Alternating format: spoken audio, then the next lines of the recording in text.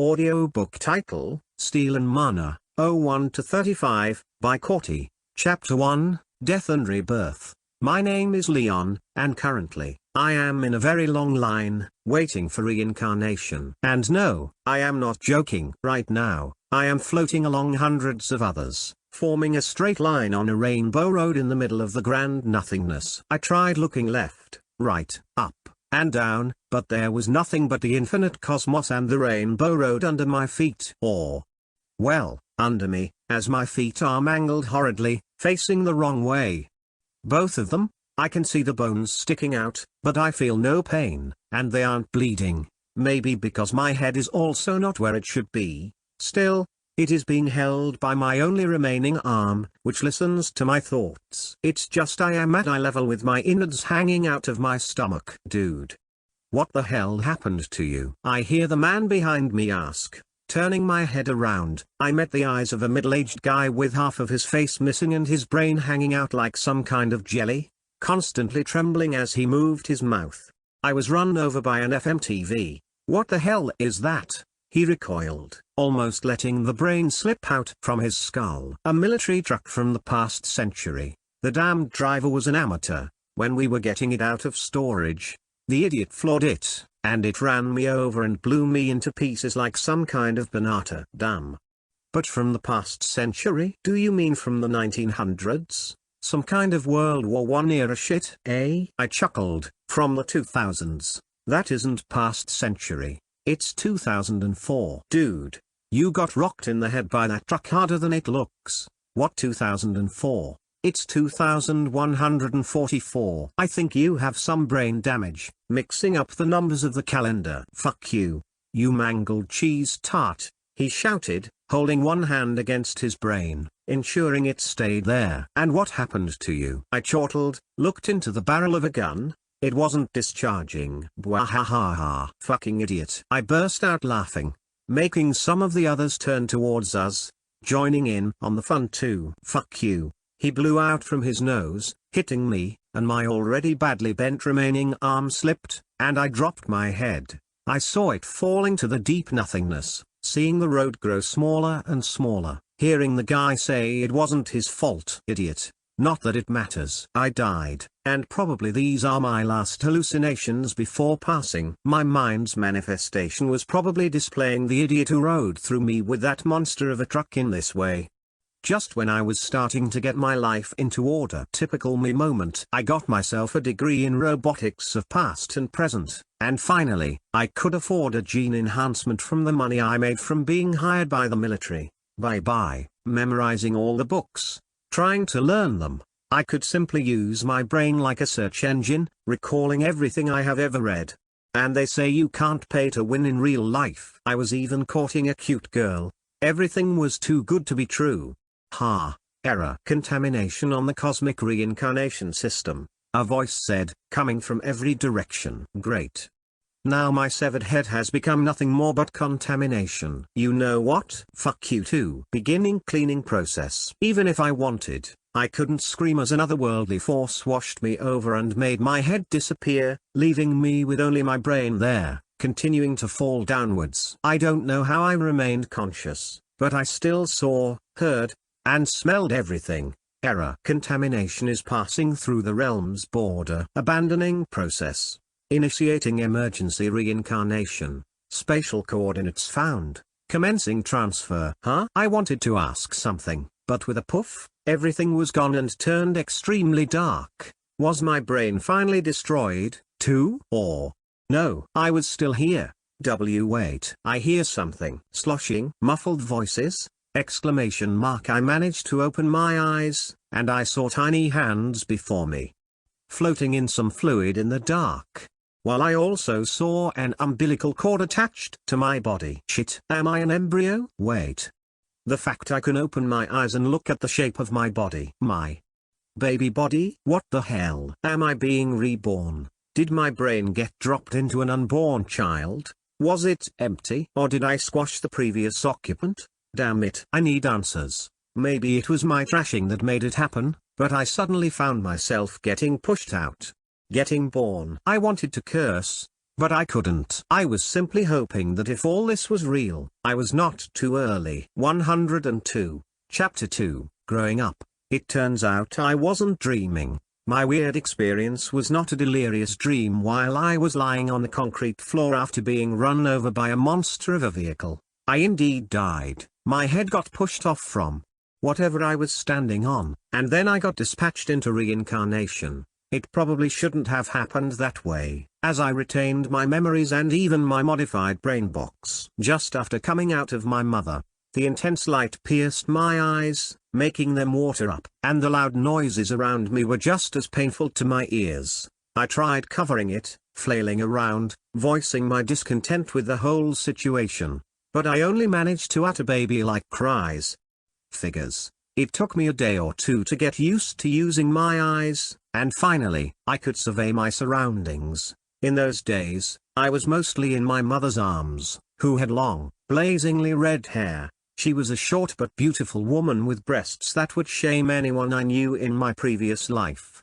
And now I had the privilege of sucking on them daily. This isn't that bad after all, Tilda. When I was not immersed in sucking out my tasty daily meals, I was memorizing the words and world around me. My father was surprisingly tall and built like a tank, making me a bit jealous. To be honest, he reminded me of the ancient depictions of gods from the classical era, not to mention his straight blonde hair and piercing blue eyes. I just hope I inherited his body, including his lady killer spear between his legs. Damn it. That thing was a weapon in itself, and I saw it in use. They never bothered with covering my crib when they went at it on the bed next to me. Not that I'm complaining. Besides that, I immediately recognized I was in a room that reminded me of old images of a medieval noble's chamber. Fancy rugs on the floor, a huge canopy bed, paintings of my father in armor or in grandiloquent robes, on with my mother. Elaborate carvings decorated all the wooden furniture. Even my crib looked like it should be in a museum or something. If my predictions were correct, I managed to be reborn into a life of privilege as some kind of noble's son. Firstborn at that, as no siblings have come to visit me so far. Learning the language wasn't hard. I managed to do so by the time I turned 1, surprising the 2 when I started speaking in sentences. I may have taken this a bit too far, as my father threw a banquet for me, deciding to name me officially before my 2nd birthday, which was a custom in this era. It seemed, well, it was fine. But before they could bestow me with a name that went into the registry of the country, I myself suggested that I should be named Leon. Now, with that, I have truly taken it too far, as never before anything like this happened in history, I think. Luckily, my parents turned out to be extremely protective and good people, as I was given the name Leon, and everyone was threatened by my father. If anyone leaked that his son was a bit abnormal, they would be cut into 4 pieces and thrown to the pigs. Watching their mates, some invited lower-ranking nobles and merchants' faces, he wasn't joking. At that point, I understood why he was named the Lion of the Frontier, Kilish, while my mother had the unofficial title of Handler of Kilish, Louise. And I got myself the title Cub of Kilish. What's up with these people? To that question, I got my answer in the following years while growing up and being allowed to tour our robust, sturdy castle and its cold, stone corridors. When I first went to the battlements and looked at the mountainous region, my jaws dropped to the floor. Seeing the picturesque scenery was a true gift. I still wasn't allowed to visit the town I could see from here. But if our home was the way it is, I not just reincarnated but also journeyed back in time. A lot. Still, the first time I laid my eyes on the scenery, I was utterly mesmerized. So, it was a worthy trade-off. The horizon was dominated by tall, snow-capped mountain ranges with a lush valley before us, dotted by small villages and pastures in the distance. I was born in the summer, yet the air was still only around 20 Celsius, which made me realize the winters must be freezing out here. Our castle was located halfway up a mountain, looking over the expansive valley we were in. It wasn't a simple castle, as it was also a fortress, guarding the passageway to the territory everyone called the frontier. By the myth and sagas my mother told me, it was a place filled with wild beasts and monsters that sometimes tried to come through and harass the people of Ishilier. At first, I didn't take it seriously, but it was weird that Ishilia didn't ring any bells for me. I was never a history buff, but I should know most of the kingdoms from medieval times, and I was sure that something like that never existed. Not in Europe, at least. And I swore that my parents looked European. Call me Lulu and dress me in pink. This isn't Europe, was my first thought when I looked at the region's map in our study at the tender age of 4. I was standing on 2 boxes to reach the table and glimpse at the things father left out on it, including a map of Ishilia. The region was anything but resembling any place I knew about. Holy shit! I wasn't on Earth anymore. The revelation filled me with great excitement and expectations for my future. I couldn't read the text in any of the books or on the map, so I had to start learning the written language fast. I need to know more about where I am. Neither of my parents was surprised when I asked them to teach me, and my mother took on the role happily. Thanks to my brain still retaining all my previous memory and enhancements, it was easy. By the time I turned 6, I was writing my own journal, noting all my ideas down in one place. Even if I could remember them perfectly, I liked penning them down. It gave me a sensation of turning them partially real. What I spent the next years with was reading, and more reading, learning all that I could about the world I found myself in. Oh, and with training in the sword. My father was an excellent fighter, a highly valued soldier and commander, but a small-ranking noble. What I thought of as a life of privilege turned out to be not really it. My family was nothing but a viscount tasked with overseeing the frontier region. That meant this valley and the only entrance to the wilderness, right where our castle was built. It was to be the first stop gate against incoming monsters. Something that was relatively important but also would be sacrificial if it came to that. It was a glorified outpost, a stop gate, nothing but a warning bell that immediately soured my perception of this Ishilia Empire or whatever. My mother came from a family of barons in the neighboring region, a vassal territory to ours, providing us with the necessary food that our soldiers consumed yearly. As to how they met, going by my father's words,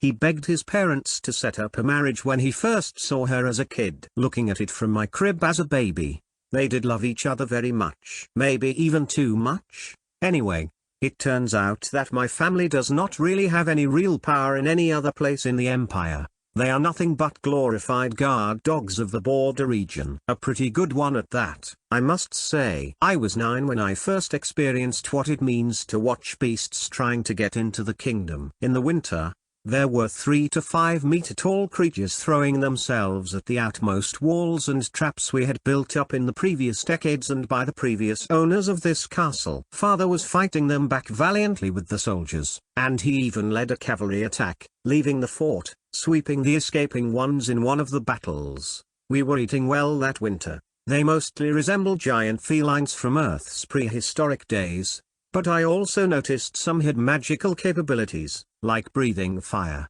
It was that moment when I learned that magic existed in the world, albeit finding mages was rare as anyone with the power to control mana was a strategic resource.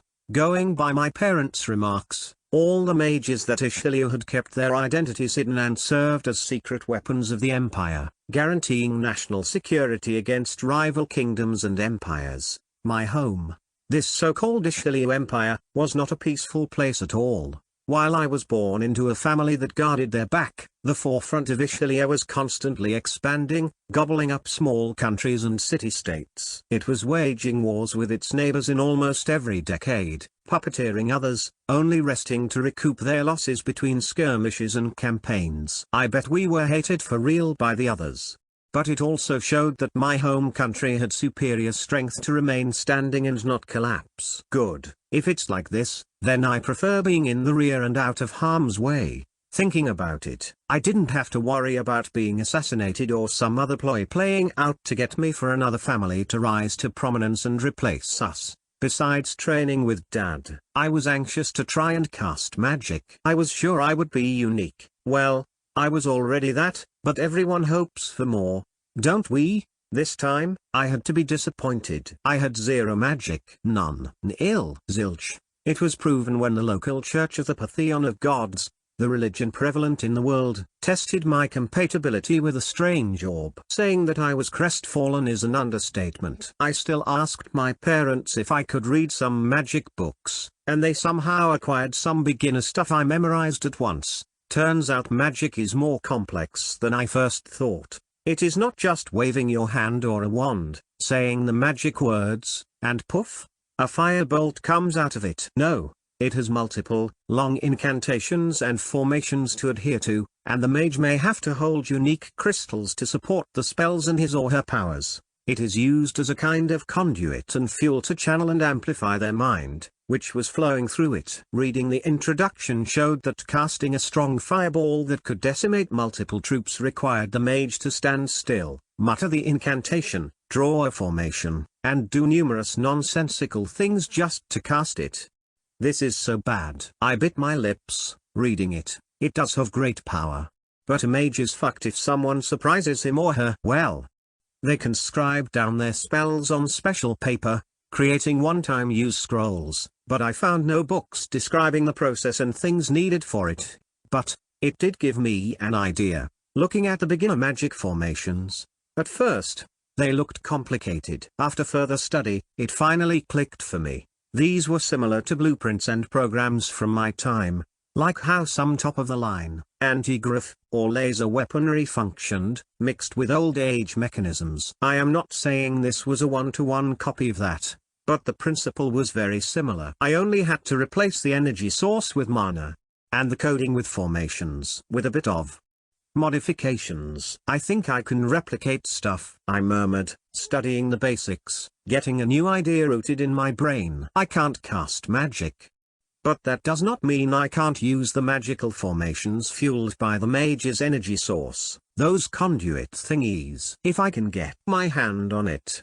But that would be like wanting to buy plutonium. I don't think they are available at the corner store. Wait, do we even have a corner store here? I don't think so. What I have seen so far of our land is that we only have mud or stone roads, no electricity, no plumbing, and no heating system. Honestly speaking, we are living like a barbarian in my eyes.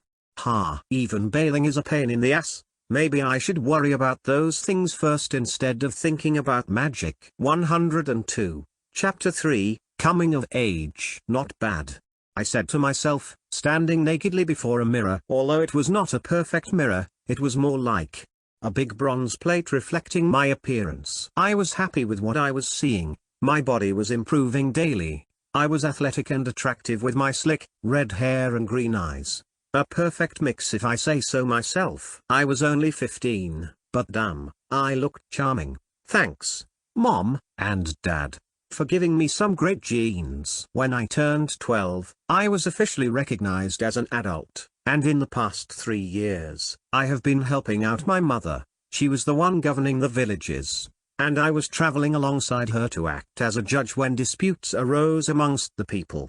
We were listening to complaints and problems, trying to negotiate solutions with other regions' envoys, or acting as witnesses to deals and trials. It was pure politics, and I was surprised to see how fluently my mother navigated through it. I don't think I have the same patience that she does. Also, I never wondered why my father trusted her with it. He was much more explosive in temper and quick in making decisions. Well, it did suit him on the battlefield. Despite his size, he was fast and agile, and his reflexes were such that I suspected he was also a transmigrated soul with an enhanced body. But that did not come clutch when it was about dealing with people. For that, my mother perfectly balanced him out. Only a few days ago, when I turned 15, I was given full reign of my life. I completed my studies of our land and its functions under my mother's watchful eyes. Now, I was to act on my own and gain experience in the world. They made me sit down with them yesterday and told me that in the next 3 years, I will be left to my own devices. They won't step in and only help out if I come up with a sensible request. Taking it like making a deal with another region's ruler, they wanted to see how I fared before I was marked as the inheritor of the line of Kalish. Good. Exactly what I wanted, and I think they understood my happiness from the light that danced in my green eyes. First things first, I started to dress up. turning away from my reflection while I murmured, reciting the points from my notebook that I had used in the past years. We need roads, running water, plumbing, and a sewer system. We are in the mountains. We have multiple rivers and places where the snow never melts. We have ample sources for it, and I bet we have big underground reservoirs that we don't know about. Need to get into animal farming. Our place is unsuitable for growing big swaths of wheat or whatever else. So we have to focus on what we can. We need better support besides importing food from my mother's home region. Resources. We need more resources. I saw how we are being ripped off by others who provide the raw metals and weapons for our armies, soldiers who are defending their greedy asses. We need to start to open up mines and survey the mountains. The pitiful surface level operations we have is laughable. Modernization. But those things can wait. First things first, I need to survey the towns and villages under our rule to determine which points are the most important. Thinking about it, I just couldn't wait to leave the castle. I already informed my parents that I plan to travel a little. I may be away for a month or so, visiting all the major cities and outposts, even if there is not much in our territory. Besides the town at the foot of the mountain, which housed around 5,000 souls, the rest of the settlements had a maximum of 1,000 people in them. Our whole region was as backwater as it gets, at the size of around 40,000 square kilometers and no more. In contrast, my mother's home region was double that, while the central region, where the capital city was built, was around 150,000 square kilometers. My goal with this trip was to familiarize myself with the terrain and the people and, most importantly, to search for things others missed, resources that could be useful. I had to be back before winter settled in, as traveling in the heavy snow would be more dangerous than anything. Father does keep a firm grip over the territory, so the threat of bandits should be low. They are not non-existent, as evil is always present where people live, but I should be fine with the training I received. I should also try and invent something more deadly, or would it be too much? I thought out loudly while fastening my long sword on my waist. It was a simple, undecorated piece of metal made for killing and not for showing off. I was pretty proficient with it, learning my father's methods by watching him and making him proud. He said that if I kept bulking, I would be able to match his raw strength. But no thanks. I like myself defined and lean, and he, well, damn. He is big. Would he think of me weirdly if I brought some firearms into a world of swords and shields? Or would he think of it as an improved archery, something that my mother was proficient with? He didn't look down on that. But guns. I will put it on the end of the list. I am not here to start killing people anyway. I grinned, slapping my face before leaving my room. That's right. I am not here to conquer the world, no. I am here to build up my region. I am bound to inherit it, especially because after my birth, my mum failed to get pregnant again. Was it my fault? I hope not. Even if it was, then it is my duty to provide her with some grandchild. I caught them speaking about it once, thinking of getting me wives so they have more heirs. And yes, they talked about it in the plural sense. Thanks, Mom, you are the best. It also made me realize that the living standards are low, child mortality is high, and people don't live that long. No wonder they don't name the kids out of superstition until they turn 2. My father was only 33 now, and my mom was 30. Which meant when I came into this world, my dad was only 18 and my mum 15. And they were trying to make me for 3 years already. Damn, medieval ages. You are wild. They still looked young now, but that is because they were nobles. Regular people may live 40 or 50 years if they are lucky. This had to be changed. Better, longer life, more kids, more time to grow, more time to gain experience, and more time to enjoy life. Yes, enjoying life, that is going to be my goal. I am okay being stuck in here, enjoying the peace, the clean air, and the beautiful scenery.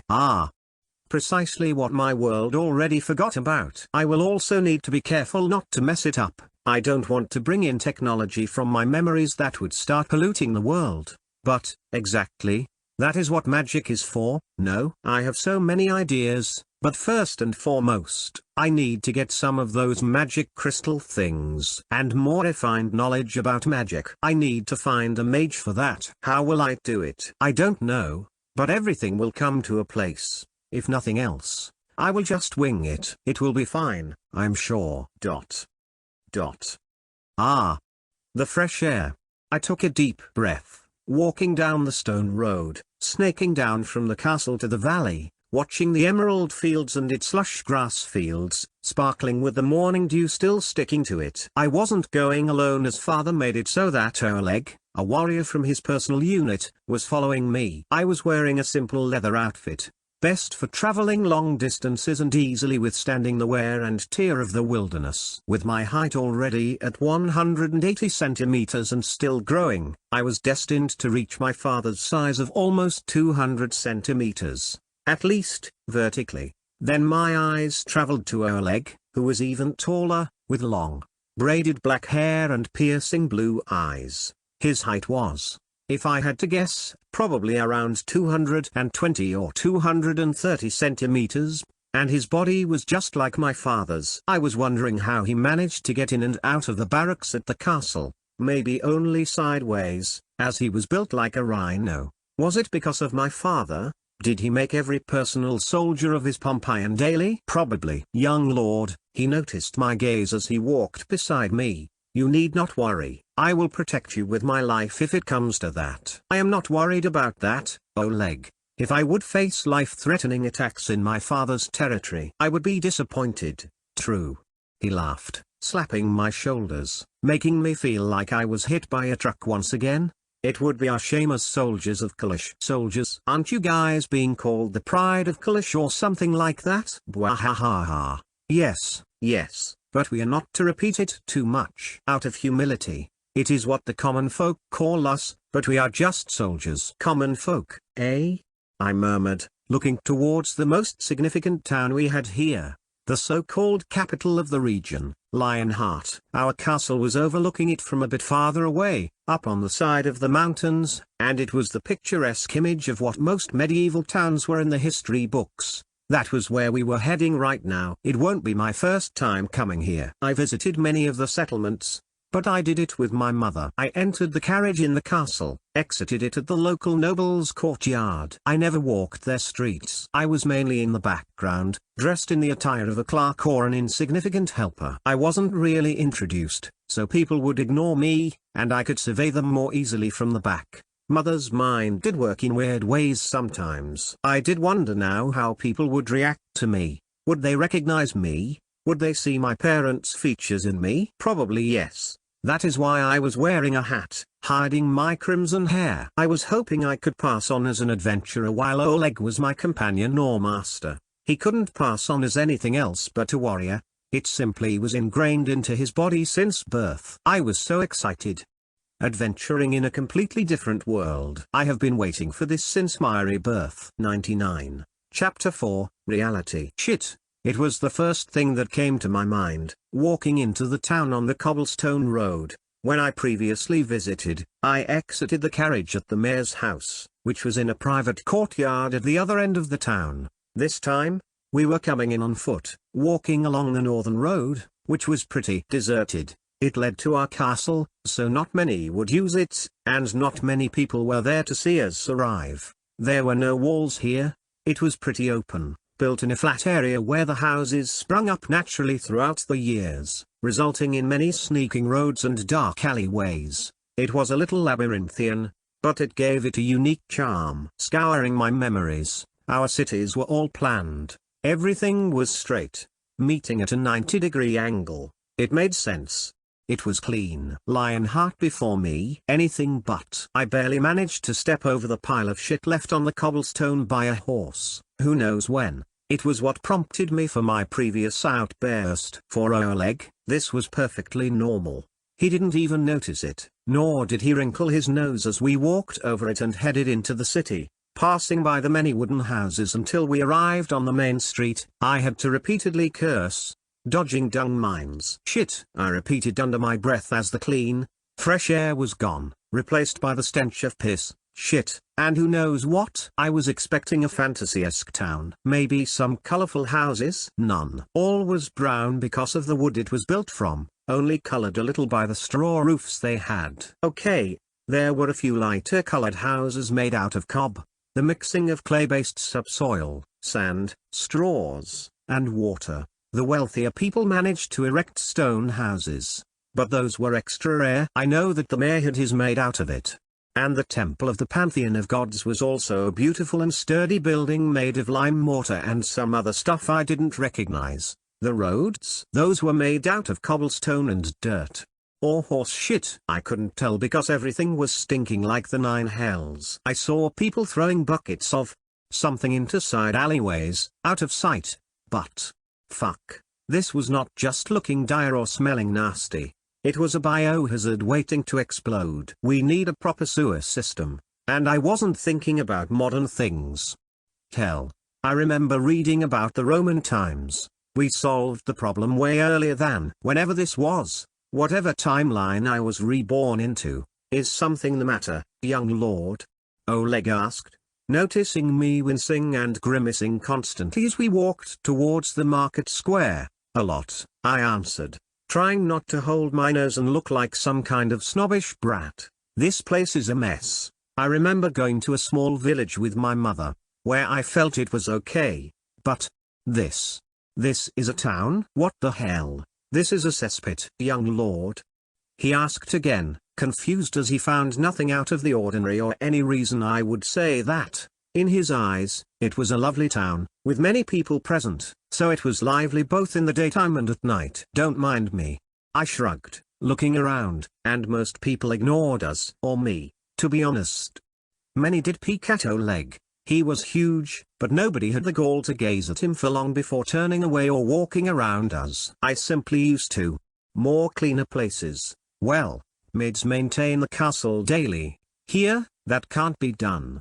He nodded, thinking about it, scratching his chin. Not that. Ah, no matter, let's go to the temple. Why? He asked but still started to lead me to it. I want to see it. That is all. I was wondering about it as my father always mentions Tupa this and Tupa that, while my mother answers that Ariana would do this and Ariana would do that. And young lord. They never explained? They did. I shrugged. I know that 6 deities were visiting our world once. Of course, I didn't mention that I believed none of it. From those 6, one was a man named Tubu who was a warrior, upholding justice. Hogwash, if you ask me. Of course, I would also not say that out loud as everyone seemed to take it seriously, as if they witnessed it. The woman named Ariana was smart and just, but her wrath could turn day into night and summon demons from hell itself. Which sounded like an angry wife to my ears. Yes, yes. Oleg nodded rapidly as we walked towards the temple. The pantheon is made up of the 6 deities. Besides Tubu and Oriana, Willand, Valen, Elise, and Orsi are the rest. I know of their names, but I will be honest. I'm not really into believing in deities. There are many proofs, young lord. Oleg explained while we arrived. Entering the temple and walking into the domed, clean building, and the fresh scent of burning incense assaulted my senses. Ah, the relief from the smell of shit. Temples are not that bad after all. Sure, I answered, not really listening to him, listing out all the marks littering our world. In my previous life or now, I wasn't interested in old fairy tales. The inner sanctum was decorated with their statues, standing in a circle, studying their figures. They were nothing extravagant, but I noticed they all wore a similar robe, colored black and purple. 3 of them were men, while the other 3 were women. I quickly lost all interest, regarding them the same as our old, ancient people's nonsense. What I was genuinely interested in was the temple itself and how it was built. I walked around and studied the walls, the seams between its blocks, the work on the statues, the marks on the floor, and the ceiling. All this pointed out that we had the technology to build something modern, something sturdy. I would bet a lot that this temple could withstand some abuse or survive a fire. The houses in the city, not so much. Good. Then this also means it is not the problem of can we do it? Instead, It is a problem of how much will it cost. Where did the stones come from? I asked Oleg, not expecting an answer, but I turned out to be lucky. The temple was built long ago, he explained after recalling his memories. The church was financed by the empire. They opened a mine in the mountains, a few hundred kilometers away from here. It was mined and cut to pieces there, then transported here. Why don't we do the same? I asked, turning towards him in surprise. The buildings here are ultra shabby, but, young lord, we can't. He said, gobsmacked. First of all, we don't have the resources or money to buy the equipment and people to start mining and transporting. Secondly, the thing that holds stone buildings together is a national secret. Only the empire can send artisans out to build something out of stone. Even your own home, the Fortress of the Wild, was built and is owned by the empire. What a pain in the ass. I groaned, rubbing my head. Is everyone this paranoid here? Young lord, nothing, Oleg. I waved my hand. I saw what I wanted. Let's go. But, no prayer, young lord? He asked, a bit conflicted, bowing towards the statues. None. I am not a fan of that. Now, I want to see all the stone buildings in the city. Can you show me around? Why yes. He hurried after me, continuing to play the role of a somewhat confused guide. The whole day was about nothing else but surveying the masonry works of the empire. I studied all the buildings that were not erected by locals but by government-employed artisans. It was evident that everything was determined by money. The mayor's place was only 40% close to what the temple looked like, in build quality at least. Other, wealthier nobles' place was even less well built. But, at least it was made from rock and stone and had some style to it. The fact that they kept something as simple as mortar secret was sick. Paranoid beyond belief. I will need to start from scratch. By nightfall, I was in my room at the local inn, finishing washing up from cold water poured out in a bucket, using rags to clean myself. This also needs to change. I need to start introducing running water and bathhouses and personal hygiene. I don't care if they look at me weirdly that I want to bathe and clean myself daily. Damn it, I'm not a barbarian. With anger, I opened up my little notebook after sitting down on the edge of my bed, naked, and started writing. There is a lot to be done. 87. Chapter 5, Touring. The following days, I did nothing else but walk up and down in the town. Most people were already familiar with my face, deeming me a weirdo as I drew a street map in my notebook, muttering to myself. I spent 2 weeks doing it, recording all the details and amazing Oleg with my cityscape drawings. He said I could easily be a painter as my pencil sketches looked like he was staring at reality itself. I think he was simply trying to butter up to me. I don't think they are that good. But it felt nice being appreciated. I like compliments as I am a simple man. Somehow, I always missed it in my previous life. I got nothing from home and life, not until I got older, and then, when I did, I was dead the next day. Oh well, there is no point in wallowing in it. Instead, I should wallow because this is a complete mess. Not good. I moaned, sitting with Oleg in my room on the tavern's second floor, looking at the torn-out pages, forming a detailed map of the whole town. I think it looks terrific, young lord. It is more detailed than what we have at the castle. No, I am talking about how this city was built. I pointed at the snaking streets, their crisscrossing form, and how it was more like labyrinth than a city. It is a mess. No symmetry and no elegance. It was built haphazardly, attaching new roads, houses, and buildings to each other, wherever you felt like it. But, it's normal, young lord. This house cities are made. Then we will change it. Start from zero. You can't just destroy a city. That would lead to an uprising, young lord. Not to mention, the empire would take it as an attack on itself. All this is the property of the ruling emperor or empress, even if it's under your control, young lord. Think about it, Oleg exclaimed, going into a panic. Relax, my truck-sized friend. Truck what? He asked, blinking his eyes rapidly. Not getting it. No matter. I am not demolishing the city. I will build a new one. My own. I laughed loudly, throwing off the papers from the desk and laying out different ones. A whole set of them, showing a perfectly designed city. By my calculations, this new one could house at least 50,000 people. It should be enough for the whole region. I already designed it to be perfectly sensible and symmetric to look at. In the middle would be the royal sector. Of course, I am everything but a saint. I need my own place. So, I totally stole the idea of the Forbidden City's plans and laid it out to be my next home. It should give enough space to live comfortably. Next, I designed it so that the homes of my future, most trusted partners would be around it. Surrounding me. I need to recruit people I can rely on. I wouldn't be able to do everything alone. I need some excellent brains to help me govern this shithole KHM region. Yes, the shitting problem will be solved too, my lord, Oleg asked, seeing me grinning and giggling like an idiot. Nothing. I shook my head, running my finger along the sewer system drawn on my plans. I will make a city so clean you can lick the ground and not get sick. I also designed it to have trees and a lot of green planted while building. I want colors, beautiful trees blooming in the spring, and the smell of flowers when you walk down the main street. It will be the desired holy place for anyone in this sorry world. Ha! On the outer skirts should be the rest of the housing for the people, shops, markets, whatever I need to run the city. I was expecting it to be booming and blooming every day. I want it to be the heart of the region where people come to visit and spend their money. I whispered my biggest opponent right now. I don't even know if the locals have enough to afford anything.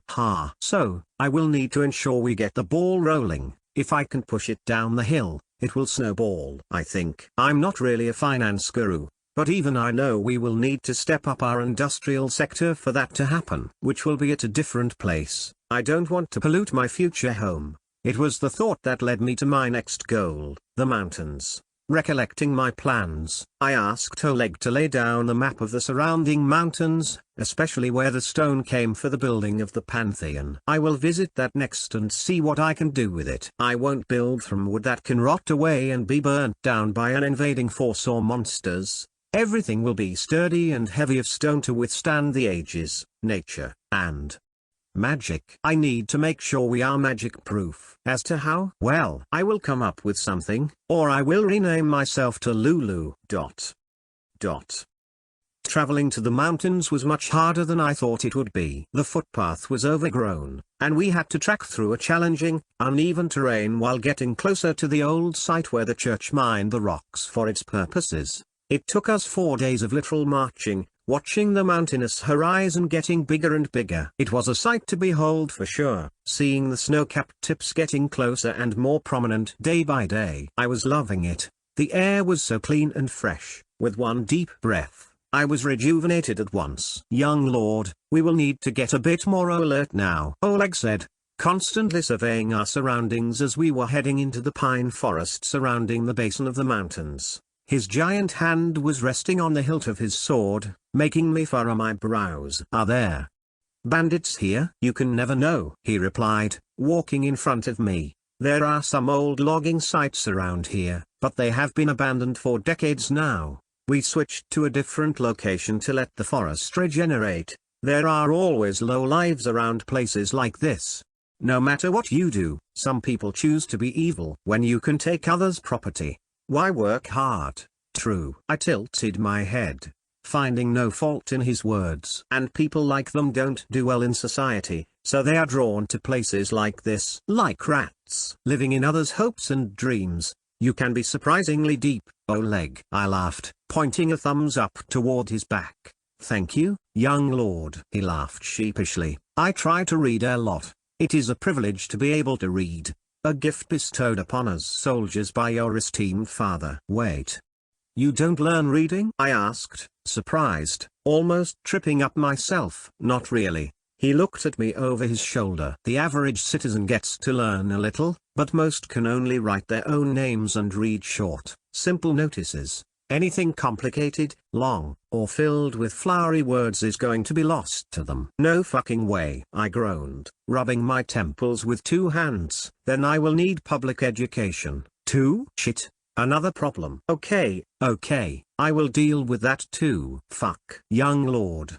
You want to teach the people? He asked, stopping, looking stunned. Of course. I shrugged. opening my arms wide. What should I do with a bunch of illiterate people? How would I be able to trust anything they do? Should I do everything by myself? I am not a mule. I need qualified people who can think for themselves, and I can delegate the tasks so I can focus on the big picture. Let my subordinates micromanage it. I will do the macro side of it. What are micro and macro, young lord? He asked, scratching his head, looking lost. No matter. The thing is, Oleg, reading and knowing numbers is something essential. I will need all of my subjects to be capable of doing it. Everyone. I quoted a famous line, proud of myself. But I also knew he didn't understand it. But he still wiped his eyes of tears. How benevolent, my lord. You are a truly good person. Am I? Well, if you say it. Sure, I guess. Yes, you young lord. He shouted and lunged at me. I didn't know what was happening, but when I was on the ground, shielded by his big body, I noticed the arrow landing close to us. It would have missed me, shooting at my feet instead. Honestly, it looked like a warning shot, if anything, but I was still touched by his quick reaction and going so far in protecting me.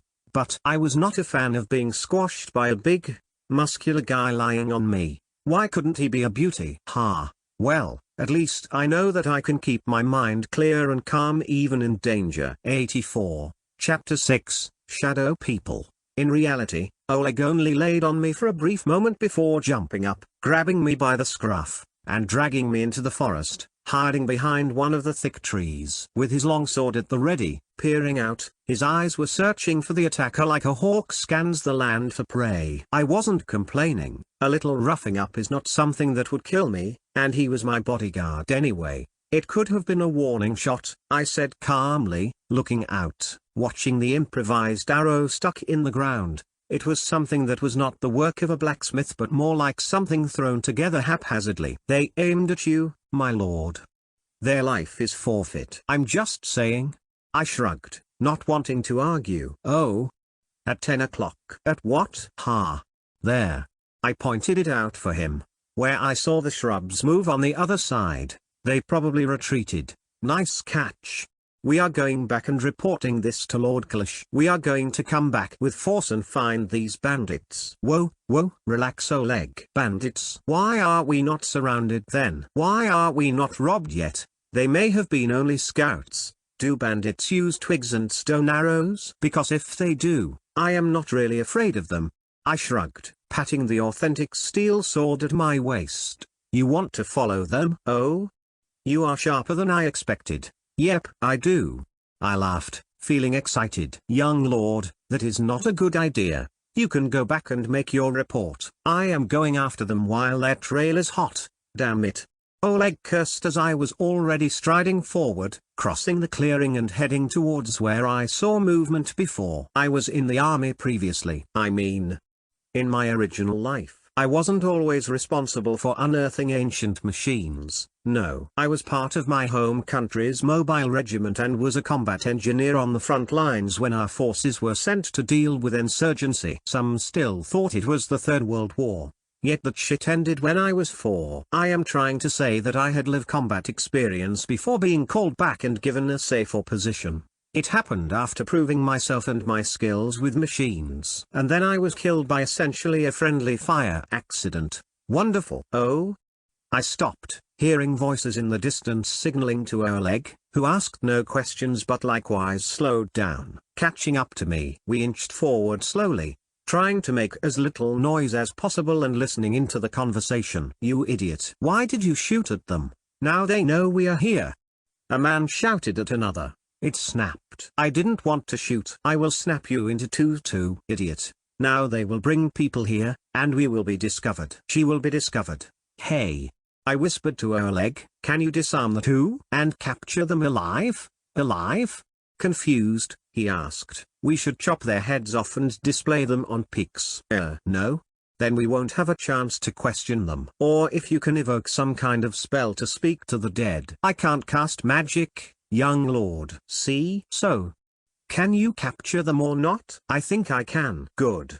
Do that for me. Okay. The significant advantage of being the son of the region's lord is that our subordinates Do listen to our orders. Seeing my order, Oleg didn't question it a second time and stepped forward faster than his big, bulky body would suggest. Before the two had any reaction, he was between them, bringing down his sword and knocking the shouting one out. Its pommel landed square on the back of his head, and it was lights out at once. Next, before his panicked, surprised partner could get anything out of his belt, Oleg punched him in the gut. I could only hear grunting and gurgling, and his body collapsed. "Weak," he said, his voice betraying his surprise while I walked out looking at the two figures. "Of course they are. Look at them. They are bare bones." Crouching down, turning them to their backs, revealed their emaciated figures. They were grossly underweight, wearing shabby clothes that looked like what you would find on a nature-loving elf from some fantasy story, or on a sociopath, living in the forest for 40 years. I couldn't tell their age, but I was sure they would be in their 30s. Or 40s. Maybe younger, but had a hard life. "Let's get some vines and tie them up," I said, kicking away their weapons that looked like tools from the Stone Age. "Good idea." He nodded, and they were already tied to a tree by the time one of them was in the middle of deciding whether to wake up or not. Exclamation mark. He wanted to cry but couldn't as the sharp pain assaulted his head from where Oleg hit him with the pommel of his sword. "Any excuses before being dealt judgment?" Oleg asked, sneering. "You can't just kill us." "We are." The man panicked, but Oleg smacked him so hard that I saw a tooth flying out. "You attacked the son of the lion himself. You will be flayed alive, your skin fed to you, and then you will be tied to a pole so the animals from the other end of the mountains come and snack on you." I spoke up, twitching my mouth. "You scared him a bit too much." "But it's true, my lord," he protested. "A simple beheading is not enough of a punishment." "Whatever." He fainted. I shrugged with a groan, rubbing my forehead. "Next time, I will ask questions. You just stay alert." "Okay." It took me a little effort to wake up the other guy, the one who had supposedly shot the arrow at me. When he heard who I was, he fainted too. Great. I was getting annoyed, so I decided to wake them up with a splash. Of course, I won't use water on them. That would be a waste. So I simply pissed on them until they woke up. "What?" I asked Oleg, who looked on, his jaw hanging close to the floor. "My lord, you are pitiless." "Efficient." "I ain't wasting our drinking water on two idiots." Now, I turned to the two, who were just as dazed as what had just happened. "I want to hear everything you know, or my friend here will break your legs, and we will drag you back to the city for your public execution." None of them fainted again this time, and I quickly learned of their predicament. They called themselves Shadow People because they were citizens who somehow slid down to the absolute bottom and left their towns and villages, deciding to live in the forest. On paper, they didn't even exist anymore. Their current base was at the old logging site, and their little collective numbered around a dozen men and women, led by their queen. It's an interesting title, to say the least. "What is special about this queen?" I asked, feeling the weird reverence in their voices. "She can shut up." Now, this was interesting. Suddenly they were not so keen on speaking anymore. I looked at Oleg, who slapped a few teeth out of them once again, but none budged. Now, this was most interesting. Something is so special about that woman that they grow a backbone. How long would it be to send a message back? I asked, crossing my arms. "If I run, I can return with people on horses by dawn." "Do it. Bring enough men so we can capture everybody. I'll stay here, guarding these two, my lord." "That is too dangerous." "Enough." I put my foot down, looking up at him with a serious gaze. "Who am I?" "Lord Leon, the young cub of the lion of the frontier." "Then do as I say. The more you dally, the longer I will remain alone." "Yes, young lord." He saluted and sprinted away as if his life depended on it. Now, I crouched down, watching their faces with a soft smile. "Won't you tell me what is so special with your queen?" "No," they answered, but I saw in the eyes of the more submissive one that he was ready to spill the beans. "I see." "Okay." I pulled out my sword and knocked out the more aggressive one with another pommel strike. "I think he may have brain damage now." "Oh well, let's talk." I looked at his comrade. "We are going to make a simple deal. Whatever the outcome is, you won't be killed, nor tortured. I chuckled a little, feeling like I was playing some kind of villain in a school play. You swear? He asked, already gulping the bait down with hook and sinker. How desperate can one be? On my name as the son of Kalash, our queen is special. She can. At that, he went mute for a little. I wasn't hurrying him, simply watching his face, reading his emotions. He was part hesitant, part guilty about what he was about to do. She is a mage. Really? I asked, my voice loud, scaring some of the birds away from the treetops. Tell me more. Her name is... Well, I don't know what her name is, but she was born in the capital city, in our territory. Or are you talking about the Empire's capital? Here. He added quickly, a simple commoner, my lord. It was discovered early that she could do things. Sometimes tools around her levitated when she was sleeping. That is what I heard. And what is she doing in the forest with a bunch of hobos? Hobo. No matter. He murmured, thinking it was some fancy word and it best not to ask about the language of aristocrats. Her parents didn't want to give her up, so they fled into the forest and have lived here ever since. We gathered around them because she can do things. Heal injuries and make miracles. Miracles, eh?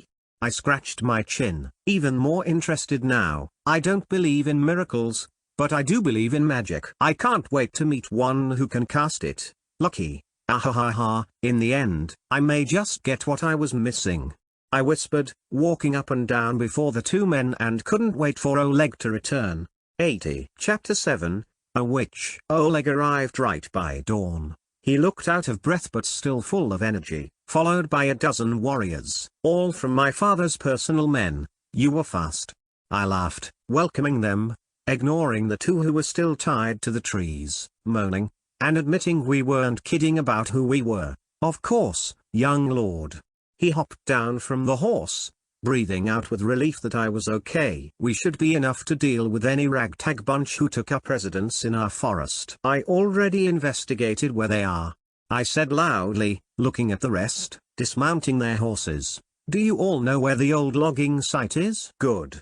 I grinned, seeing them nod. We are going to travel there on foot. Tie the horses up, I explained, showing them a drawing on the ground. While waiting, I wasn't just chatting with the prisoners. I made sure they told me everything about the place, and I drew it out, making my plans. We would surround the site and ambush them. I told Oleg that there was a wild mage inside, and his face went dark, listening to everything I said. First, he wanted to complain it was sneaky and dishonorable to do so, but after saying there is a witch, he no longer complained. That is the power of magic. I already knew it was a rare and unique gift, so much so that most people thought a mage could do anything. Don't worry, she is untrained and weak, I continued, trying to keep the men calm and collected. And we want to capture them alive. Okay. Use non-lethal attacks. What?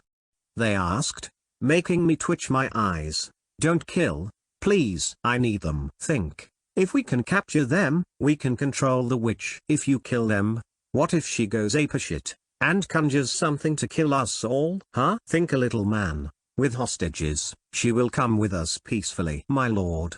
Are you sure? With a witch around, it will be fine. I want her to join us, not to threaten. When the initial shock has settled down, let me talk. Okay, young lord, relax. Trust me. If I come in like, oh hello, I am the son of the lord of this region, I am here to recruit you, blah blah blah, she would think I want to place a collar on her and keep her as a pet. Why else would she be out here? She values her freedom, for sure. So, I think the quickest method to get her is to be more straightforward and, well, we need to show our strength. Show her we can do this multiple ways, and I am open to taking the cooperative route. They had no real answer to my monologue, but that was good.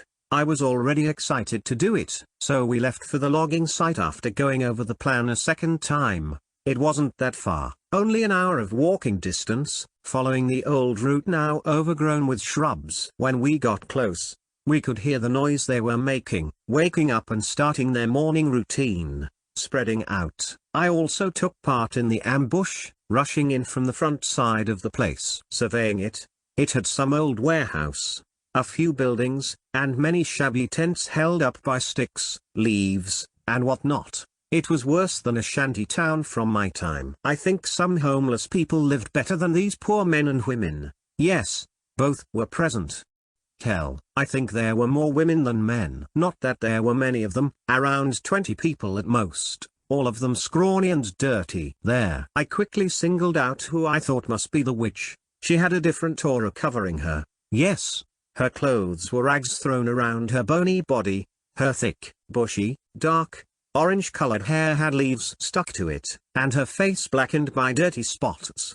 But she exuded something unnatural from her pores that even I could pick up. It is hard to put it into words, but it is the same feeling when you open the door to a cool cellar on a hot summer day. I was aiming for her from the moment I noticed her coming out from one of the wooden sheds. She was clearly panicked, not knowing what to do. But I couldn't take chances. If she really was a witch, she could be dangerous. I read about how those who never were educated caused themselves and everyone around them to blow up. Of course, I had my doubts, but it never hurts to be careful. I was before her in a few seconds, using the techniques from my past life, quickly wrestling her to the ground before she could cast any spells. Don't move or try anything. If you try releasing any magic, otherwise, I will have to hurt you. I shouted, seeing and feeling her tremble while I knelt on her back, pinning her to the ground. Don't hurt them, she cried, thinking this was all caused by her. Well, it wasn't that far off the truth. I won't. Pulling her up, I held her arms locked behind her back with one hand, holding my sword with the other. She was unhealthy and slim, so much so that I think I could have broken her bones if I had twisted her a little more. Don't struggle, and you won't be hurt. We are soldiers of the lion himself. As the son of Kalash, I give my word you won't be killed if you give up now. I was surprised that my words had any effects. Many stopped struggling or trying to fight back. They were simply giving up, looking at me. My blazing red hair probably gave it away that I wasn't lying. Besides my mother, I didn't see anybody with the same scarlet color parading around this part of the country. When everybody was under control, I made them gather, and my men tied their arms behind their backs as to my instructions. I did the same with the witch, and to be extra careful, I also covered her mouth. I know they had to say incantations to cast a spell. I just hoped saying it in their head was not enough. Listen. I looked at them while Oleg and 2 other soldiers stood behind me, holding crossbows at the ready. 2 of you attacked me yesterday. Seeing how they looked around, realizing who was missing, and the change in their faces, I knew the 2, left with the horses, were probably hiccuping like mad. Hee. Totally deserved. Fighting back the urge to laugh, I continued seriously, as if I was taking a huge risk here. I ought to execute all of you for this capital offense. Ignoring the loud cry for mercy, I continued on. If not that, the simple fact that you are squatting here is worthy of serious punishment. Not to mention having a rouge witch. I looked at the girl who had tears in her eyes, looking around at the others, trying to apologize with her gaze. Now I truly felt like a villain. Shit. Well, suck it up, Leon, and continue. Look. I switched to a much lower kind of voice. I'm not here to cause you trouble. I need people. I have ambition, and tell you what. I am here to offer you 2 choices. I walked up and down, explaining it clearly and simply. First, you get punished, according to the law. Or, you come with me and be my subordinates. Not the church, the empire, or my family's subordinate. My subordinate. What do you say? I didn't expect a quick answer, but many of them almost immediately chose the second option. That was relieving. Of course, I wouldn't trust them just like that, not immediately. But they will have time to prove their worth and loyalty. First and foremost, I needed to secure the witch. Without anyone knowing about it. I don't know if my parents would approve of it. But for the things I have planned, I will need their help, so I will find a way to convince them. Will you cooperate? I asked, but I only had the witch in my sight, who knew I was pinning this question directly to her. With a slow nod, she gave her answer, and I waved my hand, and we started to empty the camp. It was time to go home. Visiting the mountains, that can wait. My travel around the countryside will also wait for me. This was much more important. I will take this out, I mumbled, helping her to stand, personally guarding her, loosening the cloth in her mouth, and letting it fall to her neck like a weird, saliva-soaked scarf. Just don't start mumbling a spell, or I will have to do something I don't want to. I can't really cast spells. She sniffled, looking crestfallen. If you think you are capturing a strong witch that can level cities, you are making a big mistake. I don't need you to blast my enemies with lightning or summon a flood. I chuckled merrily. I just need someone attuned to magic to help me with my research. Studying magic is like a blind man trying to learn writing and reading for me. I can't use it. You are learning magic? She looked at me weirdly. Kinda. It's complicated. Listen. What I said is all the truth. I am here not to punish you all. Honestly, I am here because I heard you were capable of magic. So it was me who brought pain to everyone. Again. She lowered her head, and I saw tears falling to the ground while we walked. Temporary pain. I told you. I'm not going to hurt you, said the soldiers, before they murdered my parents. Now, that was something I didn't expect, nor did it add up to the other two's tale. Not that they could have been important or somebody close to her. Well, I had the source walking next to me while holding her still bound arm with one hand. What is your name? Sasha. That is my real name. The one given to me by my mother. The people here call me Queen. Please ignore that, my lord. They don't know better. No problem. Well, I am Leon. Good to meet you. We have a long road to walk, so. Care to enlighten me what happened? What if I don't want to? Fair. I shrugged. No pressure. How's life? You all look dreadful. I switched the topic immediately, making her raise her head with surprise, amusement, and anger. What? You said you didn't want to talk about it. I have other questions that need answering. No? Okay, then. How old are you? 16. Or 17. I don't really know. TSK. Tough. Favorite color? Huh? Cats or dogs? Huh? She repeated, getting lost by now. What are your 3 sizes? Looking at you. They are probably in the minus category, as not even a bulimic model aspirant looks this bony. Huh? Nah. Ignore it, we will. Just stop. She moaned, half crying, half laughing, letting out a defeated sigh. I'll speak. Okay. Ha. I'm all ears, Sasha Tilda. And do take your time. I'm not in a hurry. 84. Chapter 8, Sasha. I was born in the city. My parents were simple bakers, operating a shop, selling pans, nothing more. Nothing less. Sasha explained, her gaze growing distant, reminiscing about those long-gone days. My gift manifested itself when I was 8. They tried to hide it because they couldn't bear the thought of me being taken away from them. All mages are whisked away and transported to the capital. Nobody knows what happens then, but they no longer appear. Never again. Well, they get a new identity from what I know, I murmured, and be used as strategical resources in wars. My parents did not want that, but it got out when I was 10. I don't know how. I never really knew how to cast a spell for real. But heavily armored soldiers and the church came for me. Never did anything weird that others could have seen. No. Not consciously, I think. I don't know. I was young. Sorry, please, continue. My parents tried to plead, but they killed them. Without questions or warning. They said they wouldn't when they first arrived, but then swords were drawn the moment they didn't pass me over at the first order. When I was transported out, there was a storm, and my hand managed to slip out from their grip, and I ran. I don't remember how I ended up in the forest, but when I came to, I was already far away from everything. Lost. Alone. I'm sorry to hear. You just say that because. She looked at me but stopped mid-sentence. I really meant it, and I think she could see it in my eyes. Since then, Sasha turned away, continuing, I have been living here alone. It wasn't easy, but I managed, and somehow, people started turning up year after year. We came across the logging site and built up our own home. As I see it, you didn't really improve your living standards much. At least we lived freely until now. Oi, I get that you are angry, but you will change your tune soon enough. I laughed, and seeing her face, expecting something nasty, made me grin. No, nothing like that. You are too bony for my taste. Hey. Oh? What? Want me to molest you? HMPH. Swine. Ahahaha. Good to see you have a temper. It will be useful when herding the people. She suddenly realized I was someone who could sentence them all dead, lowering her head, biting her lip.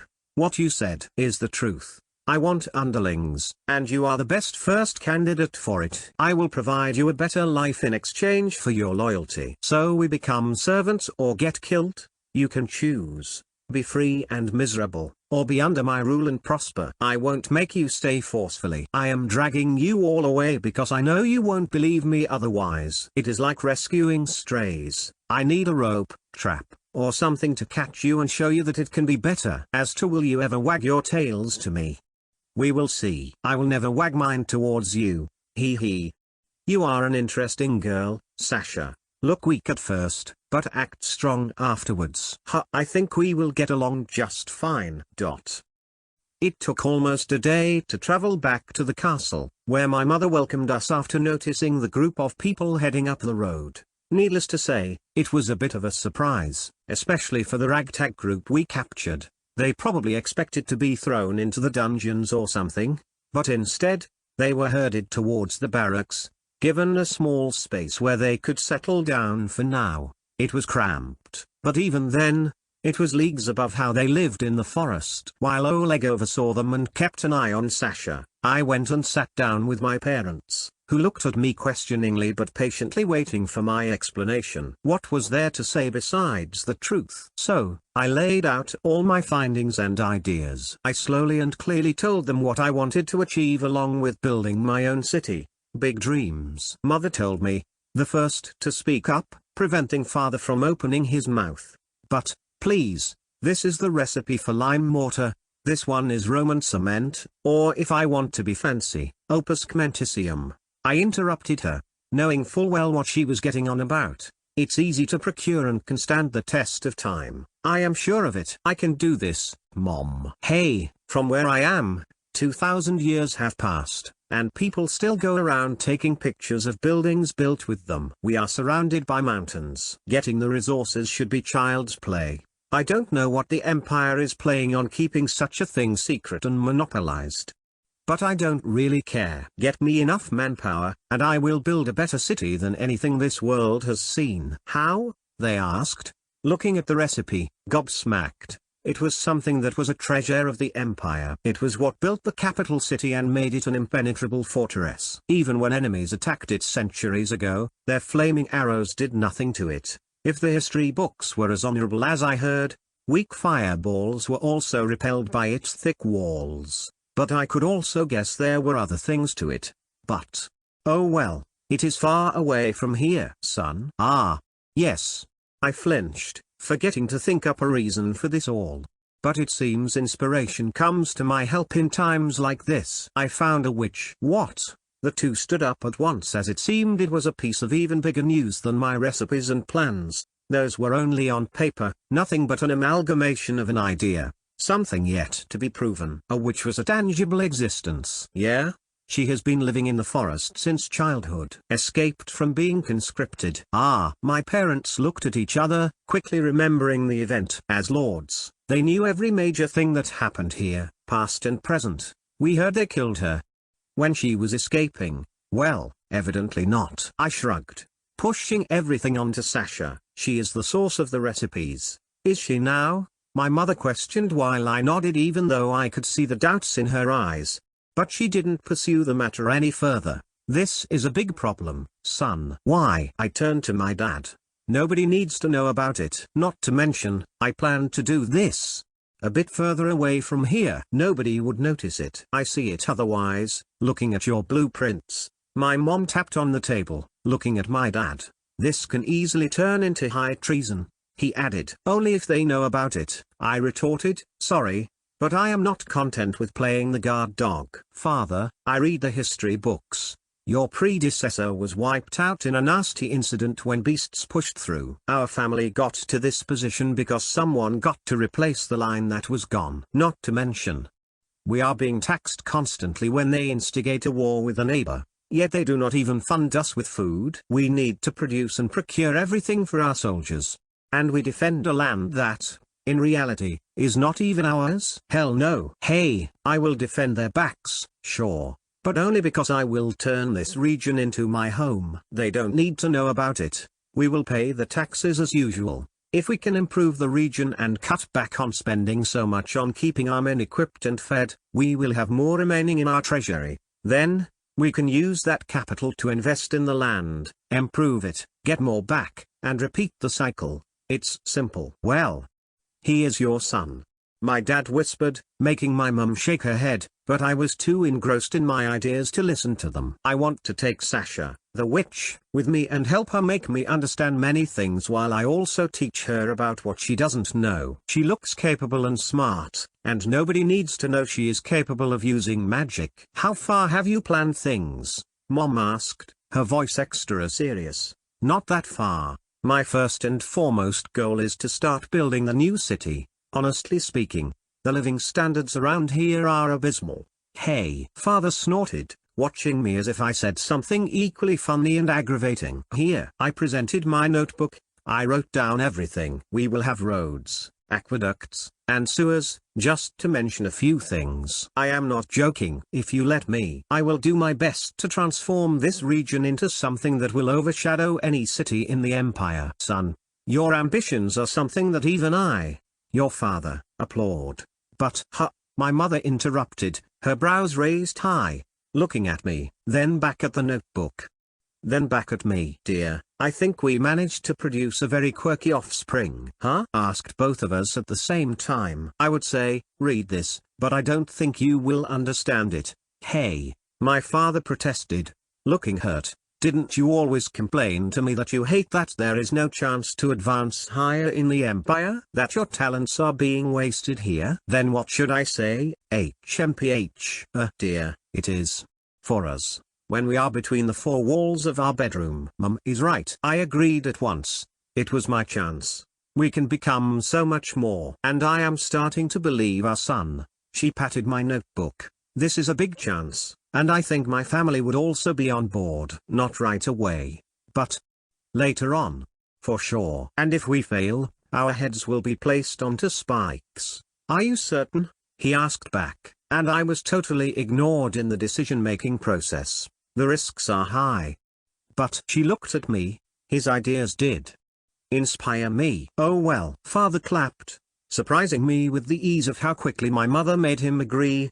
If you think it's worth a shot, then all is fine. I trust your brain more than mine. Bwahahaha. This is why I love you, Tilda. She snuggled up to him, kissing, and I think if they were alone, something else would have happened. But I was no longer a baby. KHM. I cleared my throat. So, what do you think? I needed their verbal agreement spoken to me, not just between themselves. We want to know about everything before you make any moves. They said in tandem. Got it? Of course. I clapped, unable to wipe off the grin plastered straight onto my face. For starters, I need the people I brought back to rest and get back to strength. I will take care of Sasha myself, and when she gets a bit stronger, I want to return to my original plan. Get to the mountains and find a perfect source for the building blocks for my new city. 82. Chapter 9, Midnight Talks. My next meeting with Sasha happened that same night. And it resulted in a bit of misunderstanding. You see, the maids made sure she was washed up, trimmed, and transformed from a bony, thin street urchin to a presentable lady. Now that her hair was clean, it was almost glowing in the color of fire. With proper clothes on, she looked human. And surprisingly beautiful. And this is where the misunderstanding started. She thought it was done because she was being prepared for me. The fact that she was led into my room at night further solidified this thought in her head, and when the maids left, she only looked at me once before closing her eyes. I was standing on my balcony, enjoying the cool air and looking at the giant moon in the sky, when I heard her starting to strip. Looking back, I was surprised to see her standing there, naked, trying hard to not cover herself. Let's get this over with, she mumbled with gritted teeth. Sure. I chuckled, walking in, letting my eyes feast on her naked body while I sat down in my armchair. I didn't know you were a nudist, but oh well. Each to their own. I'm not complaining. Come, sit, we need to talk. I barely could hold back my laughs, seeing her shocked face, realizing I wasn't going to touch her or do anything to her. But, you, she mumbled, turning just as red as my hair, hurriedly pulling the clothes up and starting to cover herself. You were cleaned because you stank. I articulated the fact plainly and clearly. You looked like you were taking a bath in the mud instead of water, for crying out loud. I can't have you stinking up my room, can I? Boo. She stammered, unable to speak as multiple things hurt her at once. But that was the truth. Also, turning a bit more serious, I continued, I have basic principles. I may be dreaming and imagining perverted things in my mind right now, but I wouldn't act on them. So you did think about it, she complained, which was weird, given the situation. Of course I did. I grinned. I am a healthy young man, and you were stripping before me. Hell yeah, I did imagine things. But I am not a monster. I only indulge myself if it is permitted. Otherwise, I can show restraint. Now, sit, please. She walked closer in the end, finally taking her seat, looking at me but avoiding my direct eye contact. You could have still done it. I'm more aroused if my partner is moaning in pleasure and just as active as I am. I'm not into fucking a wet sponge.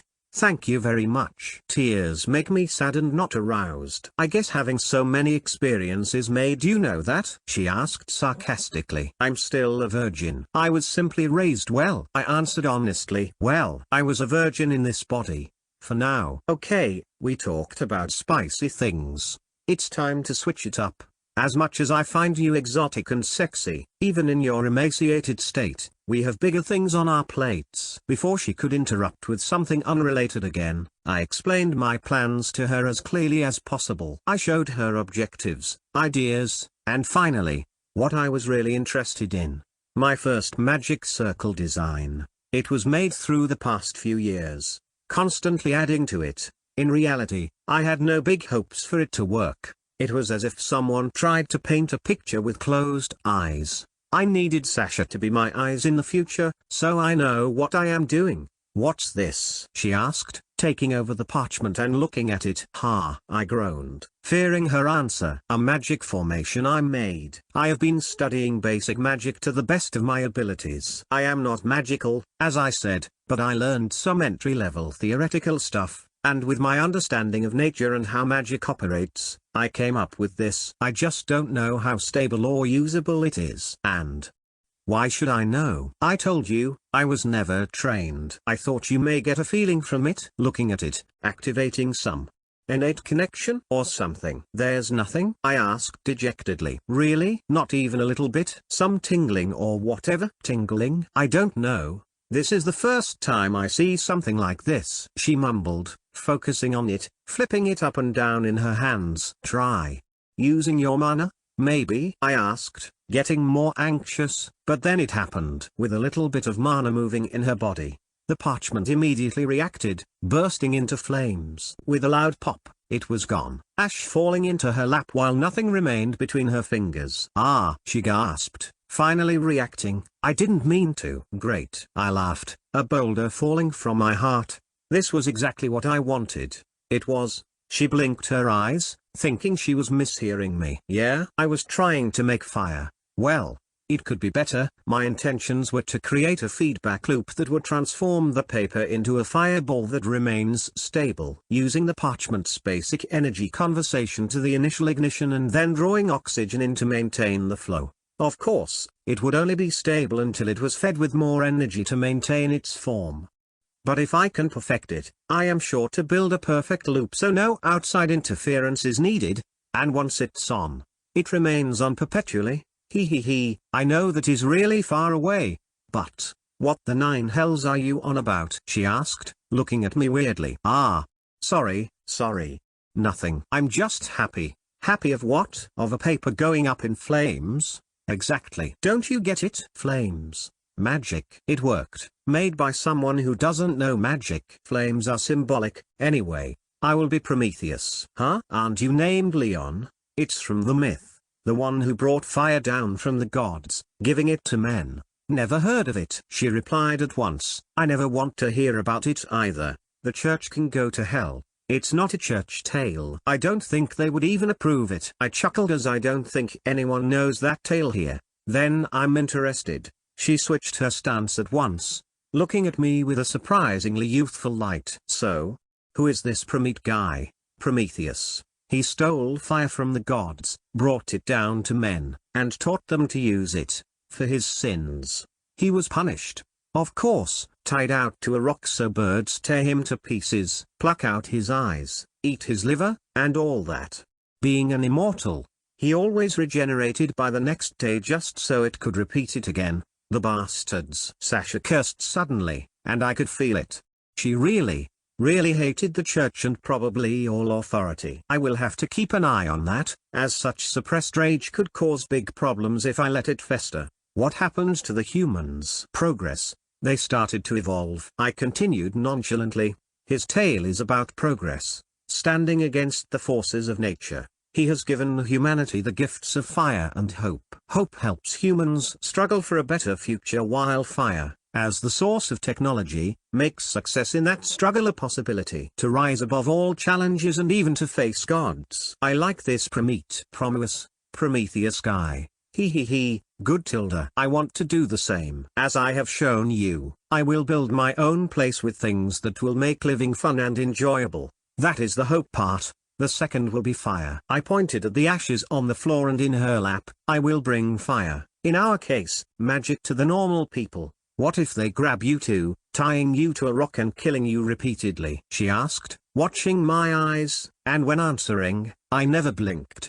A risk I am willing to take. If all goes right, I will have the power to resist it. I do not intend to go down without a fight. 85. Chapter 10. The First Companion. We spent a week back home, and while I spent my time teaching Sasha to read, the maids and soldiers began to whip the rest of my new retinue into shape. They would be mine to command later on, so they had to be strengthened. Not to do battle but to at least look like regular humans. Living in the forest without many skills to speak of, I was surprised they were still alive. Of course, I gave them a chance to leave. If they wanted, they could have left. Go back to the forest and do whatever they want. 7 people did so, and I never stopped them from leaving.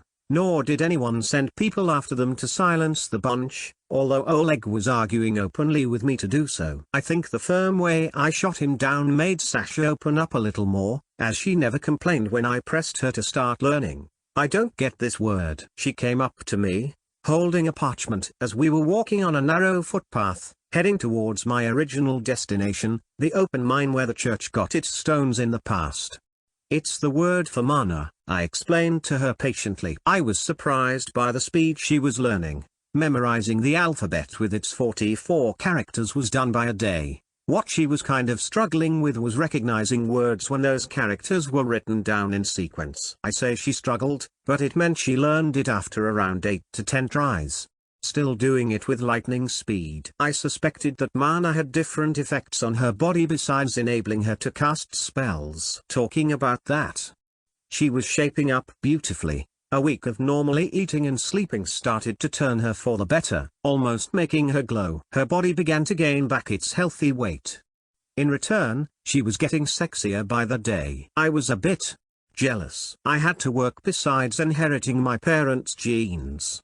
She only had to eat and sleep. Not fair, thanks. Sasha chuckled, putting the parchment away, stretching, wearing a traveler's outfit, and carrying a bag on her back. No need. It is the basic I can't do with subordinates who can't read. When you can do it well, we will practice writing and move on to numbers. I can learn that too? Of course, duh. It is the basics. I will have to teach you more complex stuff. Or how are you going to help me with my research? What if I can't do it? She asked, tilting her head, looking a bit nervous and troubled. Oh well, I will have to look for another mage and find you a profession you can excel in. I will do my best, she mumbled softly, but I did catch it. Not that I am not looking for more mages, but I am not stupid enough to think one would fall into my lap. Eventually, I will need someone who can do some advanced stuff. That would suggest something is very wrong here. Oleg chimed in, still playing the role of my bodyguard. I never heard about mage escapees before. I think they thought I was dead. Sasha shrugged. They did pursue me but then gave up after a while. Do you think they made a report? I asked not Sasha but Oleg, who simply shrugged. I guess they wouldn't tell the higher-ups they lost a child. A witch at that. Probably their heads would have been lopped off. Good, she added, enjoying the thought. Relax with the hate train there. I patted her shoulders, making her raise an eyebrow, and Oleg also looked back over his shoulder. What is a train? Both of them asked curiously. Oh, it's an invention. In my mind only for now. What does it do? Does it work with fire? Sasha went on, becoming more and more inquisitive after she realized I hadn't lied to her before. Well, yes, it can. I thought about it, already pondering how I could lay down tracks and use steam engines to go back and forth. The problem was, where the hell am I going to get steel from when we can't even build stone houses? Shit. This will take time. Leon, she poked me gently, drawing my attention back to her. You spaced out again. You are doing that too much. Sorry, my train of thought is led from one issue to another that I have no solution for yet. I shrugged, stopping and quickly drawing up the image of a train on the ground with the tip of my sword. This is a train. I can draw you a more detailed blueprint later if you want. Simply put, it is a carriage made out of steel, running on steel tracks. You ignite a fire in it, feed it, and then it can go along those tracks with great speed, dragging carts you can fill with whatever you want. Even people. Whoa, they exclaimed, watching it with wonder in their eyes while I started walking again. Hey. Sasha rushed after me, catching up quickly. Can you really make something like that? Not now. Too many problems prevent me from making it into reality. How much would it be able to carry, young lord? Well, I looked at Oleg, thinking if he would believe me or not. So I went with an example I think was in the realm of possibilities for them to understand. It could easily drag the church in town behind it. No way, they both exclaimed, and it took me some persuasion to calm them down. I can't give you proof, so it is up to you to believe me or not. But why would I lie? It was already dusk when we finally arrived. While the two began setting up a campsite, I decided to look at the mine. Calling it an open pit mine was a kind gesture. It was pathetic. I recognized the work. How they chipped off ore, with some unknown method, broke off the stones from the side of the mountain. A maybe 10 or 12 meter deep oval-shaped pit was dug out, getting some hard stones mined from deep within, but it was nowhere near what I expected. However, I had to realize my expectations came from my previous life. Something that was not applicable here. While walking closer, I was also picking up rocks, as many small chunks littered the ground around the area. What I was most surprised to find was that some had traces of iron in them. Why wasn't this area exploited yet? We certainly have an ore vein deep underground, probably running into the mountains. I could only think about other regions already having an industry built out, and it's much cheaper to mine there than to start one up here. My evidence to support my conjecture was the fact that we had to buy the equipment for our soldiers from one such region at an exorbitant price, saying it was because they had to ship it from so far away. Bullshit. This is good, I murmured, pocketing some samples before returning to the camp. Seeing that Oleg was cutting wood and making a fire while Sasha finished putting up the tents. Why do we only have two? One for me and one for you too, she answered casually. PFT, heck no. I'm sleeping with you. Oleg is so big I wouldn't have space next to him. Ha, he laughed, feeling proud, but Sasha was gawking at me. Relax, relax. I walked past her, sat down on a log, and started examining my little rocks. But it was hard as the night settled in by now. It's inappropriate, she protested again, making me look up at her face, repeating the facts she seemed to forget from time to time. I already saw everything that there is to you, Sasha. We could go bath together, it wouldn't change a thing. Why you? She stammered while I caught Oleg looking at us and showing me a thumbs up, managing to finally ignite the fire. Me tilde, I replied, rolling my eyes. I won't molest you. Relax. Well, she was still unhappy about the fact, but there was nothing she could do. And I won't sleep with another guy when I have a girl with me. Dinner was fine. I always liked barbecuing some meat over an open fire. Although I missed the variety of spice we had in my time. Oh well, maybe later on I can get some. Sasha, even though she was recovering quickly after a good dinner, became extremely sleepy, so she returned to the tent early. I remained, talking with Oleg a little, listening to how the others fared back in the castle before I also excused myself. Have a good night's sleep, young lord. I set up warning traps and will stay up for now to guard you. Wake me up when you are sleepy. I looked at him, then we will switch. Thank you, young lord. I only smiled before disappearing into my tent and settling down beside Sasha, who was lying on her back. Looking at her, she was cute and innocent, pushing down my perverted, evil thoughts. I just laid down next to her, letting sleep take over me. What I didn't expect was that my mind would make a move while I was asleep, and somewhere in the coming hours, I did climb onto her, finding a place for my head on her flat chest. I just couldn't help it.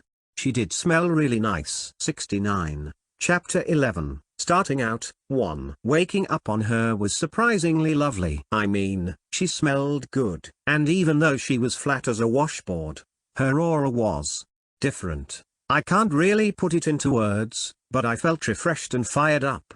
Unlike her. You are heavy, she groaned, looking wronged, watching me sit up and stretch, wiping my mouth and drool like a dog. Somebody forgot to push me off, I added snarkily, but she simply snorted, sitting up and turning away, changing clothes. No crying to look away. What? You said it. You already saw everything. She shot back, looking over her shoulder, her face still turning red. Ahaha, true. When I emerged from the tent, I realized Oleg didn't wake us up, and instead, he remained up all night, guarding us. No matter. He had time to nap as I spent the day climbing down the mine, bringing Sasha along as I inspected the rocks and the walls of the open pit mine. I don't see anything but stone.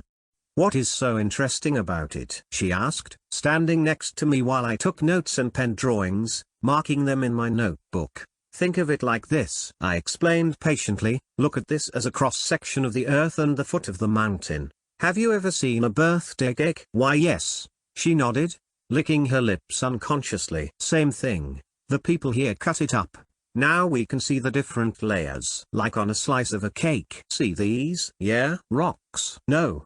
Look closer, I moaned, tapping directly at the differently colored vein visible inside of it. Yep, still rocks. The ones that are rattling in your empty head. Wow. She flared up, looking hurt and starting to pout, stomping in place. You. But no retort came from her, probably because she was still wary of our difference in social standings. Say it clearly, I would not be mad hearing it. I shrugged, giving her time to gather the courage. You. Boopy head. PFT. I chortled, not expecting a kindergarten level insult. But it was cute. Look, little one. Your ding-dong is what little. I am as tall as you. I'm still growing for the next 5 years. But if you want, I can show you my ding-dong, and you can measure it with your hand. Eek. Don't flinch. If you can't handle it, don't bring it up, I added with a grin before waving her to come closer. But instead of my spear, I showed her the vein of iron ore before us. See this? This is not rock. This is iron. This shows that there is a vein here that can be mined. We need only the manpower to start digging, to be honest. And I could use this mine for many other things. Like, don't you just need stone for your city? Ha. Look, I shrugged, trying to say it as simply as possible. I will go step by step. I need stone, yes. We will start cutting here and expand on the mine. While getting the stone blocks I need, we will also create enough raw material to create cement. And I was thinking of making a blast furnace, nothing fancy, just a smaller one, to make iron and proper tools for ourselves. Then, when we are getting work done, build more and try my hand at steel forging. We could do all that. Yeah, it won't be easy, and at first, it will need a lot of manpower. I can't do shit until we have a proper flow of iron at our hands. I can't order tools from elsewhere, that would raise suspicion in the Empire. So I will have to procure them myself. I will need to train blacksmiths out of some talented people who I can trust. Anyway, when we get the tools, we will be able to equip more workers, get more people to operate at a higher level, and snowball it from there. We can easily set up pulleys around here, so getting the stuff up won't be a problem. What is a pulley? You'll see. It will make things easy. What I wanted I already got from here. A place where we open up our first mine and start extracting the building blocks of our future. I chuckled, returning to the surface, looking around, now watching the mountains and their snowy tops. Next is water. Don't tell me you will conjure a river out of nowhere, she joked. But I just rubbed my chin. No. Not really. I was observing the mountains. In winter, the snow caps are spaced much lower than they are now. If you watch it, they are slowly coming down as we speak as winter gets closer and closer. Where do they go when they melt? I don't know. Into the air. Like how puddles disappear? Partially, yes, but not really, I hummed, tilting my head. When they melt, they don't evaporate fully like that. They have to flow down.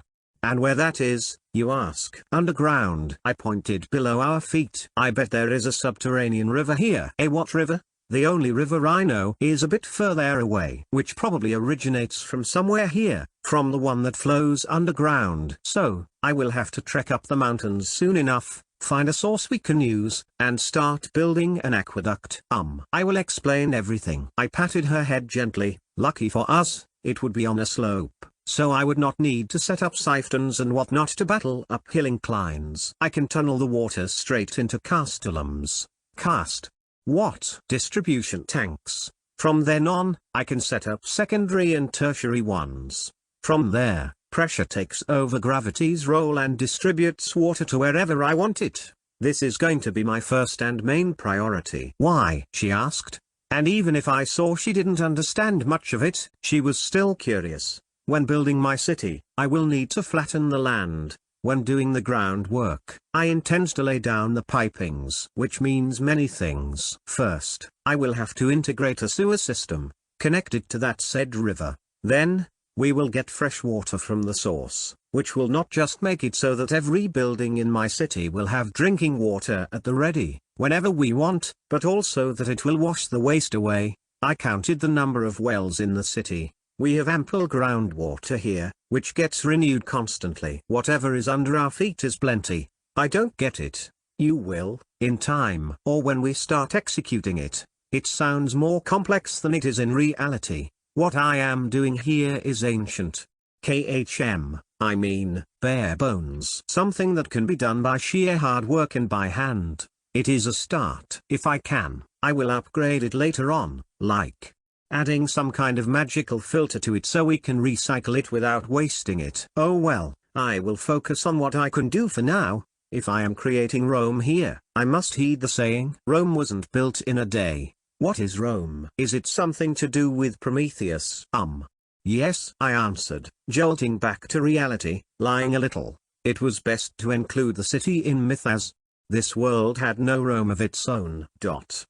Winter was coming in faster than usual this year. Luckily, when we returned to the castle, I located what I wanted. Taking a trip to the mountains and climbing up high, I recorded multiple cave entrances that were probably part of an interconnected system. I say probably because Oleg was adamant about not letting me in and investigating deeper. It was the same with Sasha, who was highly superstitious, saying there had to be monsters living in the dark. If they did, then why was my family guarding the only corridor into the valley? The beasts could have gone through the holes any time then. Anyway, the clues on the walls were clear. They were eroded by water. The snow and ice, when melting, had to flow downwards.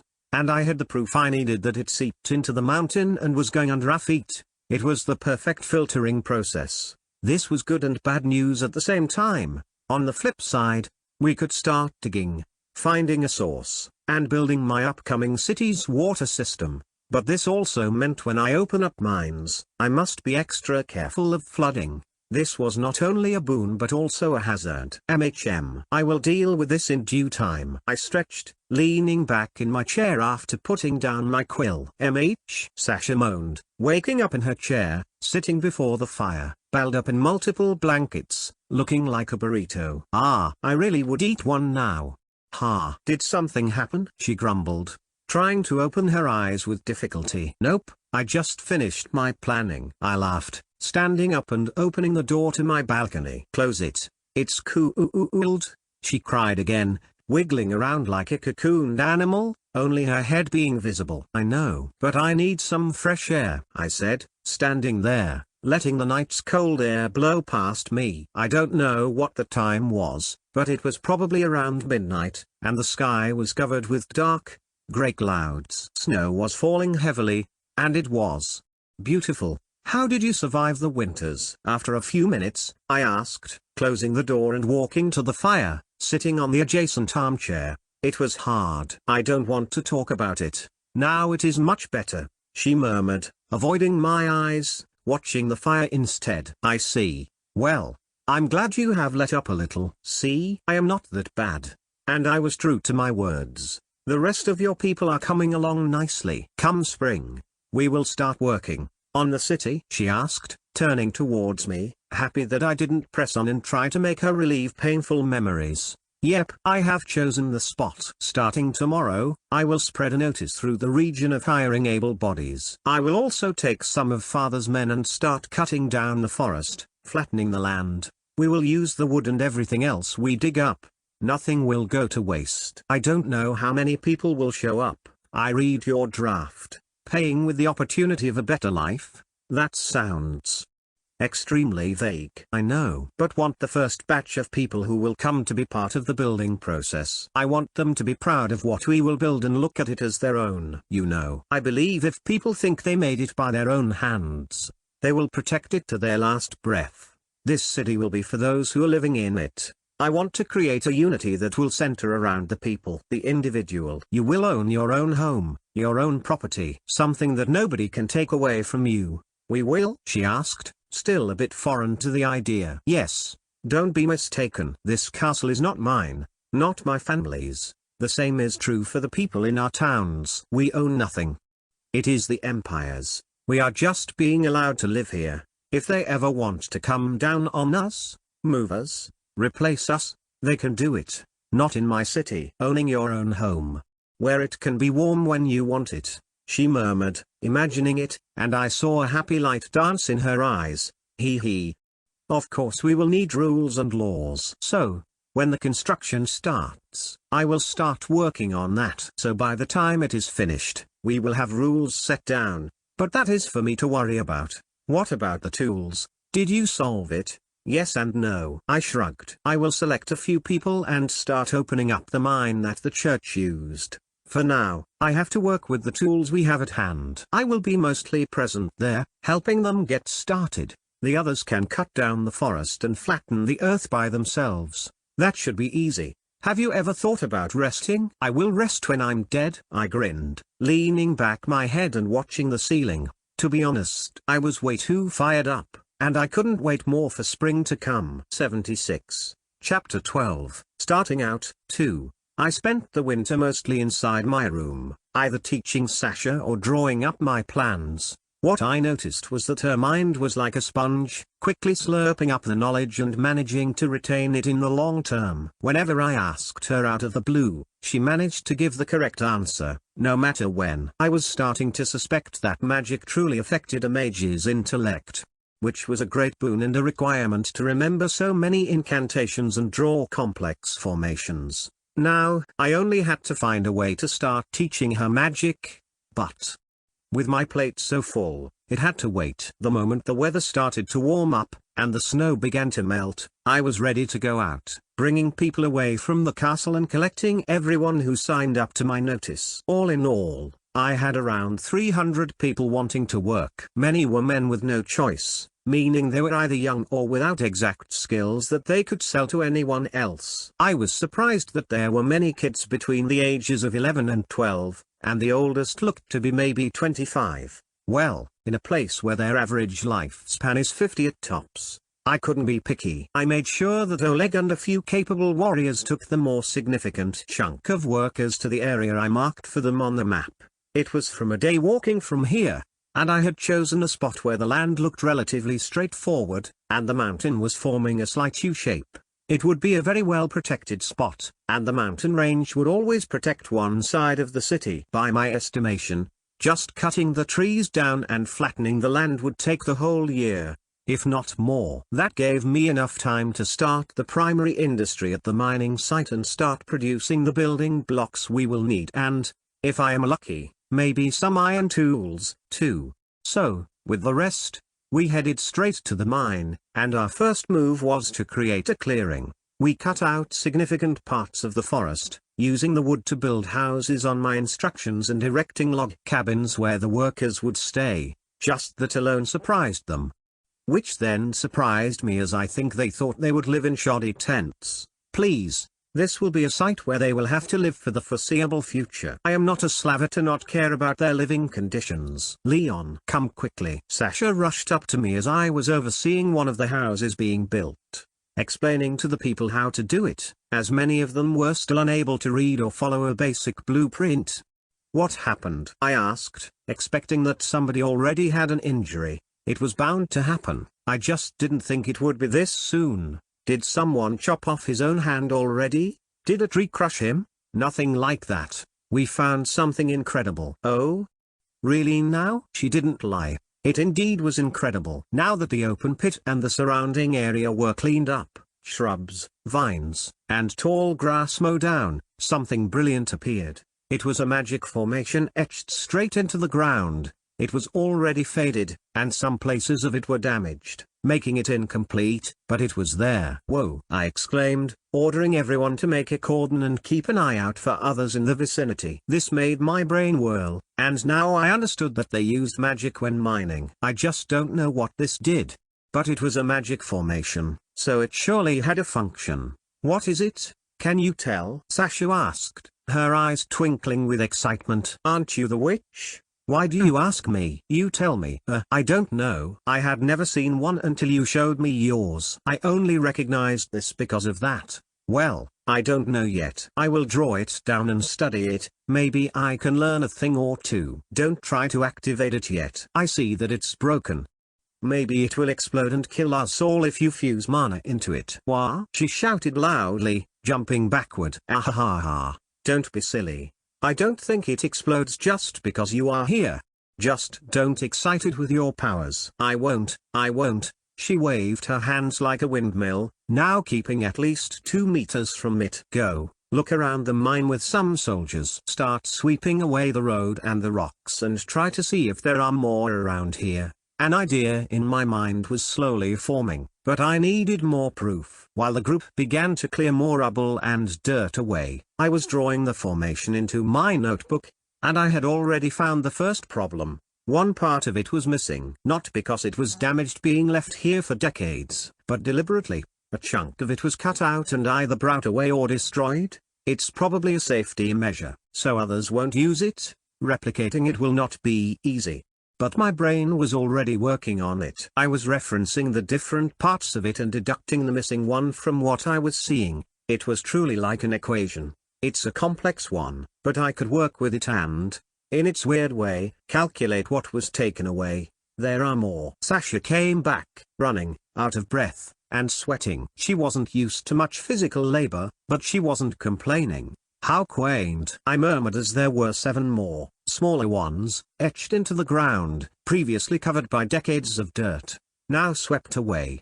These are connection or booster nodes to the main one at the top. What does that mean? Sasha asked, her eyebrows raised as high as possible. These are also damaged, but I can infer from their structure that they are all identical. It's probably the same method as setting up long-range radio signals. You need to set receiver and booster towers at intervals, or the signal gets weak.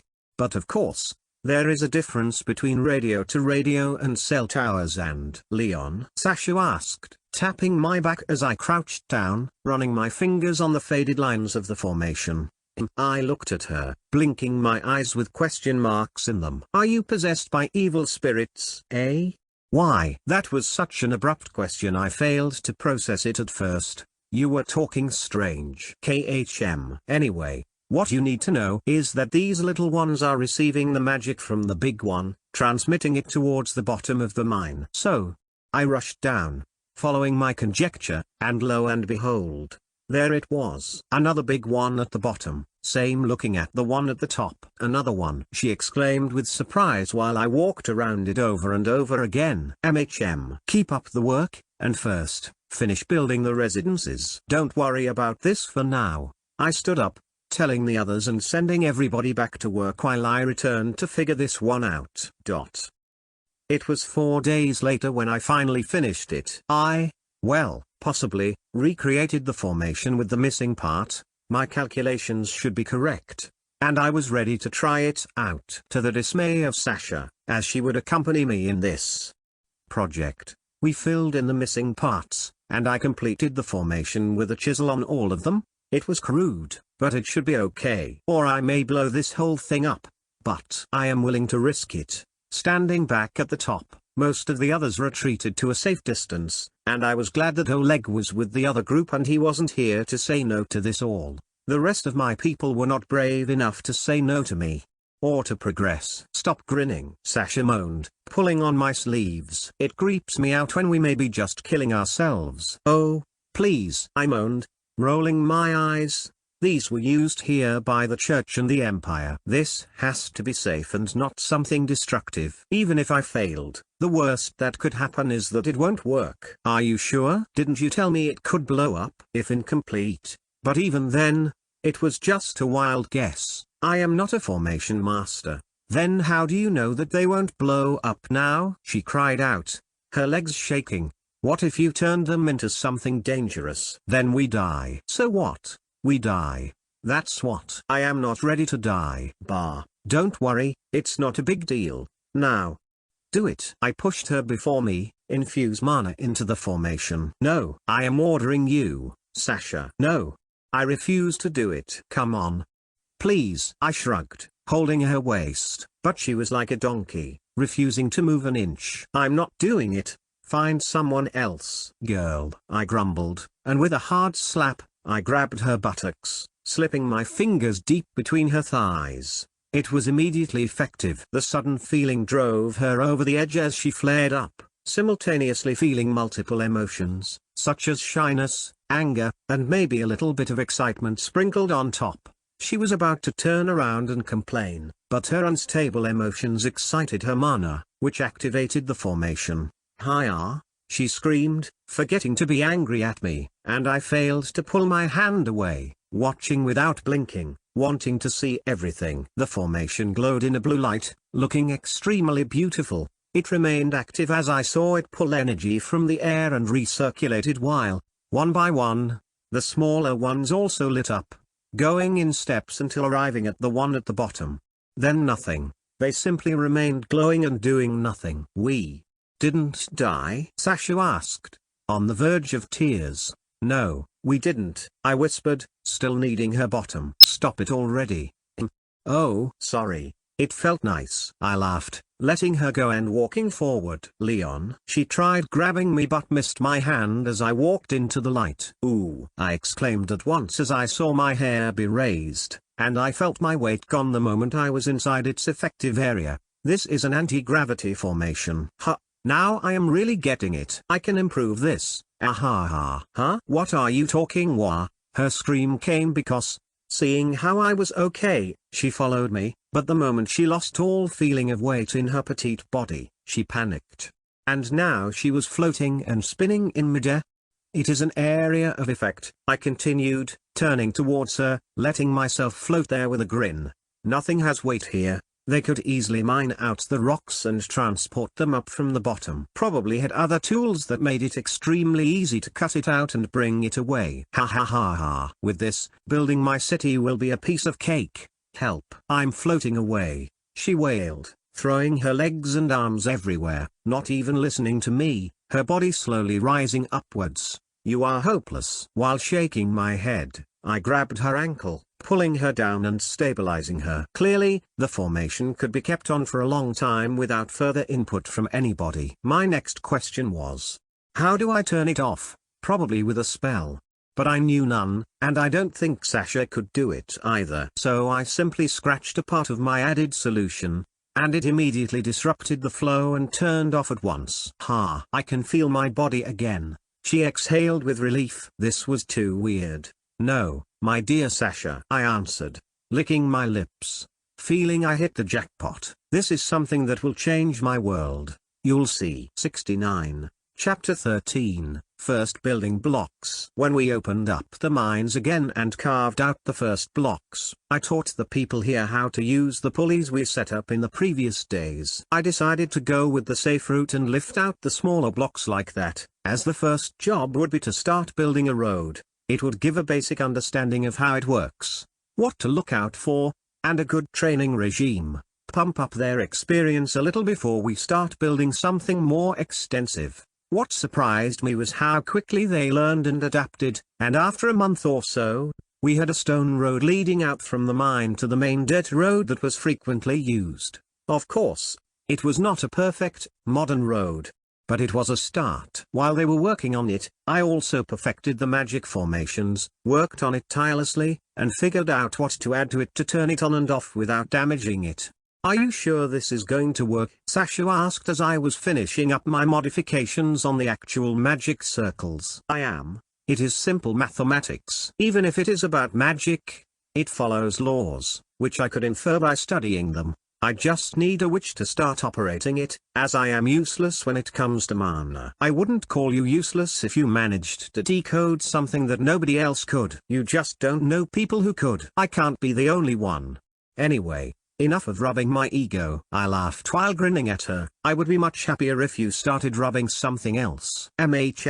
What?" she asked innocently, which in turn made me shrug. I don't know if she was serious or simply learned that I can't joke around if I feel I am abusing her innocence. "Nothing. Instead, start focusing." Like how we trained. This time, I wasn't groping her buttocks. It made me a bit sad, but oh well. While working, I recalled all the old rumors of meditation and gathering ki from my old life. A bunch of nonsense gathered from books and shows. But as magic was real here, I thought it might work. "And it did," Sasha quickly exclaimed while following my retelling of fantasy concepts. She felt weird, as if little bubbles were running through her body. She did not manage to cast a spell, but she did manage to summon her mana. Her body became a bit more glossy, like being oiled up, and her eyes were glowing in the color of fire. I don't know what it really meant, but it did work. And when standing close to the formation, it reacted at once, activating. Now, with my modifications, the moment Sasha started to think about calmness and imagining a serene scenery, the magic circles picked up on it and followed suit, slowly powering down until they were dormant once more. I was already figuring out that mana had to work like some kind of wave or frequency or something similar along those lines. They can be tuned and attuned to a base frequency, from where they can be excited or calmed down. I still needed more information to get something concrete, but this was an excellent start. With it on, I ordered men at the bottom to place the first giant block of stone on it, pulling along with ropes tied to its side. It was too big to lift with any primitive pulley system we had set up here, but we didn't need that. The moment it touched the first formation at the bottom, it floated up like a balloon, no longer weighing anything. Our men just had to hold the ropes, lead it up, and follow the road and the active nodes until they arrived before us. "Ha! This is pure awesomeness," I laughed, clapping while many others were looking on with mouths wide open in pure wonder at what was happening. "Magic is something else," Sasha murmured, looking down at her hands, finally realizing that her talent was not a curse and not something terrible but instead a gift with great potential. "It is," I agreed, patting and rubbing her back. "People, look out because it will leave the anti-gravity field in a few moments," I shouted at the others, and soon enough, when it got an arm's reach from the central circle, the stone block fell to the ground with a loud thud. By my estimations, it had to be at least around a ton in weight, if not more. And it was floating like a piece of cloud a moment ago. "Wonderful. What are we going to do with it?" Sasha asked me as I was rubbing my chin, wearing a big smile. "I have multiple ideas about how to transport it. The first is very simple." I started explaining it, not minding that everyone else was listening in on it too. "I can etch the formation onto the block itself, and we can transport it that way. Or we can create tools for transporting, like a carriage that has the formation and generates the field itself, designed for ferrying stones back and forth. The second one sounds more practical," she said only after a brief thinking. "I also think so. For now, we are going to cut out similar blocks, expand the mine, and just keep bringing them up here. I want everyone to get used to how mining works, and we will continue to build the roads." I clapped, and with that, everyone was getting back to work, including me, trying to design this world's first heavy-duty truck. And hopefully, this one won't roll over and kill me again. My first prototype was ready in a month. Of course, it was not a real truck. Far from it. I took the platform of one without the many confusing elements, as it would be dragged by horses anyway, but I did improve the wheels, the suspension, how it turns, and all the little, important details so it would be more sturdy and more easily controlled. It was made out of wood, as we had that resource in abundance, and it made it easy for me to grab my tools and etch the magic formation onto it. And this was when I ran into the first big problem. Sasha could activate it, and my new glorified cart had achieved the desired result of producing an anti-gravity field. We could even load up 4 giant blocks of rock onto it, tie it down, and start dragging it around. All was good.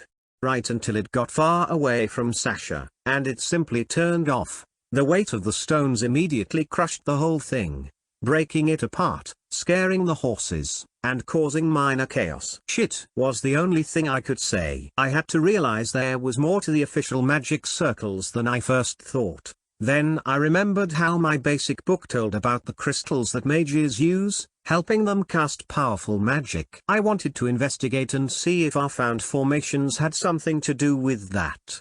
See if they have something like that in them.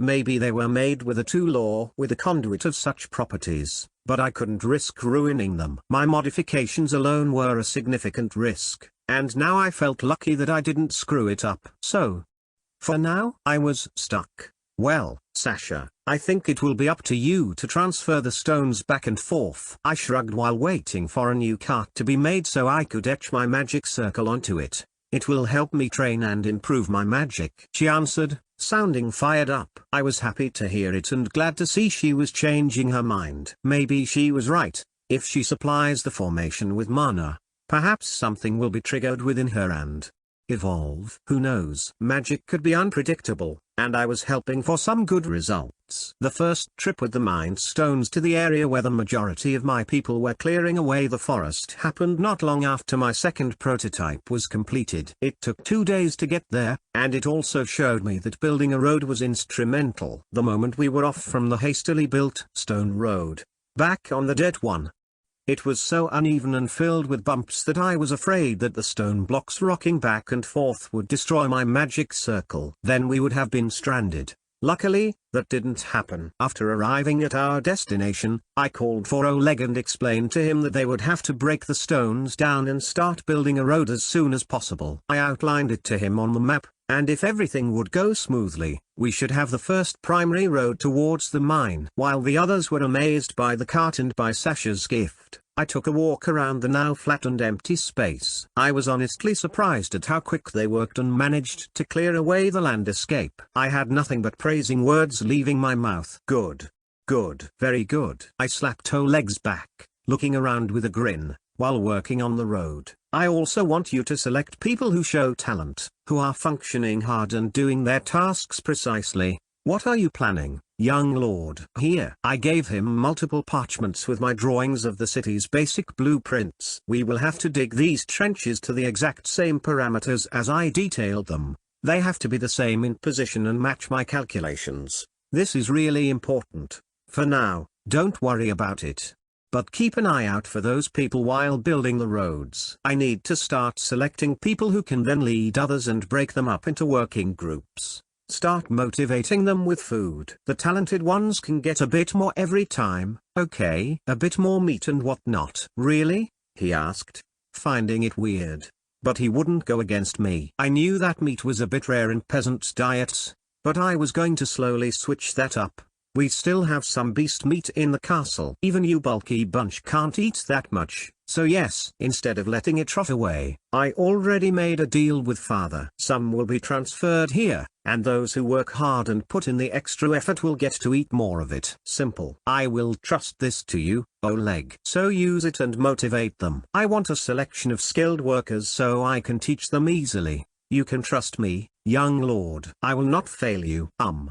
Can I ask what the purpose of this he asked, watching my plans. Why will these holes be under the city? This, my friends, is what will make it possible that water gets to every home and also brings the waste away. No more shit stains.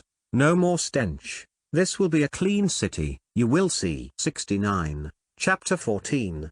Foundation. While the works were underway, Sasha being the carrier of the building blocks between the two sites, I took Oleg and some soldiers up the mountains. Now, it was time to get water flowing to where I wanted. Not even Oleg's complaints could hold me back this time. Following the clues on the rocks left behind by the snow and ice, I could easily infer where to look for our underground spring. It turned out I wasn't wrong, as only on the second day I found a cave where I could hear water rushing after 10 minutes of exploring. Gods above! Oleg exclaimed as he followed me with a torch, finding it hard to squeeze through the openings with his huge body.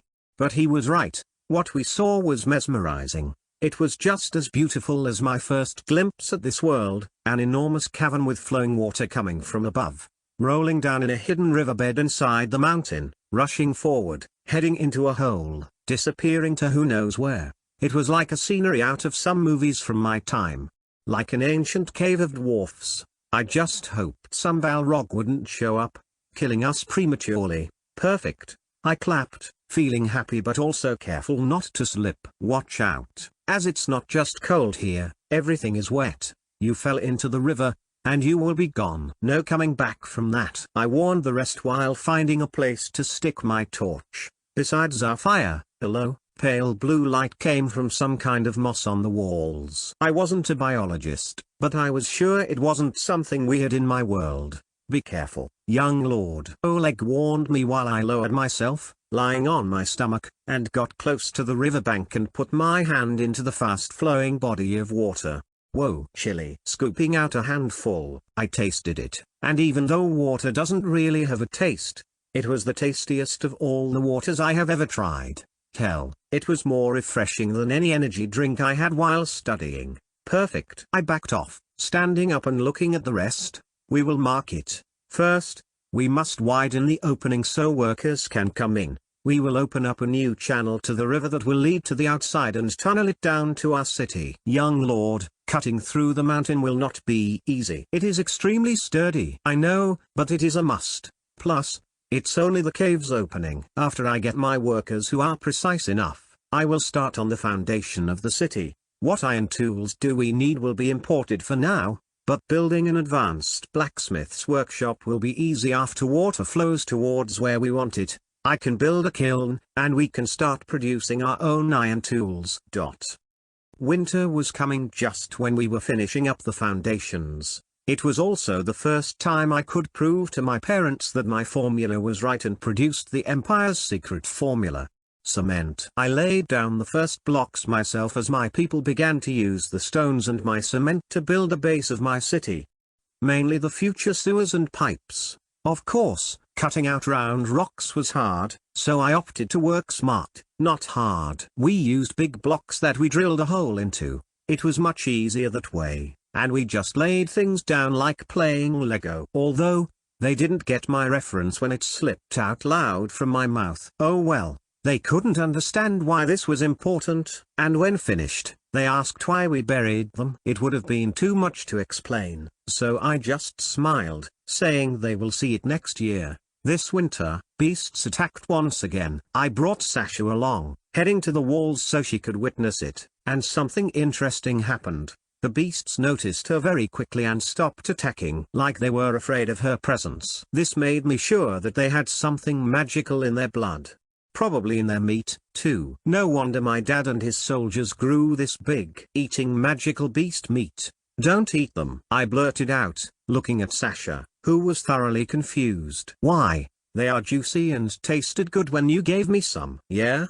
But I think it's what makes my dad and the soldiers this bulky. If you start looking like a wrestler, I ain't touching you. Who would want you to touch them? She flared up, almost screaming, drawing the nearby soldiers' attention. You, of course, I replied with a shrug. It is you who love to touch. Always climbing on me while we sleep.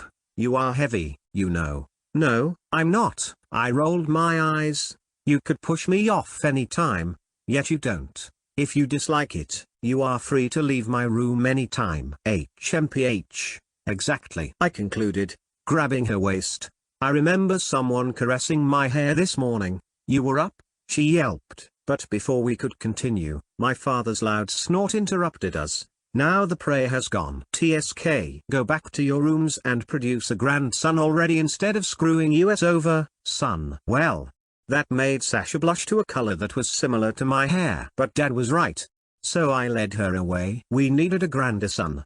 KHM, I mean, if Sasha's presence alone stops a beast from coming near us, how will we replenish our spent resources? Will this work? She asked, looking at my blueprints in our room the same night. She was wearing a puffy, thick robe while I knew she had nothing under it, which did make my imagination wiggle a little. Yep, I answered, finishing washing my face in a bowl, wearing only towel around my waist. By now, she was somewhat used to it, even though she did complain about it on the walls. Mainly because others were around us. When we were alone, she was much more accepting. Was it because she was timid? We will run these pipes down from the mountain? She asked again, finding it inconceivable.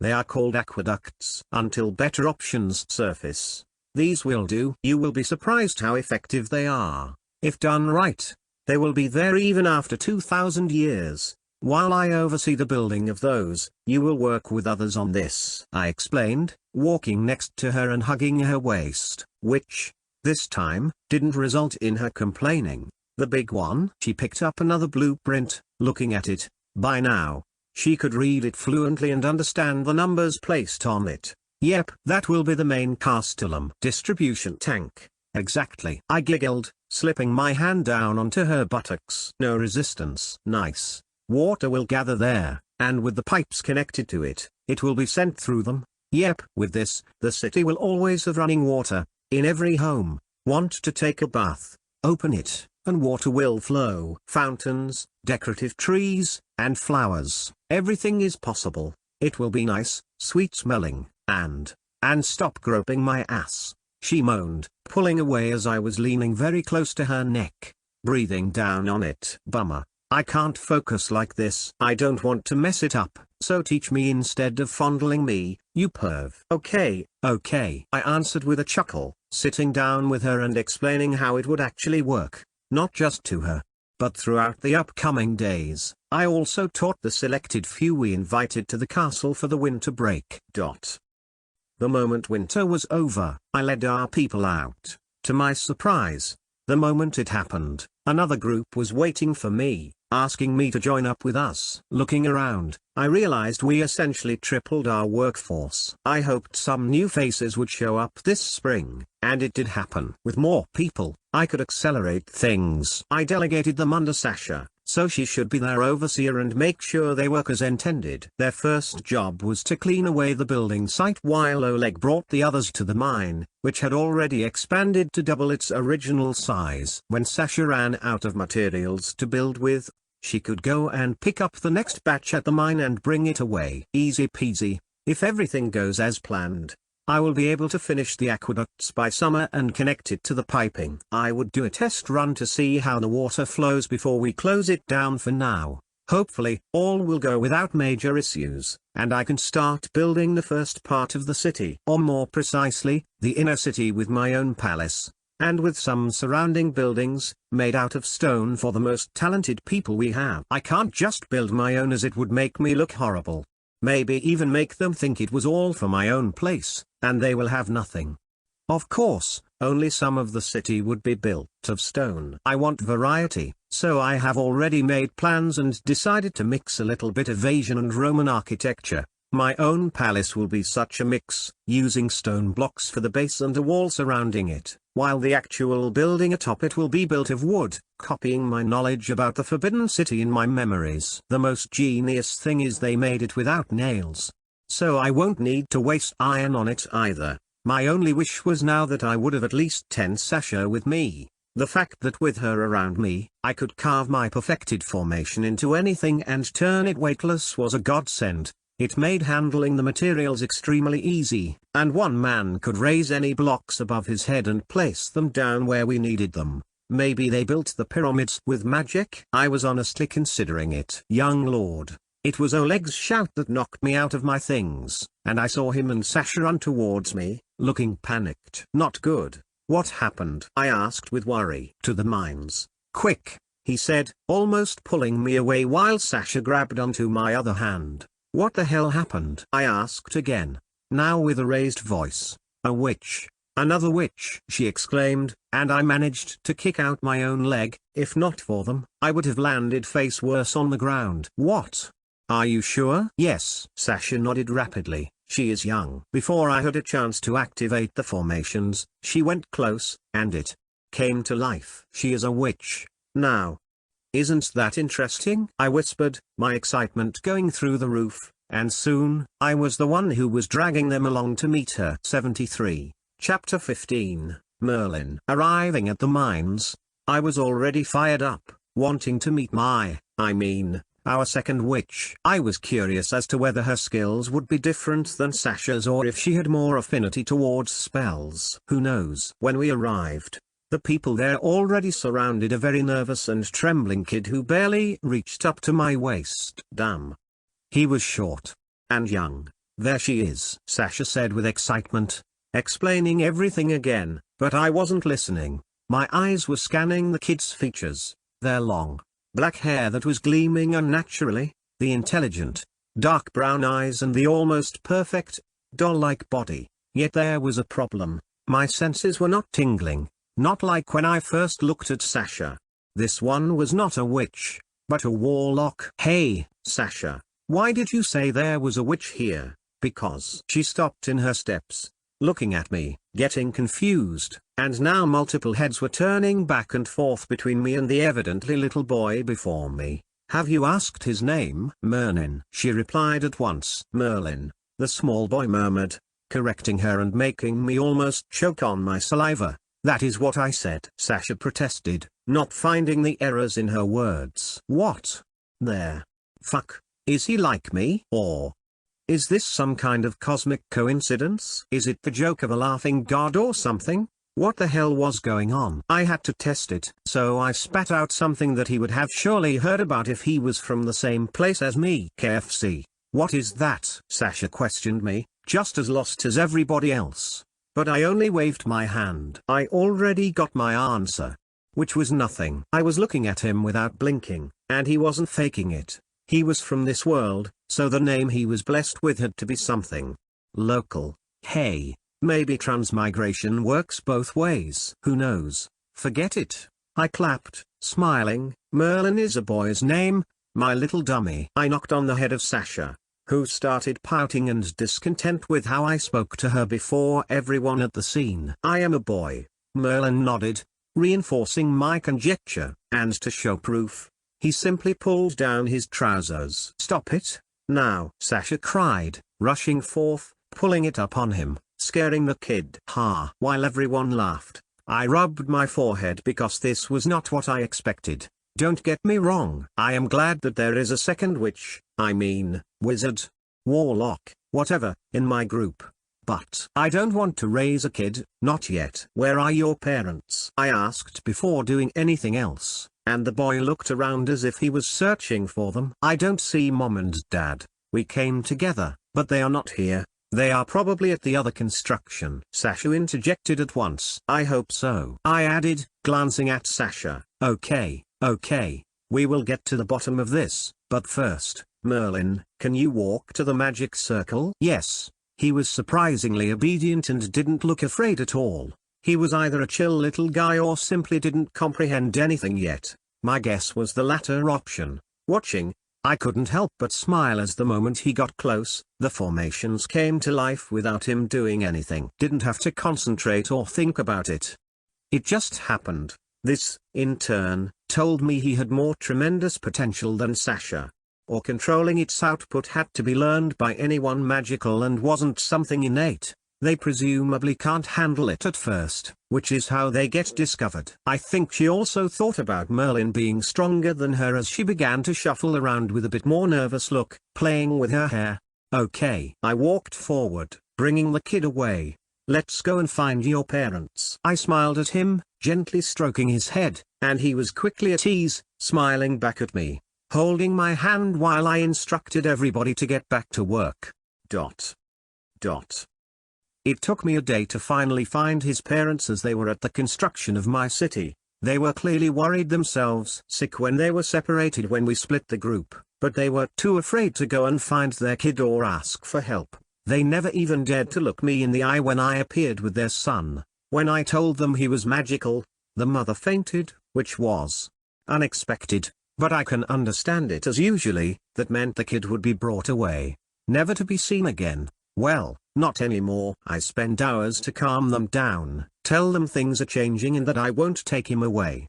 But he will be under my supervision. I had to put it into terms that they would understand easily and not think it would be me who would take him away in place of the church or something. So I made her my first squire, a knight in training, to be more precise. Hearing that, their panic and fear turned into ecstatic happiness while Merlin tried to make sense of everything happening around him, turning his little head back and forth. In the meanwhile, Oleg also arrived, bringing me the information about the parents. And I learned that the mother was, well, a mother. The father was registered as a leather worker, but he has been out of work for a long time, and they were in a horrible condition as a family. No wonder they applied. Going by the fact my workers received a place to live and food was already better than their current situation. After nobody wanted to look after little Merlin, they brought him along just to get separated right at the start. Lucky? Yeah, I think I am. Very much so. Okay. Here is the deal. I sat down with the family once I made my plans. You three will now stay in a permanent location near the mine. I need little Merlin there so he can operate the magic formations during the day and study at night. That frees my Sasha up, and she can help here, at the city's construction, without being forced to go back and forth. Study? They asked, seemingly lost. Sasha will visit every night and teach you, and I mean you, the parents, and Merlin, how to read. I will. Sasha flinched, sitting next to me. Until now, she was lost in her thoughts, and I bet she was extremely nervous as her face was way too gloomy. Was she fearing I would replace her as the mage I fuss about? That I would pay more attention to Merlin now as he showed more incredible talent? I will be honest. She was kind of cute when worried. Duh. I flicked her forehead. You can already read, write, and count. I have too many things to focus on, so I can't babysit everybody. You are needed in the city to help out with its building, but you can travel to the mine at night and teach Merlin and the parents for an hour or two. The parents wanted to say something, but I shot them down with a wave. I don't care about excuses. Public education will be mandatory, so I don't want to hear justifications for why I should not care about you. I don't need people who can't write down their own names. You will learn, or you will go home. Without Merlin, of course. Good. I nodded, not giving them a chance to argue. Not that they would dare go against me, I think. Merlin, you will be a good boy and learn under Sasha-chan. Yes, Chan?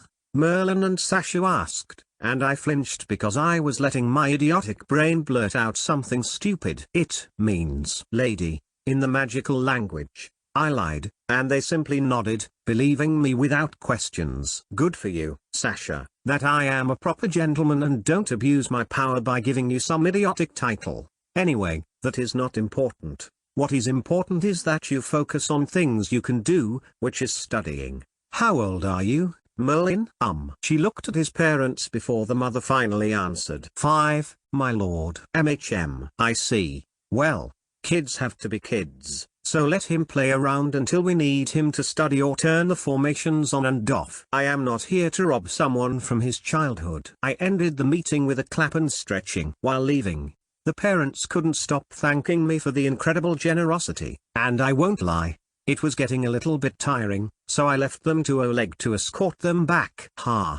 It was already dark, so I gave up ascending the mountain and overseeing the works on enlarging the entrance to the underground river. You were surprisingly kind. Was I? I asked with a smile, looking at Sasha, who walked up next to me with a gentle and warm smile. The thing you said about being a kid. I really liked the sound of it. Something I wish I heard when I was at the age of Merlin.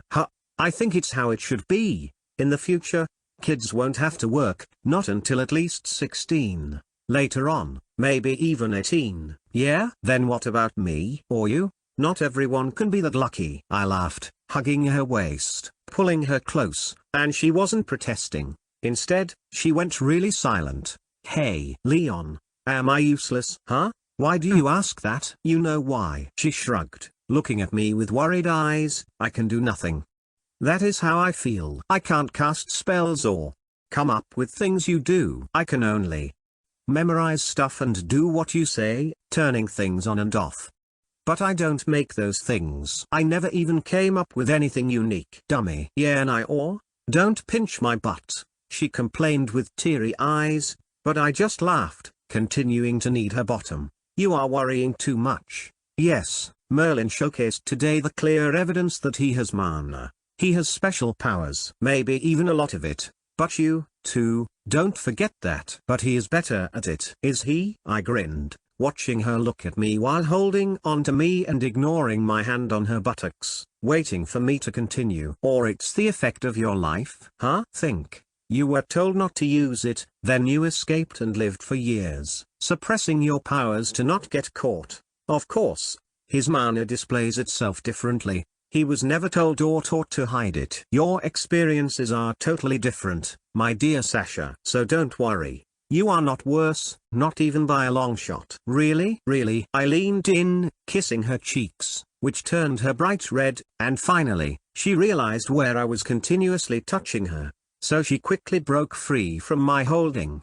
She was cute when embarrassed. She was a bit chaotic. She didn't mind it when it happened, but the moment her mind switched into overdrive and met with a new impulse, or she was reminded of her position, she immediately turned bashful once again. But I didn't mind. This weird duality of her was the product of her life. She wanted to appear strong and somebody who could do anything, who can survive.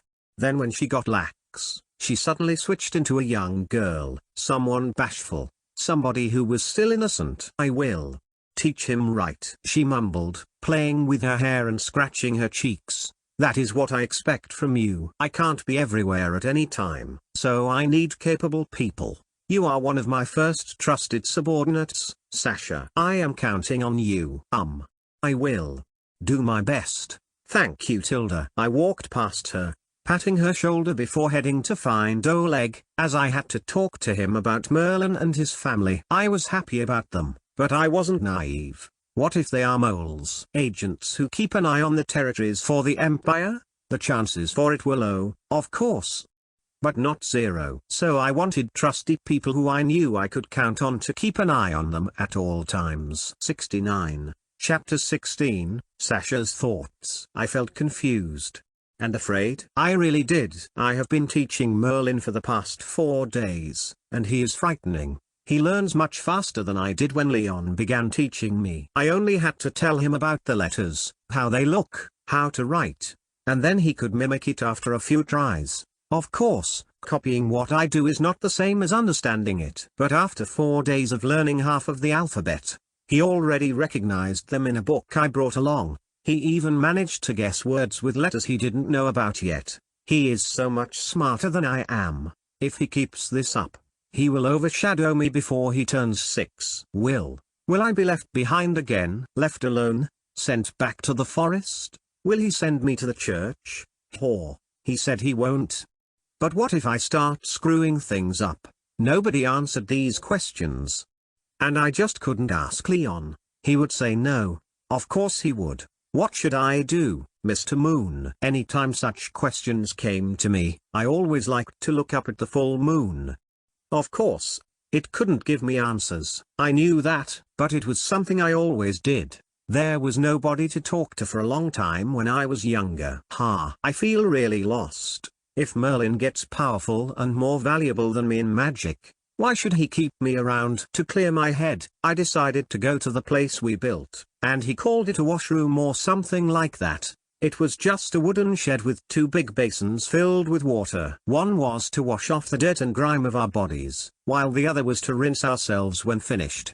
The others had already changed them, so both basins were filled with clear water. The task alone was a long trek back and forth from the closest water source.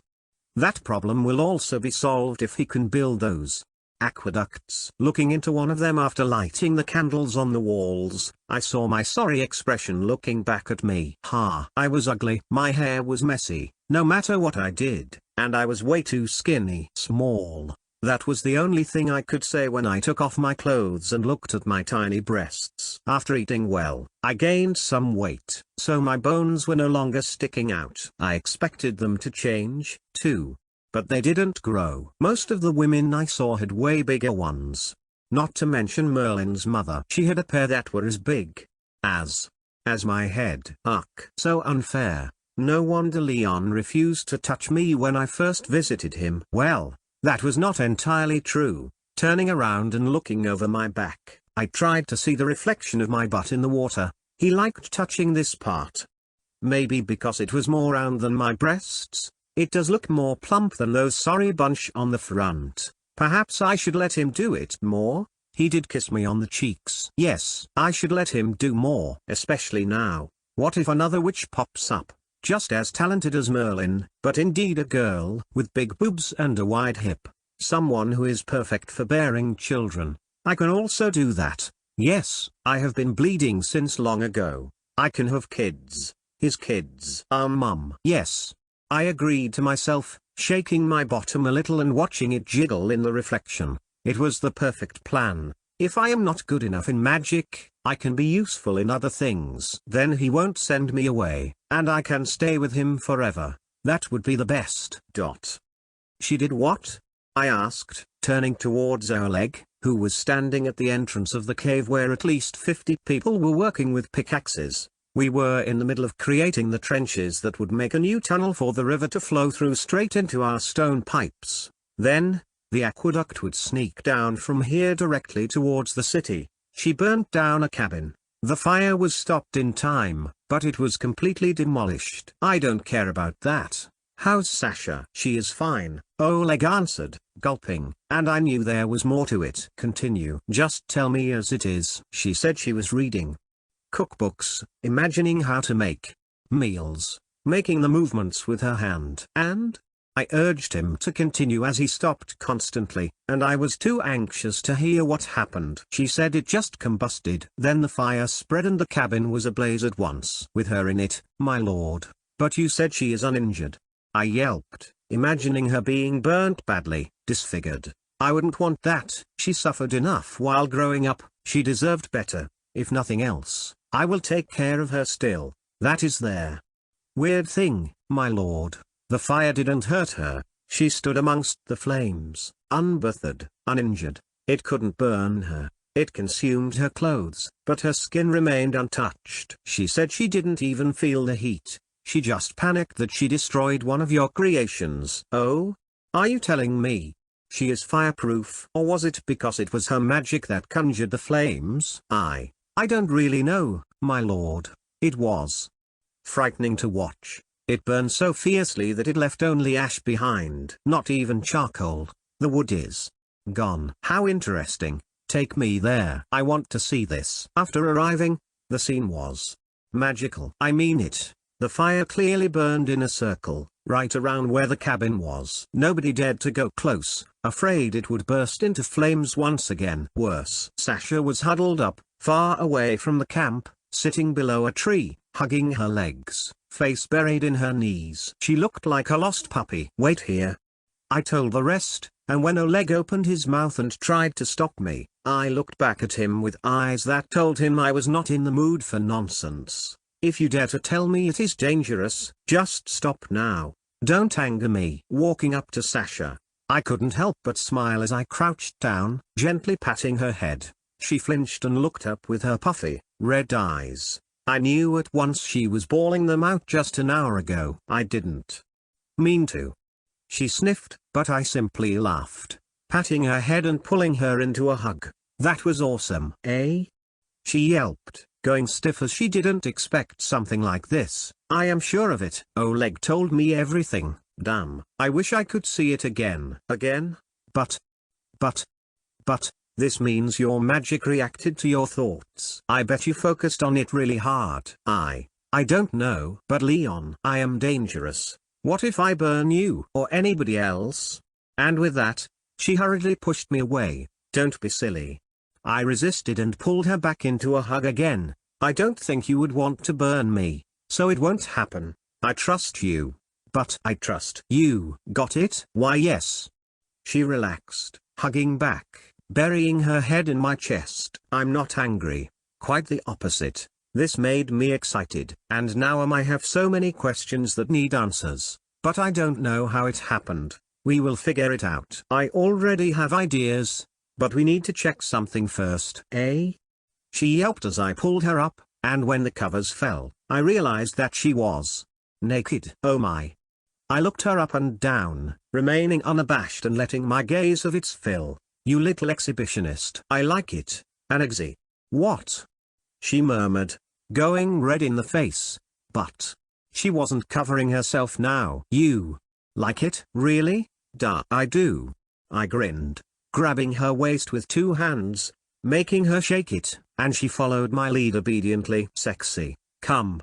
I stopped her teasing because seeing her face, I was having trouble saying no to my sword that was unsheathing itself in my trousers. Cover yourself as we are out in the forest. I don't mind if you want to go commando around me, but let's do it when we have no more work to deal with. What is a commando?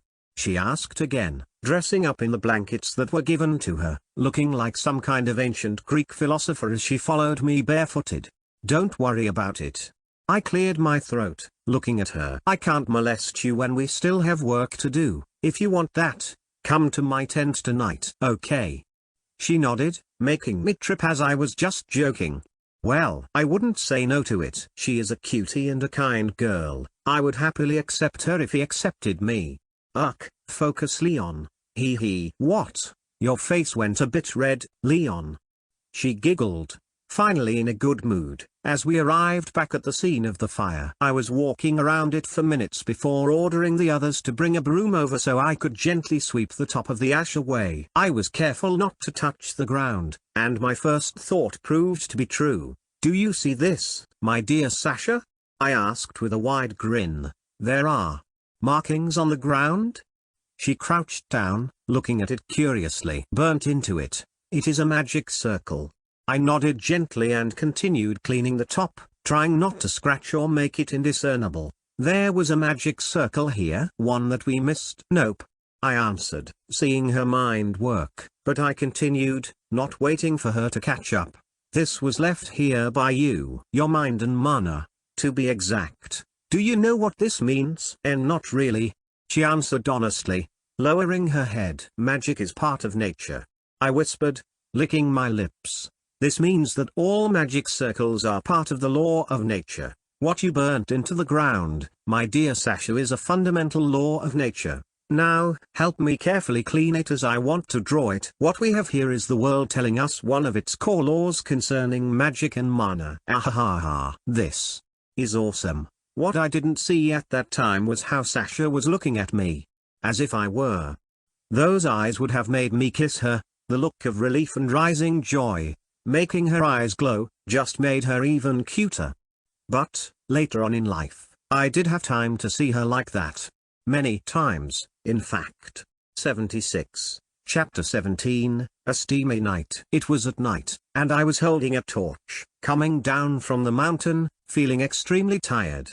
We were making good progress. The stone pipes were all in place and being reinforced, and I was using my cement solution to make doubly sure they were well sealed at the points we connected them. My day went with going up and down constantly, following the route we made, and ensuring everything was in order and up to my expected quality. The real test will be when we let the river flow into it and see where it starts leaking. Meanwhile, the people below were also surprisingly ahead of schedule, laying the foundation of my city. By now, everything was flat, the sewers and pipes were finished being connected to the first castellum. As per my instruction, they were laying down square stones at the moment and creating the streets to my exact specifications. I had to make it known multiple times that they followed my word to the letter, and the newest, talented trainees did not disappoint. I took a measure, and they nailed the width of the main street and the side streets connecting to it. The former could accompany 4 carriages side by side, while the latter was perfectly wide enough to let them go past each other. I did not bother their brains about the extra information. I just told them it would be so everyone could come and go without holding up the other. They did find it weird that everything was measured at a 90-degree angle, but they will get used to it. When I arrived back at camp, I could already see the base of my future home, the buildings taking shape in my mind's eyes. It already looked gorgeous. But, for now, the place I returned to was my personal tent. I felt battered and exhausted as I opened the flap, coming in, already in the process of undressing. I only stopped when I realized I was not alone, midway of pulling my pants down. "Sasha?" I asked, surprised to see her here, wearing only a nightgown. "I made bath water," she mumbled, red from her toes up to her ear, but she was telling the truth. My tent had a big wooden basin, and hot water was steaming inside of it, calling me like a siren. I blinked my eyes rapidly, but I was not to refuse her and squander her efforts. With a confident move, I stripped naked, not covering anything on me, letting her stare. I won't say it was the first time she saw something like mine, but going by her eyes, it was the first one she liked. "Thank you, I do appreciate it." I'm beaten. With an honest sigh, I sat into the tub, enjoying the water that was hot enough but not so that it would burn me. A moment later, I lay forward, letting Sasha kneel behind me with a sponge and something that counted as the most luxurious item of all. Soap. Of course, it was not the simple rough soap they were making here, made out of ashes from an oak tree, some tallow, lime, and whatever else, mixing and stirring to create it. I ensured ground-up petals were added to it with some extra ingredients so it had a pleasant scent and wasn't so rough. In my time, this would be the choice of girls, smelling like a flower bed, but damn it, I also liked it. Who wants to smell like the forest or the waves, or whatever other bullshit when you can smell really lovely instead?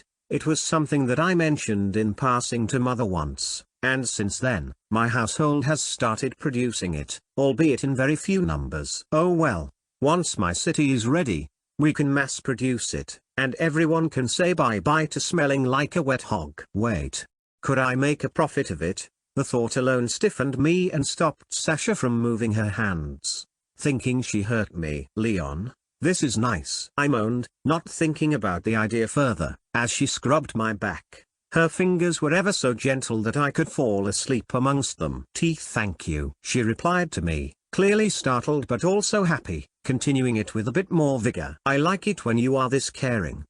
It is so relaxing. Why don't you come and get in, too?" But,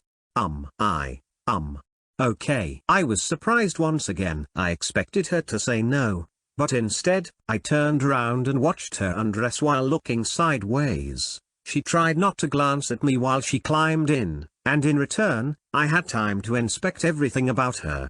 From up close this time. "You are beautiful, you know that?" "No," she murmured, playing with her hair. I could see she was genuinely embarrassed this time. Back then, when she first came to my room and threw her clothes off, it was because she didn't look at it as something intimate. It was just a thing to get over with, but now, it was completely different. "Come here," I smiled, holding her hand, and before she could protest, I pulled her into my lap, hugging her from behind, splashing water everywhere, but I didn't care. "Kaya," she yelped, flustered, especially when her butt slid up against my sword. "Sorry, can't help it." As I said, "You look stunning." Will you? Do you know that?" she murmured, looking everywhere but at me, letting out another yelp as I started rubbing her body all over before settling down on her perky, small breasts. Nope. She stiffened, looking back at me over her shoulders while I kept grinning. "Oh? Does this mean you want to do it?" "I never did it before." Well, I could have guessed it. And it seemed we were going in circles. "It is something that is very important, Sasha." I continued talking, seeing how it was relaxing her body. Or was it the result of my unruly hands? Her nipples stood erect and at attention, listening to me just like her. It is not something to squander away, especially for a girl. I am glad you opened up. But if you are in a rush because you are afraid that you can only stay here if you catch me in your net, then you will come to regret it. Look, I am more than happy to do it with you. I want to do it with you. But I'm not a guy who takes advantage of those I care about. I see that you are confused, I whispered, and she nodded honestly, making me chuckle as we sat in the wooden tub. Well, I'm going to help you relax a little, and maybe it will clear up your head. We will come back to this after you reorganize your thoughts. What do you mean? She pressed her legs together with a loud moan, but it was too late.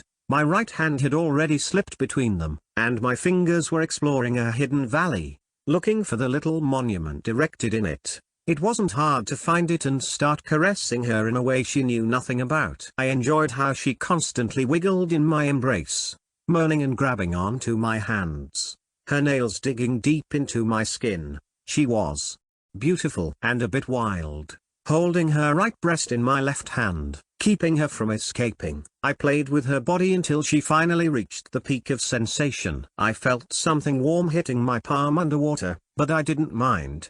It was quite the opposite.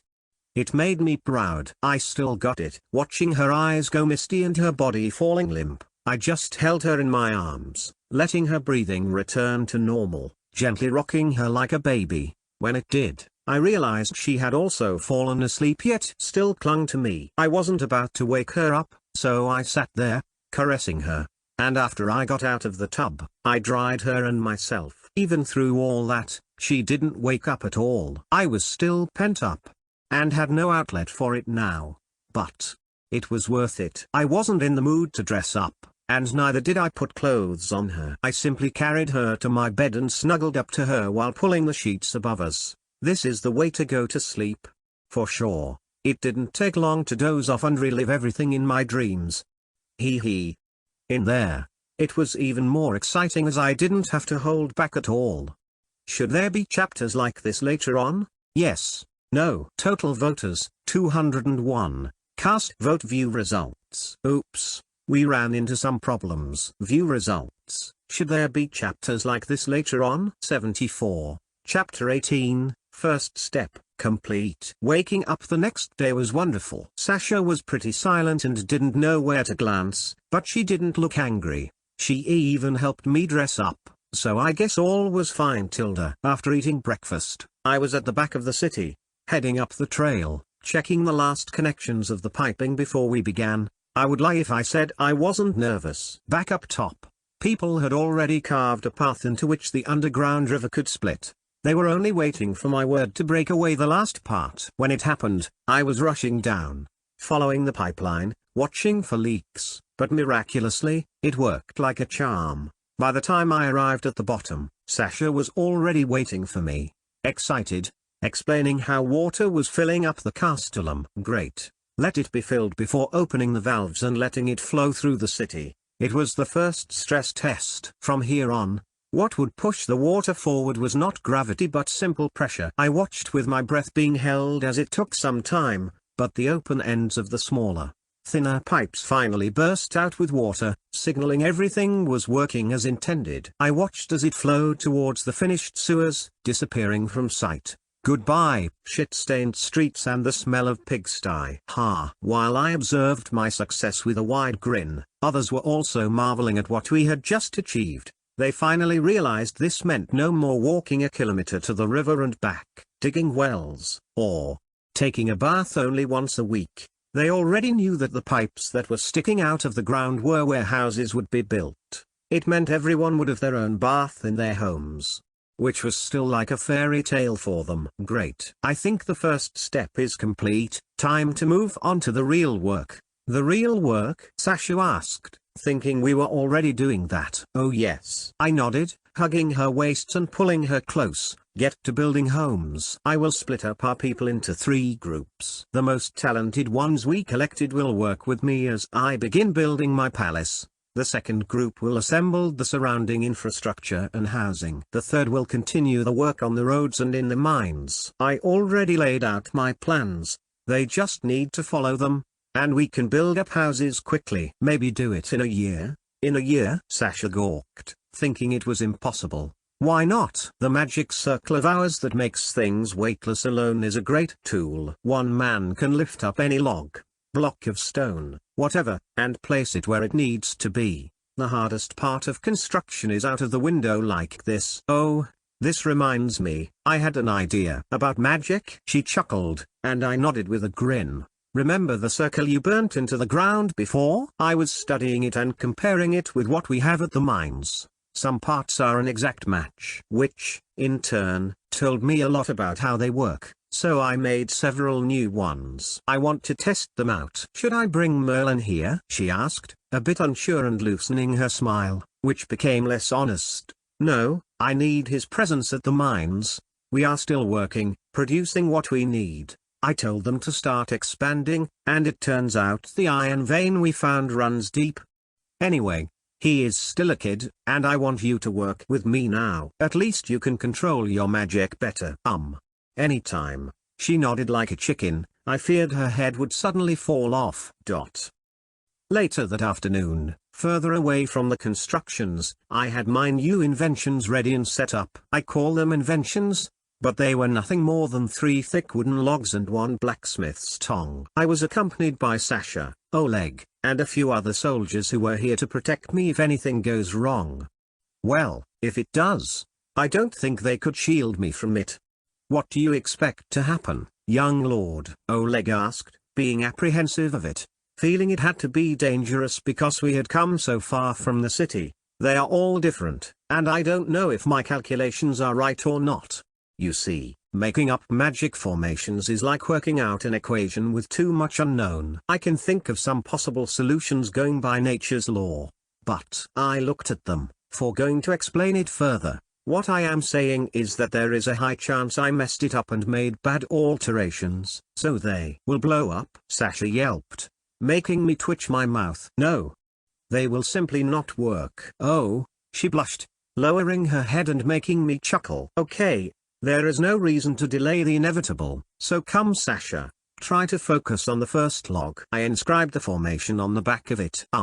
Right. Stretching her hand out, she looked directly at the prepared specimen, and when the magic in her activated, we heard a loud, scary crunch. She quickly stopped while jumping back a meter. On the other hand, I was looking on with sparkling eyes. The thick log that should weigh multiple 100 kilograms broke apart as it collapsed in on itself. What happened? Oleg exclaimed while I waved my hand, silencing him. Success. That's what. I laughed loudly before explaining. I tried to reverse the anti-gravity properties. It doesn't work as smoothly, or else this wouldn't have happened. But you said it was a success, Sasha whispered, walking up to me, holding my shoulders, and looking out from behind my back, ready to pull me away if necessary. It was. The formation increased its weight so much that it broke apart. The problem is, the weight should have been spread out evenly.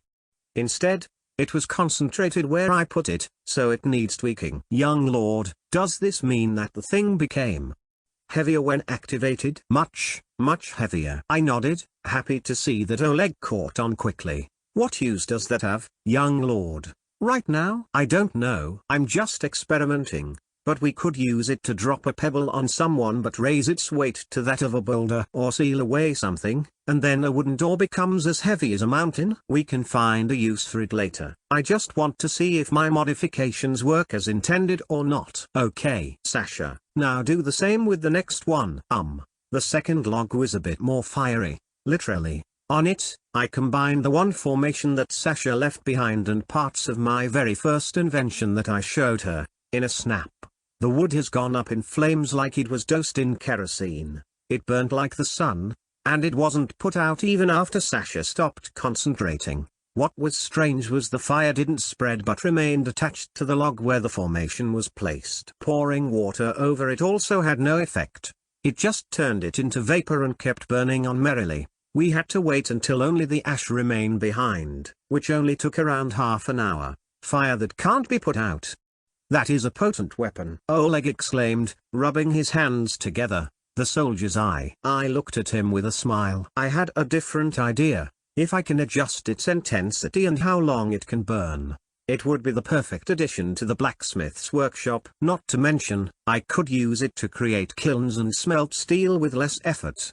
And in a more eco-friendly way. Huh? They looked at me, and I just waved their questioning gazes away. Next, please. I knew she wanted to ask what the eco-friendly meant, but she was also curious about the next experiment. Yet nothing happened. Is it my fault? She looked at me after a minute of trying, but no results. Nah. I shrugged, patting her head. It is on me. This one. I fiddled with too much and probably messed up many things. I was hopeful, but I can't be lucky all the time. This one is a dud. Okay, try the tongs. Pick them up, and try to pick up the log with it while focusing and using it. Eh? Oh okay. I knew she wasn't getting it. Not until she touched the tong. The moment her magic interacted with its handle and its embedded formation, she already realized what I wanted to do. This is genius, she yelped, and I just shook my head. You are sharp. So? Try it. We will see if it is truly genius or not. If it doesn't work, you must take the compliment back. Luckily for both of us, it worked. The moment she used the tongs to hold the log, the anti-gravity effect spread over, and she could lift it without issues. Now, just like the simple tools, the thing held with it also had zero weight. Whoa, young lord. This is magical. Oleg clapped, looking at Sasha, holding a huge and heavy object above her head with one hand like some kind of circus freak. It is magic. I winked at him. For now, it only works in a witch's hand, but I will tackle that problem later. But this would also have many uses, especially as we begin our second step. Finishing the city? Sasha asked, and I just nodded. Exactly. Young lord. Is there a third step? Oleg asked curiously, and I couldn't help but grin. Of course, I can finally have a base then to start exploring magic for real. Do you think creating a city is my ultimate goal? Nah, it is just to have a headquarters to create even more wild stuff. Ahaha. You will see. I would say, I feel like playing a 4x game. But none of you will get that. What are there? 4 X's? Sasha asked, putting the log down and deactivating the tong before approaching me. Explore, expand, exploit, and exterminate. I want to explore magic, expand it, exploit its features, and, well, the last one is something I don't want to do, so let's forget about it. 67. Chapter 19, Progress. 1. Working in the summer heat, people were already praising me, which, I will be honest, felt extremely good. I tried to remain nonchalant about it, but it was hard. The reason? Simple. With the water system in place, the workers, when tired and thirsty, just had to go to some of the finished fountains and could fill their canteens with fresh, cold water, just like that. After the end of the day, they were ordered to take a bath, with soap. Okay, it was a soap they had to share. But still, I wasn't ready to stink up my new city just yet. Everything was going smoothly, so much so I was worried that something would go very wrong very soon. That would be more like my luck. The last time I felt so confident in my life getting on track, I died. At the moment, I was working with the rest of the first team, building the palace where I would live. I walked amongst them, helping set up the wood and carve their shapes out perfectly, instructing them how to place them together. The foundations were already in place, and as I had previously planned, I was copying many things from the Forbidden City of my previous life.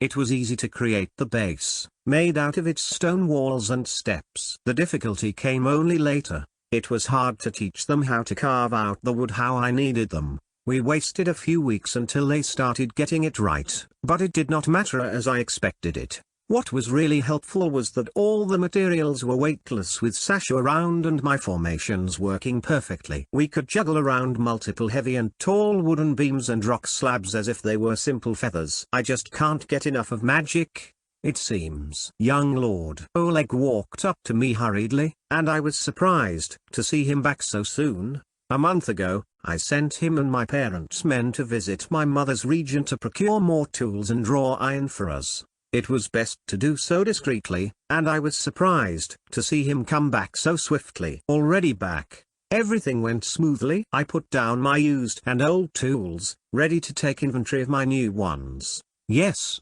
We hurried as fast as possible, and the men are bringing in everything as we speak. Great. We will first distribute the pickaxes and the rest to the mines to speed up their production. I want to have houses ready by the first snowfall and test out my designs. You really plan to spend the winter here? He asked, feeling unsure about my idea. It doesn't look much, but trust me. Plus, I have to spend a cold season here. I need to see how it is to modify my plans accordingly. It won't be easy, but it is crucial to do so. By then, the main room for me should be ready with a fireplace in it. I will survive. The problem is the flooring. I will have to lay down a nice parquet, but I also want some pleasant fur rugs.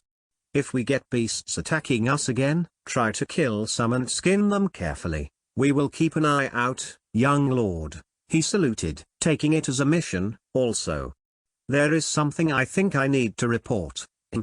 What happened? I looked at him questioningly as his voice was strange. When coming back, we visited the mines and I don't know what the little Merlin kid is up to. He is weird.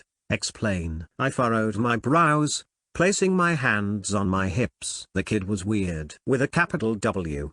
I still thought he was similar to me in a sense. But nothing happened whenever I tested him. He was gathering the people around him and teaching them. He was teaching them. That was not something I expected. Yes, reading, writing, and counting. He was even holding lessons about how to be a good citizen when getting the chance to move in here. I won't lie, it was a bit funny to see a small child standing on a stone slab, lecturing the adults, but then I forgot to look at him as a child. He was like any adult, my lord. Teaching them to be a good citizen, I repeated whisperingly, and my surprise was clearly visible on my face. We didn't intervene because he was saying only good things about you, my lord, and warning everybody to behave and be thankful. He sounds like someone who will be a good negotiator. Or a teacher. Nice. You are not worried? Oleg asked, and I just smiled at him. Nope. Look, if the kid is smarter than me, has ambition and the skill, sure, let him take over. Young lord, what are you saying? What? I laughed. I don't really care. If he can do it better, do it. I will survive. I will find a way to thrive. We wouldn't let that happen, young lord. We would first die before abandoning your family. Oleg shouted, slapping his chest. Okay, I wasn't that serious. I wouldn't just go away. I don't like to be pushed around, but I'm not a sore loser, either. If someone beats me, so be it. I'm not afraid of starting over nor of death. Please stop, young lord. This could place perilous ideas into some heads. You are right. I nodded, scratching my chin. You see, I will have to think about defending ourselves too. But, oh well. Too many things to deal with, too little time. How much raw iron did you manage to gather? 20 ton, young lord. A whole yearly output of a small mine. He answered proudly. It did cost a lot for us, but we managed to do it. Good. You did not disappoint me, Oleg. Ha. I hope you will follow me when the city is ready. I need a general under me. It would be my honor, he replied with twinkling eyes, going to his knees immediately. We erected a temporary warehouse. Go and place them there. In the winter, I plan to perfect the new magic circles and create a blacksmith's workshop. One that the world has never seen before. It sounds exciting, my lord. It does. With the new tools and with what I will be able to make, we can start up our own mine in earnest. Dig out that sweet ore vein and fire up an industry. No more buying expensive shit from others. We will make our own tools and weapons. Phew. You are still just as good with your hands. I moaned as Sasha was sitting on my back, massaging my shoulders. None of us wore anything right now, and most of the camp was already asleep. Thank you, she whispered, still a bit shy, but after what happened previously, she no longer complained when I did something. Isn't my hands rough? I have been helping with chiseling the wood, and it's... Nope. I cut in, enjoying her touch with closed eyes. It is perfect. Don't stop, please. At first, after a brief pause, she murmured, I couldn't see how the buildings would work. But now, it will be beautiful, Leon. I had never seen anything like it before and how it all comes together. It is nothing like the houses in the town. Nothing. Style over function tilde. Huh? What I mean is that sometimes things have to look cool. Beauty is something to be looked at, and enjoy it. And with that, I surprised her by turning around. A moment later, I was lying on my back, and she sat on my stomach, looking a bit troubled but touching my chest. Yep, I was right, Tilda. I'm not that beautiful. Then look behind you. When she did, I chuckled, seeing her body jump a little because of noticing the spear between my legs. See, I'm not lying. Should I? She asked with such a weak voice I almost missed it. I would be thrilled if you did. That night, it turned out to be it was my time to be fiddled with. Like how I did it to her previously, this time, she took advantage of the situation and played with my recorder. I couldn't help but get hypnotized by her swaying hips and glistening valley. So when she was least expecting it, I pulled her back and took a deep lick. Tasty, Tilda, I mumbled with her on my face, drawing out surprised and panicked moans, but I wasn't letting go. Luckily, she is a quick learner. When she realized I wouldn't stop, she copied me, and my personal popsicle landed in her mouth. She was immature with it. She even scraped it with her teeth multiple times. But damn, it felt good. The pure, raw passion behind her actions, the loud slurping noises. The wildness in her, wanting to please me just as much as I was doing it to her. It was the best blowjob I have ever received. To top it off, she never let it go, not even when I warned her. She simply took it all in, drinking it without a fuss. When no more was coming out, she didn't let go, only continued cleaning it up from top to base before finally sitting up and looking back at me, gasping for air. It is really bitter, I bet, I answered, just as out of breath as her. You are something else. With a chuckle, I grabbed and hugged her close while she snuggled up to me. Will we? She asked, letting me caress her body while she put her leg over me as if clamping down on me to not run away. Not here, not in a tent. Wait until the winter, when we have our own room, and then we will do it there. It will be the perfect blessing for our new home, Tilda. Okay. She smiled, looking way too cute with her innocent eyes. I am curious about something. What? She asked at once, already in a chatterbox-like mood. Do witches give birth to magical children or not? Exclamation mark. She had gone mute at once, her whole body turning pink and burying her face in my chest, no longer wanting to talk to me. But somehow, her hold on me got even stronger, and I was sure something extremely sweet was tickling my nose for the rest of the night. 74, Chapter 20, Progress, 2. I don't know what happened. It was probably because I died, but it seemed that my luck got reversed or something because the wind too held back its arrival right until the point the inner palace was finished. I won't say it is perfect or furnished. It wasn't pretty. But it was finished and livable. That is when the first snow arrived, and winter officially began. I am honestly worried. I kinda believe in karma, and if this many good things are happening to me, there is no way I won't have to pay it back. Is it the cold? Sasha asked, coming up to me while I stood on the balcony of my room, looking at the unfinished garden. It was not a real garden yet as nothing had been planted previously. But that didn't show because of the snow covering it.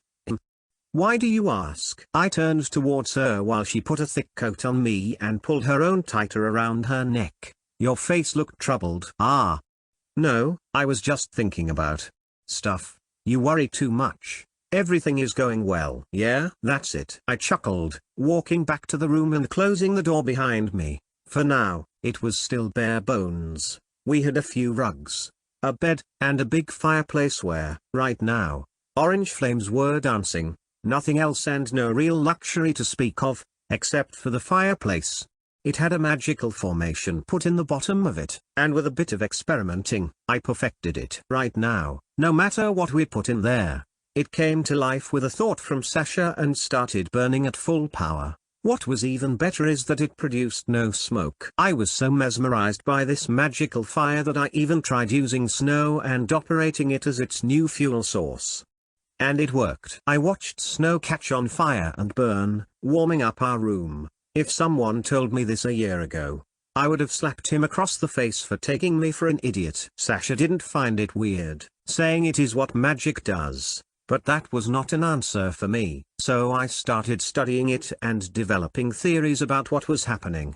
My final conclusion was that magical fire is different from normal fire in that no matter its source, it consumes it and transforms its pure essence into heat, right until nothing remains. And I mean nothing, as not only smoke was missing from it but the ashes too. When the fuel finally ran dry and the fire went out, the fireplace remained empty and clean. "Will you install something like this in others' homes too?" she asked while putting a tray above the fire and a pot onto it to start making tea. When I first started experimenting with the flames, it very quickly turned out that she was kind of immune to it. She could put her hand into the flames and feel nothing. Her clothes would catch on fire like any standard fabric, but her skin unharmed. "Nope, they do have their own fireplace," I answered.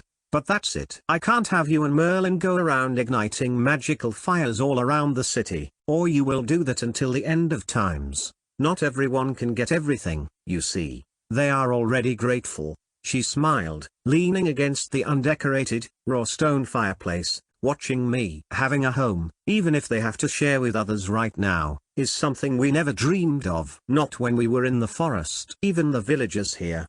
Homes made out of stone with a fireplace? That was an extreme luxury and a sign of nobility. They think you are humble about building your home from wood and theirs from stone." Ha, fine by me. I like well-made wooden houses. It feels cozy. I like cozy. If they think like that, I won't tell them my real reasons, Tilda. I won't go against a good image. It is important to lead them without issues. I am curious where you will lead us. What if I lead you to the bed now? HMPH. Pervert. She giggled, but we were interrupted by the teapot's whistle as she began preparing it. As I watched, my mind started to wander again, and I got really curious, which she also noticed when she put the steaming mug in my hand. "What did you think about now? I recognize when you have an idea brewing." "I do want to test something," I whispered, sipping on the tea. "I'm just unsure if I should wait with it or go ahead and test my theory out soon. It includes Merlin, and I don't want to traumatize the kid." "Is it dangerous?" she asked softly,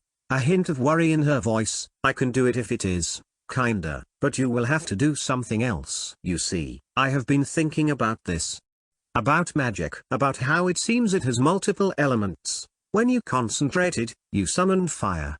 And seemingly, you are impervious to any fire damage. Well, it does feel hot. The longer I keep my hand in it, the hotter it gets, and it gets painful. I think after 10 or so minutes, I would start showing damage. I can try if." "Nope." I shook my head at once. "You can test yourself, but don't go and injure or burn your body. You hear? I am fine knowing you can withstand flames for a certain period of time. That is enough. I don't trust our current medical knowledge to heal you. That is why many think you are someone extraordinary. So many people get sick in the winter, in the forest. I saw it many times. Getting a fever and dying. It was frequent." She whispered, her eyes growing distant as she remembered it. But now it is different." Watching her, I saw her shaking away the thoughts and returning to the topic. "So what do you want to do with Merlin?" "I want to see if he is resistant to fire or is it your unique element or not. Of course, I won't throw the kid into the fire, but I would want him to try and get close to it. If he can't bear it, we will know. For me, just standing close to the magical fire makes me sweat. The heat coming off it is way stronger than any regular one." "I see. If he can't stand it, what will you do?" "I will have to look for what he specializes in. When yours surfaced, you left behind a formation. I want the same to happen with him. This is the only way I can study magic. I can't travel to the capital city and start asking questions now, can I? It is not feasible without me ending up on a cross or something." "I heard they do that." "I don't want that to happen to you." "Wait.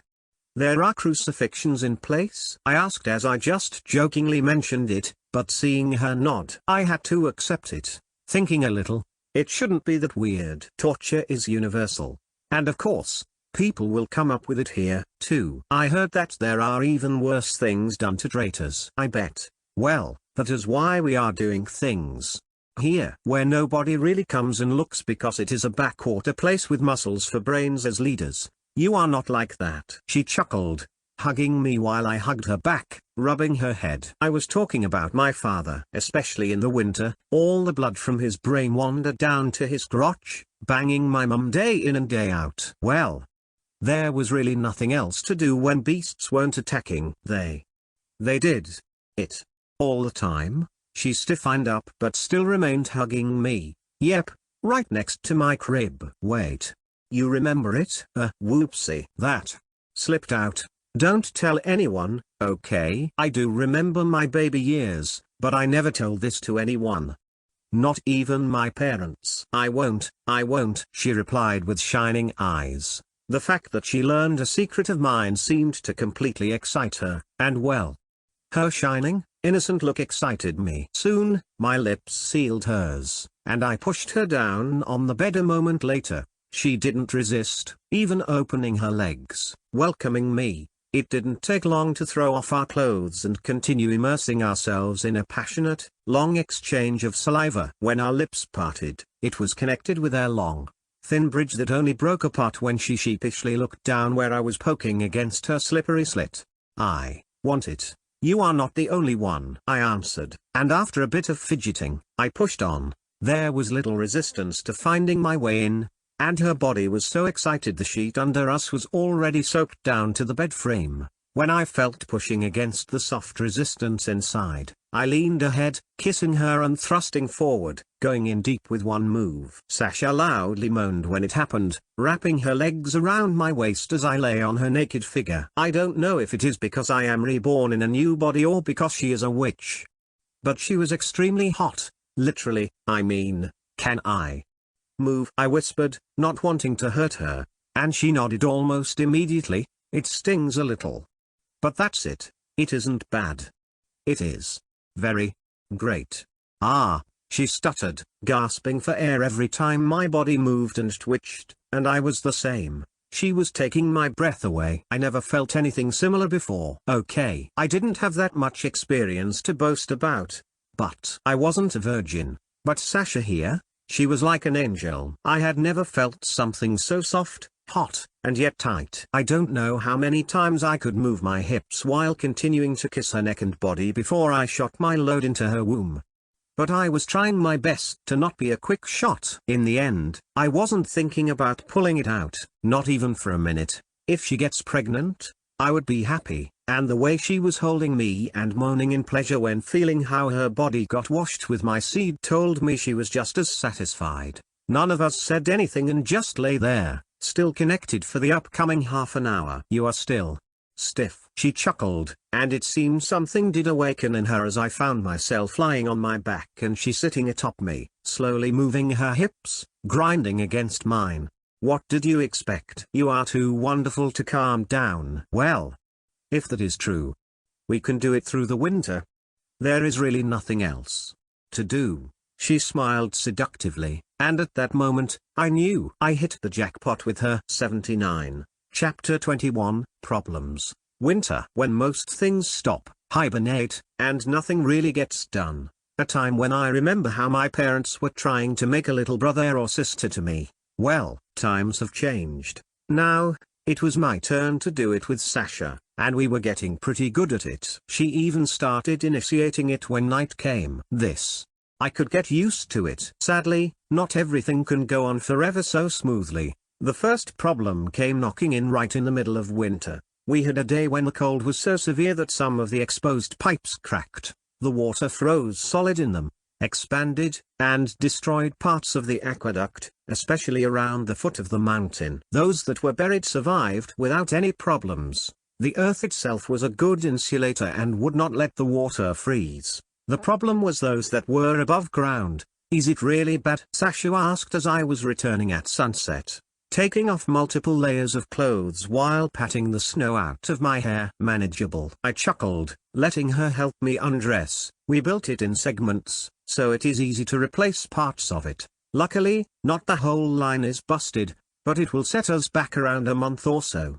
Hopefully, next winter, it won't come to this. You have an idea what to do to prevent it? We can use straw and hay to insulate them, but my best option is to keep the water flowing. Still, water freezes much more quickly. That is what happened now. We checked the castellums, and they are fine for now. It's not a big deal, so I wouldn't really worry about it. What I had to worry about came in the spring. The moment the snow started to melt and we began warming up, I set goals for my people and sent them to start working. We couldn't miss any day now.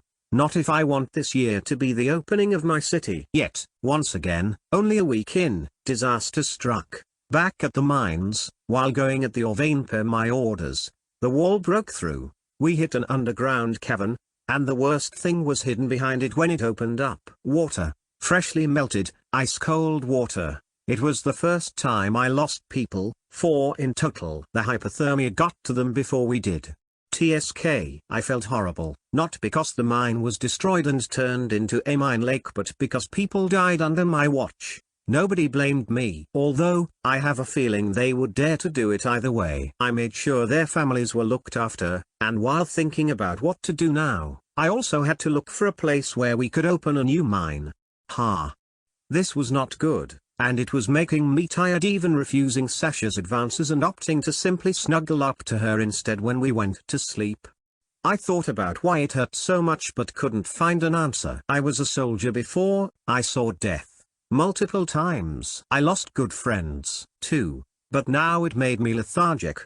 I didn't get it. Back then, in my world, it wasn't something newsworthy. People died in accidents daily. Hell, it would be celebrated if only 4 workers perished on a day and not 20. Leon. I looked up from Sasha's chest in the morning, letting her play with my hair. Woke you up? But it's okay. You didn't sleep well? Nah, I did. My brain is working non-stop. It wasn't your fault. Maybe. Hard to tell. I shrugged, sitting up with a yawn and a stretch. You would be a good king. It is rare when someone thinks so deeply about his people. I never saw something like that. You never really had a chance. Did you not, my little wood elf? I chuckled, making her smack our pillow into my face, which made me laugh even more. What is an elf? She asked in the end, pouting. Oh, they are legendary creatures, beautiful beings who live in the forest, in tune with nature. Oh, well. You can call me that then, she added, with a much more happy voice. After breakfast, we were about to go and oversee rebuilding the broken parts of the aqueduct. Oleg was already waiting for me. Don't tell me someone died again, grunted. But he just shook his head. It's Merlin. He did something. Sound ominous. So, will you tell me, or should I start guessing? I grunted, not in the mood to play games. The water in the mines. It's gone. Gone? Sasha and I asked, looking at each other, now getting why he was acting so weird, not finding the words to say. I decided it was best to see it first, so we hurried to the site, where a great hubbub waited for us. Merlin was trembling, afraid he did something nasty, and when he saw me, just like a kid, he burst into tears, saying he didn't mean it. I'm not angry, kiddo. On the contrary, I am amazed. I sighed, rubbing his head, and I wasn't lying. I was barely able to keep my mouth shut. On the ground, just like in Sasha's case, a magical circle was etched into the muddy earth, but this one was active. It was glowing in a blue hue, resonating with the ones the church had left behind. It acted like some kind of control formation or master key. I don't know how to describe it, but it increased the others' effects. The water that flooded the mine was rotating in midair, completely weightless, and the scene reminded me of video feeds from outer space. Looking down, the mine was dried up, and the water behind the hole in the wall was just as weightless, its natural surface tension halting it from flooding in. We copied it, my lord. The other guards came forward, presenting me with a paper and a drawing. And I was surprised to see it was exceptionally detailed. I made a nod, glancing at Oleg, who quickly knew what I meant and led these men away. As he was going to be my general, he needed people directly under him, and I just marked him some valuable guys to consider. Of course, I would still go over the formation, checking their drawing and redoing it for myself. But I was more than happy to see how their minds worked. Somehow, I was starting to feel much better. Did you learn anything from it? Sasha asked me 2 weeks later while I was sitting in our room, finishing a drawing of a replica of the formation that Merlin's mana had left behind. So far, I can be 99% sure that mana surges in an individual follow their desires and correlates to their mental concentration. Both yours and his happened in the same circumstances. The only difference was he was trying to think about something to help me and get the water out of the mine. Ultimately, I decided to put the water back in place. I turned off the formation by disrupting it and watched the extensive body of water drop back like a weird, magical waterfall. The mine was not something I could just reopen like that. Nobody would feel safe to go in and start working again. I had no choice but to look for an alternate place and start up a new one. I already had Oleg go out and scout for a suitable place. This hindered us a lot, but I could do nothing about it. Until he returned with a report of possible locations, I didn't have much to do. I was happy that our progress captured many interest in our small region, and almost 80% of people were now interested in working for me. Why? They got wind of those lucky ones who already had a stone home here with running water and their own fireplace for the winter. The problem lay in those who held some power under my family's rule. I had to do something about them before they went behind our backs and caused some major trouble. Leon, sorry. I shook my head. I feel troubling times coming. I told you, I was too lucky so far. It had to come back and bite my bottom sooner or later. That is karma for you. What about Merlin? She asked, not wanting me to think about the problems. Yes. So, from what I could gather, what he is good at is enhancing. The one that was left behind by him is extremely complex. So much so I only decoded around half of it. So he is smart. And talented, she murmured, but I just patted her head. From my current standpoint, he is someone who can boost already present magic formations. While yours seems to veer towards the element of fire, his specialty seems to be boosting magic that is already present. It would also explain why he always activates all the formations he gets close to. That sounds dangerous. It is. So there is something I need to get my hands on. I sighed, rubbing my head and playing with my hair. My first book of magic talked about something that all mages use. Magic crystals. Yep, it always made sure to hammer home. A mage has to have one. It helps focus and guide the mana in their bodies and bolster the strength of their spells. Now I am starting to think it is more than that. To me, it seems mana can be volatile. No, that is the wrong word. It is reactive. Your emotions are its fuel, and it can go out of control when you fall into deep concentration. My bet is on the crystal acting as something that helps you take control of your own powers and give your mana an outlet and not just let it explode around you. And where are we going to get that? Even I know that it's something guarded behind closed doors, hidden by the Empire, by the Church. They won't just lend you any of it. I know. My plan is to get some. Under the table, through some other, not so legal way. Bandits? She asked, raising an eyebrow, thinking about it before nodding. Good idea. But I don't know if they would be crazy enough to attack a caravan belonging to either of the two parties. That is also one of my main fears. But this is where my parents come into play. Let's go. I stood up, stretching, smiling at her. I told them I would be back after this winter and give them a report, which was postponed because of the troubles. Oh, and I also need to inform them we are a bear whore. It was funny watching her go pink in the face, but it warmed my heart. All the hurdles I was facing somehow looked insignificant at that moment. Hey, I never knew being in love could feel this good. 61. Chapter 22. Plans for the second phase. The meeting with my parents were surprisingly formal even for me. They welcomed me as if I were an envoy and acted formally, which I was not used to. It threw me into a loop. To be honest, Sasha wasn't faring any better. She felt as if she wanted to melt into the ground and run away. My mother scanned her from top to bottom whenever they looked at her. It was nothing like our previous visits. Not at all. We read all your reports. My father started while we sat in the castle's conference room, facing each other over a wide mahogany table. Do you have anything to add? I blinked. My eyes flusteredly. No, I haven't. I already told you everything. So you are going through with it? He pressed on further, crossing his muscular arms before his chest, looking at me with the eyes of a predator, ready to strike. What the hell was going on here? Did the Empire contact them or what? Yes, I answered in the end, starting to feel annoyed and getting aggressive myself. Even if you have problems with it, my ideas are right, and it would greatly benefit our land and people. It would. And it would concentrate the power in our family's hand. My mum interjected, turning her head from Sasha, finally looking at me. And I asked back, now feeling defiant against their accusatory tone and looks. So what? From what I have seen, they are living in a pigsty. Our castle is not much better. The moment I said it, I thought I saw a dangerous flash go through my mother's eyes. But it was no time to start backing down. The local nobles won't like it, father continued,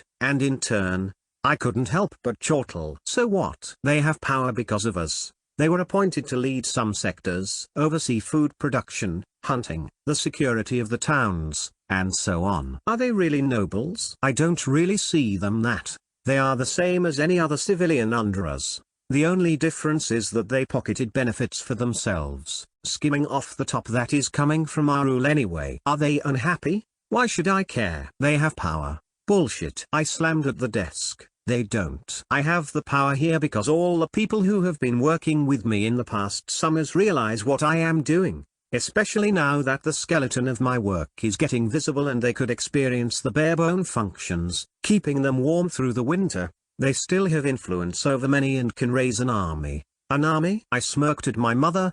We have the army right here, which is under my rule. Father boomed, and they won't leave the walls. If these so-called nobles, I shouted back, recruit peasants to fight for them, I am confident in standing out and calling those people to my side.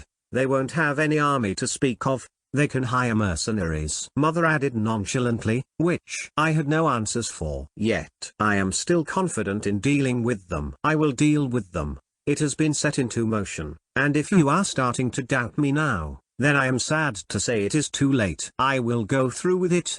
These nobles can suck my dick, if they want. They can join me to start their own businesses. I won't stand in their way to make a fortune. But if they think they can stand in my way, then I will grind them into the ground and make them into the fertilizer for a better future. Ha! Mother exclaimed softly, forming a smile and elbowing my father, who was also trying to hold back a grin. He inherited the best things from you and me, it seems. I told you. Let's push him a little and place some pressure on him to see if he buckles or has the backbone of mine. Bwahahaha. Good kid. Good kid. Was this some kind of test? I stammered, looking at Sasha, who was trying to look invisible, already sinking below the table, dragging her long hair into her face to not be part of the family feud. Yes, it was. My parents said simultaneously before my mother stood up, continuing. Some of the local nobles are here longer time than our family, you see. They are complacent in holding their current powers and don't want to give them up. They won't give it up. Whether our region is small or poor, they count as the top dogs here. You accompanied me multiple times, and you saw me handling them carefully. The reason is simple. They do have control over their little areas, like how a cock struts around their little pen. And you won't help me deal with them. I whispered, and I wasn't accusing them. I get it. They just can't. If they do, the others would send for help, telling the Empire we are rebelling. You are at the point where you have to start worrying about their reactions. They have started taking notice as more and more people slip out from under their fingers, going away to do some weird project of ours. Some already came to us, demanding an explanation. They did? I asked, leaning back and watching my mother, who smiled and nodded. For now, I dealt with them, but this won't hold for long. Okay, I expected something, but not so soon. I whispered, my brain going overdrive, nibbling on my thumb while doing so. Had any plans for this stage? I hope you did. Father spoke up after a minute of silence, interrupting my thoughts. Yes, I did. I was just undecided, but now I got more information. Out with it and be clear, Mother ordered me, leaning forward, wanting to hear everything. First, I will draw away the people. That will not change. What about the food production? Mother immediately stopped me, and her gaze was like knives. I won't bring everyone away. But things will change. I am planning on changing it up. Our crops yield so little because we are on a highland, so we need to switch to those types that can withstand the worst soil. With that, I pointed at my report papers, which I had already detailed on multiple pages. I am no expert in the field, but this should do. Then we can try terracing. But that will need much work. I would try it more confidently if we had earth mages or something. But oh well, I read that, my mother whispered, holding back her excitement, but I caught it in her eyes. That is not something we can accomplish right now. I am more interested in the part about the livestock and crop rotation. And then you already know, if we focus on what I outlined, we need fewer people in the countryside with a more significant yield. If my industry gets to an operational level and I can churn out superior tools, their life will also get simpler. It is a win-win situation. Plus, I continued, looking at my mother, maintaining eye contact, we can import food from your homeland. We already do it a lot, in fact. Even if they are somewhat subordinate to us, they won't just give away food. I wouldn't ask for it free. I am planning to open up more frequent trade routes towards them. You already know what I want to sell, Tilda. Scented soap. Exactly. I giggled, watching her lips curl upwards. I am not going to give them cheap. And I have other ideas to produce. Some luxury items that are cheap to make, but for now. Yes, my main item would be that. Aiming it at the wealthy could work.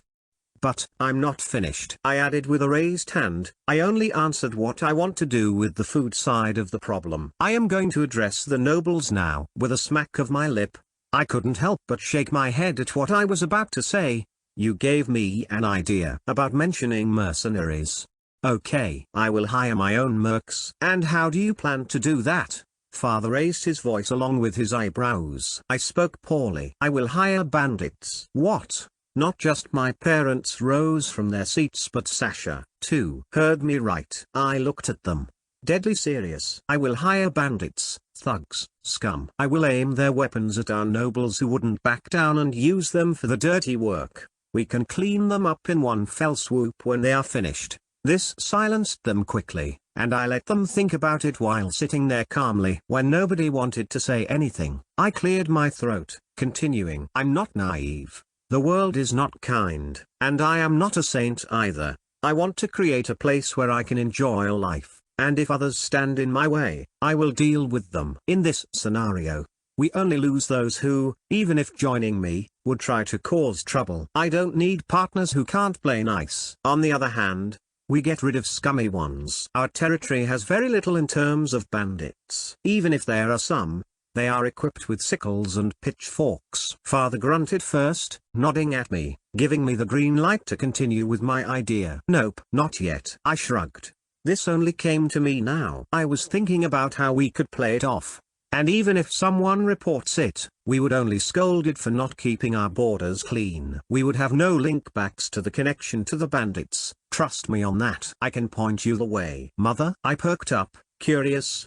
But she shook her head. Give me time, as I need to exchange some letters first with my family. I will do it along with traveling back home and bringing some of the scented soap with me. It should take a month or two, but I'll be back by the summer. Then we will speak about it again. I knew I could count on you. I grinned at my parents, who simply shook their heads. Now, about another important news. She turned back to her serious mode, looking at Sasha, making her yelp and go stiff. Are you pregnant or not? Not, she replied like a soldier. I almost imagined her standing up and saluting. TSK. Then work on it, she grumbled, making me twitch my mouth. I can see the change in you. My son already made you hers, right? Then start giving me grandkids. I want 4. No, make it 6. Whoa, Mom, let's not put weights on her, okay? It happens when it happens. I waved my hands after seeing Sasha turn as red as fire,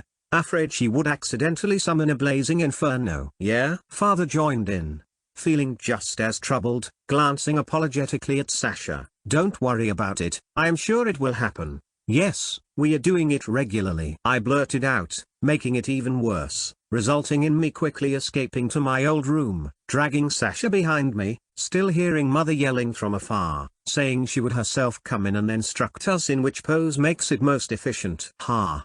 Geez, I thought my father was a beast in bed.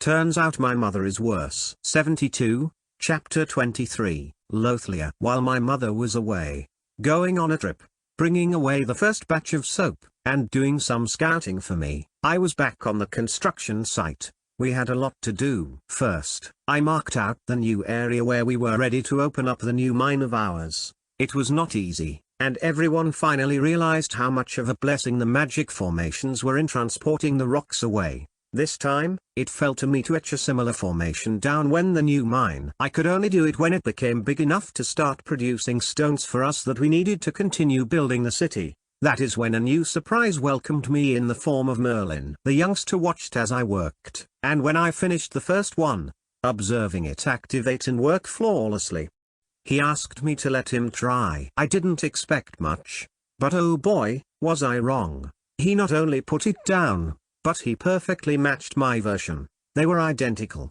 I would have adopted him right there if not for the fact her parents were watching excitedly. This meant that I could leave them to continue establishing our new mine, letting Merlin put down the formations, and I could go work on the city. This was the best news possible. Before leaving, I promoted him. Well, his parents, to be exact, to oversee the mining group before I returned to the scene of my new city. By now, multiple houses were standing ready, and I was guiding them on how to build around the pipings. I was going around in the meanwhile, installing primitive valve systems. We should have no issues, not after reinforcing and repairing the damages we had in the winter. We should have constantly flowing water, and because of the pressure, I didn't need any fancy doodads. Only a simple open and close gate at the end of the stone pipes in the homes. When someone opened it, the pressure did its job, and water was flowing into the tub. And there it was. A primitive but working bathroom. Same with the toilets.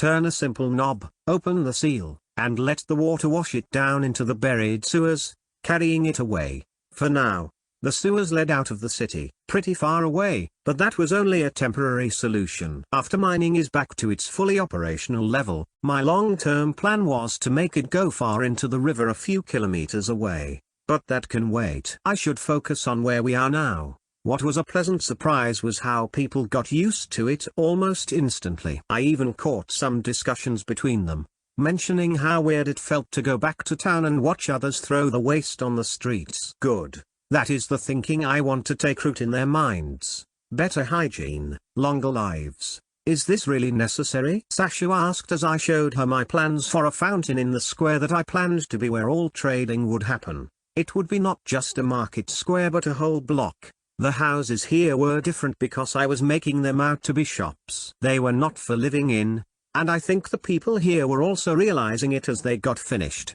Yep, we need places like this where people could come, look at something, and say, yes, this is only possible here. I want them to be proud of their achievement. Also, wouldn't it be nice to walk around here with a fountain that is always on? The real problem is that we need people who can sculpt. I don't want it to be extra fancy, but it shouldn't be ugly either. That is why many in the mines have been chiseling some of the faulty blocks like there is no tomorrow. She chuckled, remembering how many of the workers, even after their shift ended, were trying to make some statues out of stone slabs that were chipped or broken off badly and deemed useless. They do that? Hey, good. I did announce that the one who gets the job to make the statues for the fountain gets his full name put on it. Oh, that is really generous. She blinked her beautiful eyes with surprise. I know that people would be happy to have a headstone after death. It was still a luxury here, but having their names placed on a work in the middle of the city, that was akin to becoming immortalized. I was about to answer her when Oleg came into the palace, gasping for air, clearly in a hurry. Lord, he bowed. A letter. Oh, I took it hastily as I recognized my mother's wax stamp on it. The two patiently waited for me to read it, and after I did it twice, I closed my eyes, thinking, Oleg, go prepare a squad of the best fighters for they're assigned under me. Yes. With a salute, he asked no questions but rushed away, fulfilling my command. What's happened? Sasha asked, a bit afraid but also curious. Mother found a bandit group I could use. They call Yuri's Bane wraiths, which I think is hilarious. Eh? It sounds scary instead, Chuni, if you ask me. What? Nothing. I shrugged. Mother says it is a group led by a young but vicious woman, going by the name of Yuri Bida. What a weird name. Oh, it is an Easterner's name. Eh, what now? I looked at her, one eyebrow raised to the top of my face. I read about them, she explained happily as, besides lovemaking, she was reading a lot through the winter. I had to move many more books over from the castle and start building a library wing ahead of time just for her. They have an empire in the east, and ours clashed with them multiple times. From what I read, we occupied half of their country before the current peace treaty. So, there are a lot of Easterners living under our rule, but they rarely should appear here. They tend to stay in their old land and lead multiple rebellions against us. I bet none were successful yet. Figures, I murmured, thinking, already imagining a fair, Asian-looking girl. This should be interesting. Well, these brides, I mean, wraiths, are a criminal gang that came to power in my mother's birthplace. The region has been having a problem with them for a decade or so. And she writes here that they became even worse since a new leader of theirs appeared. She is this Yuri Bida who renamed the whole gang after herself. What will you do? Sasha asked me, holding onto my hand, and I could feel she was extremely nervous. Set up a meeting with them, then try to recruit them. If I can manage to convince them to serve me for my goals, it would be great. So far, from what I heard from father, none of the nobles are interested in any change. Good for me. I can sick my new hands on them without remorse. You are already talking as if you convinced these evil people to serve you. Confidence, my dear Sasha. I grinned, holding her waist and giving her a deep kiss. I conquered you, no, bully. Ahahaha tilde. Maybe I am one. Anyway, while I'm gone. What? I am going to, she shouted, looking at me with enlarged eyes. Are you a fighter? I asked, flicking her nose. Listen, I am going because it is my idea. I have the cards. My plans are in my brain, and nobody else could do it besides me. I will go with soldiers who are trained against beasts, which are much more unpredictable than humans. But I won't bring you. End of the story. Sasha, you are not a warrior nor a fighter. You are smart and my wife, even if there was no ceremony yet. It is my duty to make sure you come to no harm's way. So you will stay and coordinate the construction in my place. Your strength lies in your head. You understand what I want from this city, so keep helping me build it, okay? But, spells. Magic. She sniffed, her eyes going wet in an instant. You can't even cast a fireball yet, no? Come here. I chuckled, hugging her close and stroking her head, and I could tell she was afraid to be abandoned once again, reverting to that of a little girl. I will be careful and back before fall. Promise. Promise, she whispered, not letting me go. Pinky promise tilde. I grinned, showing it how to do it, finally drawing back a smile onto her face. Riding a horse was still a bit uncomfortable, but I was getting used to it. Armed and ready, we were heading to the borders and would soon be crossing over to the home of my mother's family, Lothlia. It was my first time coming this far, and I was excited to see how it fares to my home. And it did surprise me, a lot. First of all, it was like crossing a strange barrier. The mountains were gone quickly, and the hilly, bumpy lands soon turned flat, just as flat as Sasha was when I first saw her. Next, the forests were replaced with a sea of gold as wheat was swaying in the wind, dancing like some kind of otherworldly ballerina. The villages we were coming across were all small, housing the families working the fields and a minor noble who was responsible for collecting the tithe and delivering it. There was nothing outstanding, only the identical wooden houses that made up our towns. When we arrived at their capital city, it was finally time to see something that was more aligned with what a fantasy-esque medieval city should look like in my mind. Of course, that doesn't mean that all buildings were made of rock or bricks, but there were significantly more than in ours. Surprised? My mother chuckled, welcoming me at the gates and leading Oleg and me in while the rest of the soldiers I arrived with were housed in a different part of the city. A bit, is it more advanced? It's hard to pinpoint what I feel. Yet I know this place is ruled by a baron while our family is a viscount. Our territory is focused on battling the beasts, So all efforts in building it up were concentrated on our castle. This place is not so single-minded, so. Of course, it had more time and resources to grow bigger and be a better city. Also, the population in this region is double that we have. Huh, I see. So, am I going to meet with my grandparents then? I asked, grinning, changing the topic. No, Mother sighed, shaking her head. They long passed away. You are going to meet with my eldest brother, the current Baron of Lothlia. I warn you in advance to not let him push down on you. He is a bastard through and through. Even though we outrank him, and they are decreed by the emperors of the past to serve us in our efforts of defending the passage, it also made him cranky. Huh? I grunted. And I also realized why my mother never mentioned my grandparents or her side of the family, so it wasn't all nice and lovely. Figures. Noble families and their intricacies. I already hate it. Why? Because he always dreamt about being a knight in shining armor but never achieved it. He wasn't even accepted into the Imperial Army. Let me guess. It is our fault. Somehow, what I am saying is to not show weakness, or he will try to exploit it. Also, he does not know why I am here for real. He thinks I only brought the soaps and want to sell them. Introducing you is just the excuse to let you explore the city and make contact with the gang. Though, I will be careful. I shrugged. But then she just patted my shoulder, smiling and whispering into my ears. I'm not afraid of that. I wanted to say I would not be angry if you lit a little fire under his butt. You see, I have a younger brother, too, and I would happily see him sit where my idiotic eldest brother resting his useless bottom right now. I couldn't help but stop and look at my smiling mother. As I said, noble politics. I hate them. 69. Chapter 24, Pig, the City of Lothlia.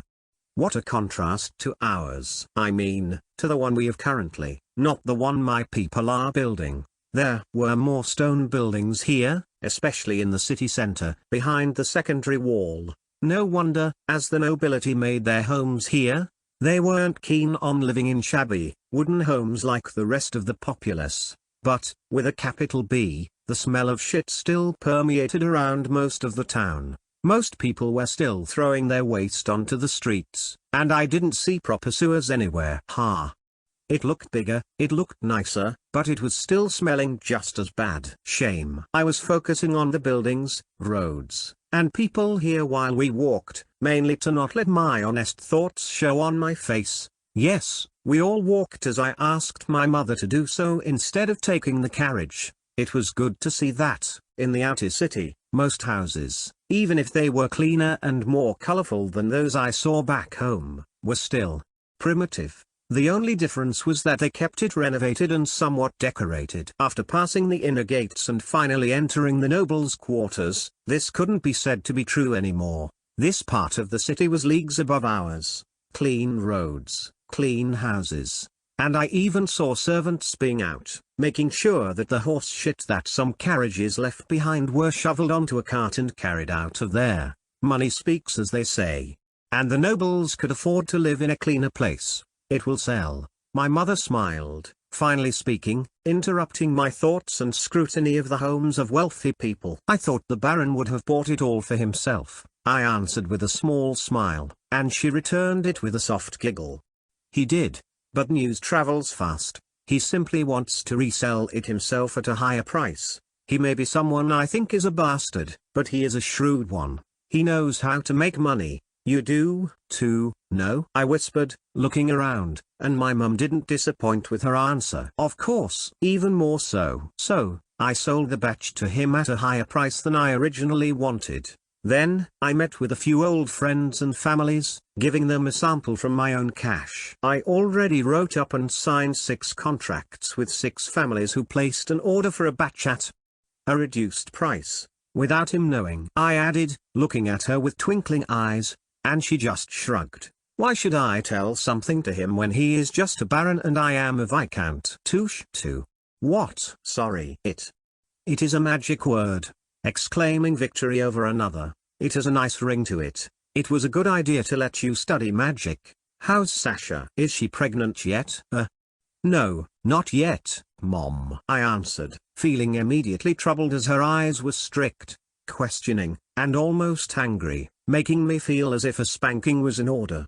You should get a second wife. Someone who is not a but she stopped, looking around, quickly changing her words. Who is not special. We must know. Know what? I asked, grunting.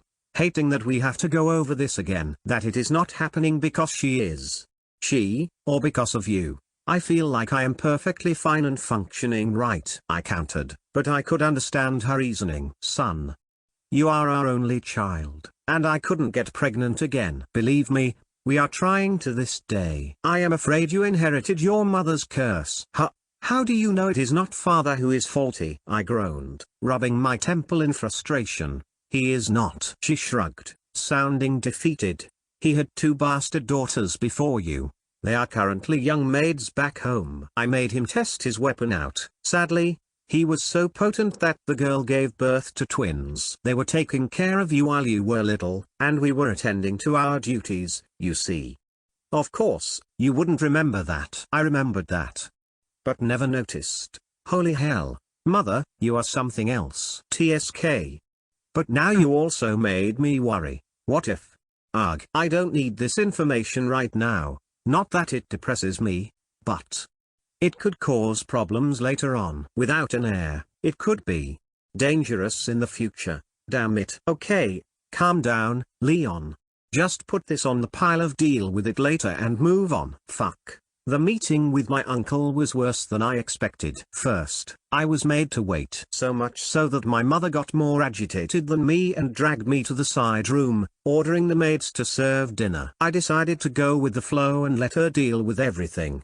If the others see me as just a youngster who has nothing to him, not even his own backbone, all the better. I don't want to be troubled either by relatives or by the Empire. At least, not until I feel ready to stand up to any of them. So, I sat in silence, waiting for food, and avoided any eye contact, even with the servants. I wasn't stupid. I knew some may have been tasked to relay any and all happenings to this douche, so I sat there, squirming here and there, being nervous. I think Mom picked up on it quick as she never addressed my strange behavior, even playing on it a little, telling me to relax already. When he finally appeared, he did so after a maid loudly announcing the arrival of the Baron of the Fertile Fields, Benedict. Or something like that. In my head, I was thinking about him, going around the wheat fields, shitting on the ground, fertilizing them by himself. All alone. Maybe that is why the city smelled just as bad, huh? What stopped me from laughing was the procedure I had to perform. Bow. Introduction, whatever else. Even though I was the future Viscount, that title was yet to be bestowed upon me. So, he was above me but also not. It's a weird situation if you ask me, but I can deal with it. His attitude and the way he carried himself, that was much harder to not comment about. He very quickly waved a hand at me to stop and get back to my chair but continued to ignore me and sat down with a wheeze. I now fully knew why he was not recruited. He barely fit through the double-sided door. I couldn't tell where his neck was as he looked like a snowman who half melted then got refrozen. Or something. He was sweating grease and smelled like someone who hadn't bathed for a year, leaving giant patches on his expensive clothes by the simple fact he had to come down from his room. I tried looking for similarities between him and my mother but found nothing, as his face was distorted by the fat rolls attached to it. Eye color couldn't tell. Hair long and either black or brown. But that brown could be grease and not its natural color. What in the actual fuck was going on? I know people could let themselves go. One of my old friends in my old life did the same. The poor fellow got his legs blown off and went off the rails. But even then, he was aware of his situation and never was rude. This thing that calls himself my uncle? He was berating the servants left and right the moment they were late with the food. Worse, he was constantly cursing at the cook, saying he didn't use enough salt or the food wasn't cooked well enough. Yet he was stuffing his face continuously. I hate when people talk while eating and chewing, and I felt sick to my stomach just listening to his slurping and belching. I wanted to throw up. When I was at my limit and looked at Mum, she was not there. No joke. I could not see a light in her eyes. I never saw her like this, but I get it. She was tuning her brother out, already forgetting to be angry and to berate him. Instead, she was like an automaton, sometimes saying yes, or agree, or something else. just so she didn't have to interact with him while he was eating. Fucking A+, mom. I need to learn that skill. In the end, I had to tell him about my life a little, so I made up some stuff, how I like the simplicity and how I am training to later take after my father, the usual stuff. The moment I brought it up, he began explaining to me his genius plans and tactics. For the next 4 hours. I think by the second one, poor Sun Tzu would have asked for a cyanide pill just to escape. When I was finally let go, thanks to my mother dragging me away, I felt like I was tortured for days. Bastard. Both of us exclaimed the same thing after getting to our room. Don't mention that outside of this room, she warned me with a smile. Ha. I totally forgot what I wanted to discuss with him. Damn it. Anyway, I will deal with it tomorrow while you go into the city. Here, take this. I raised an eyebrow, taking the small letter from her and reading it through before I tore it apart and threw it into the fire that was burning inside our fireplace. Is the information accurate? It is. Son, be careful. Even if you bring the soldiers along, this city is their home turf. They have an advantage here. We do suspect that some city guards are on their payroll. Don't worry, mother. I'll be careful. And I am going there to make a deal not to fight. If it goes south, don't worry about consequences. Safety first, the rest I will deal with. If something big happens out of it, try to make it even bigger. Huh? I flinched, looking at my smiling mother, who now looked like a fox, ready to pounce. He is still a baron who is below us. And I could use it as an excuse to start pressuring him so much. Even he starts feeling it under that blanket of fat he wears. 62. Chapter 25, Duel. The next day, early morning, it was time to head down to the marked location. Of course, I wouldn't go alone, that would be stupid and reckless, so the people I brought along, all of them, were accompanying me. Being a noble had its advantages, as now I had a sword on my side, and nobody could question me why. And after entering the district where their base was, I was pretty sure they would be used. It was in the northwestern part of the city, and it reeked more than the other side. It wasn't horse shit that troubled me, it was more of the stench of cheap ale and unwashed bodies that passed by us. It was like walking into a changing room of rugby players after finishing the most brutal match of their lives. TSK, wherever I looked, the wooden houses were old and faded, and some were in complete shambles, propped up by sheer luck and will of their occupants. I knew there were city guards, but probably they rarely ventured into this part of the city, or if they did, they only came when there was a reason for it. I was sure of my conjecture after we walked pretty far, and the watchful eyes doubled, then tripled. Every big city has its streets where the dregs of society gather and where laws become suggestions. Nobody bothers with places like that as people need it. It is like the sewers, where those who can't fit in get flushed down by the rest of society. As long as they are policing themselves and the shit doesn't overflow to the streets, they won't bother with it. Well, I was determined to never let such a slum develop in my city. Lord Oleg leaned closer, speaking in a low tone. If trouble comes knocking, stay with us. We will escort you out as soon as possible. Thank you for your concern.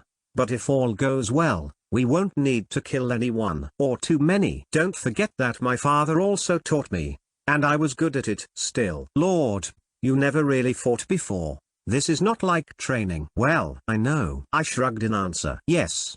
And no. In this life, I did not take anybody's. Not yet. Also, he was right in that my father did teach me a lot, but I was not that versed in his techniques. What I was confident in was my previous military training. Even being a techie, basic training didn't skimp out on any soldier. I had to go through the same stuff that a grunt or a marine had to, at least in the first year. We were all taught close combat techniques, be it unarmed or knife fighting. Well, I had a sure sword, so it could be applied to it, but we will see. If it comes to that, I can fall back on my knowledge of hand-to-hand combat and use it here. From what I have seen so far, here, it is less developed than in my time. What my father taught me resembled the basics of budding martial arts, but it was still not there. It was born from his experience. And although it's a good technique, it wasn't streamlined. Well, it is up to him to refine it. I can't and won't get in his way in that. I will use what I am familiar with, and I am confident that the people here won't be able to cope with it.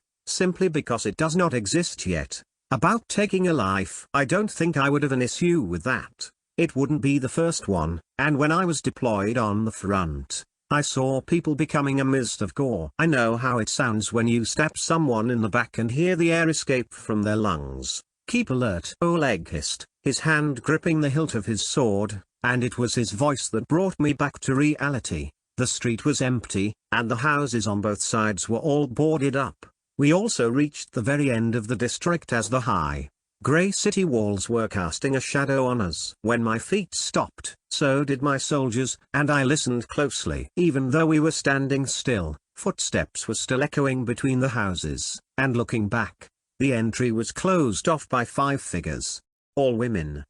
I hummed, looking at their leather and fur armor, swords, and shields, while 2 of them had crossbows in their hands. In the front, 6 others appeared in similar dressings, except one. She was a woman with a striking body and posture, with porcelain-like white skin, in contrast with her nasty, reddish scars visible on her almost naked torso. She wore a metal plate over one breast that was intact while the other was missing entirely, replaced with a nasty scar. Just one of many that filled her body. I was thinking about what was she wearing under her tight, leather pants? A dick or a pussy? Probably both. Looking at her grinning face, it was also scarred, with one of her ears having a chunk bitten out of it. I knew that because her black hair was shabby, looking like a bird's nest, revealing it. What was more striking was the twin daggers she was playing with, dark red from the unwashed blood sticking to their edges. Lost? She asked, remaining where she stood, showing she was not that reckless and probably wary of any throwable weapons we may have had on us. Oh no, no. I smiled, standing firmly in my place while my soldiers were ready to fight, separating into 2 groups, one looking at the girls behind our back and one at the same party I was talking with. I was looking for you, Monsieur Ibida. And why would be that, Mr. Nobleman? She asked back, but she couldn't mask the surprise in her voice. Was it because I knew her full name? Maybe, maybe not. Because I have a business proposition. Simple. Are we looking like people who? She started laughing mockingly, but I cut in with a smile. I need killers and robbers. Easy. What? Is it not what you do? Maybe you are freedom fighters? Lost in the lands of your hated enemy? Should I call you terrorists instead? No, no. Uri Bida raised a hand, scoffing at me. I don't care about that. So you are going in the wrong direction, boy. I was just surprised that a noble like you would say something without coating his words with honey-looking shit. Ah, I see. Well, I hate drawing things out, so here is the deal. Let's sit down and talk without resorting to any bloodshed. Too bad that I love bloodshed. And I don't trust nobles. Ha, I see. So I shrugged, my grip tightening on the hilt of my sword. But I like your style, kid. Here is what we should do. You and me, one-on-one. No rules, just go at it, and if you survive, we'll talk. Lord Oleg cried out, but I silenced him with a hand and walked forward. Come, just don't regret it later. At least your balls have dropped. Good. With a quick burst of speed, she had already rushed at me, wielding her 2 daggers and aiming to stab me in the groin as her first attack. I expected her to be wild, looking at her injuries, but she was as dirty as this place. When my sword met with the edge of her blade, it twisted and turned while using momentum. She changed aim to stab at my neck with her offhand weapon. When we separated, there was a slight cut on my neck, only enough to let out a thin trail of blood. Not dangerous enough to be threatening. Yuntilda. She grinned, licking her blade while looking at me. I will cut off your cock and eat it for dinner. That is no way to speak to your master, I countered, looking into her dark eyes and seeing sadistic flames dancing inside. She was not right in the head. I am my own master, she roared, attacking again while I mostly dodged, using foot techniques from my old life to keep a distance between us and let her exhaust her explosive energies. You will be my mad hound, and you will do what I say. And you will enjoy it. I continued, sidestepping, feeling her daggers pass by my chest. I will enjoy making new underwear out of your skin, bitch boy, she cried again, turning on her heels, kicking back like a horse, going for my groin again. Okay.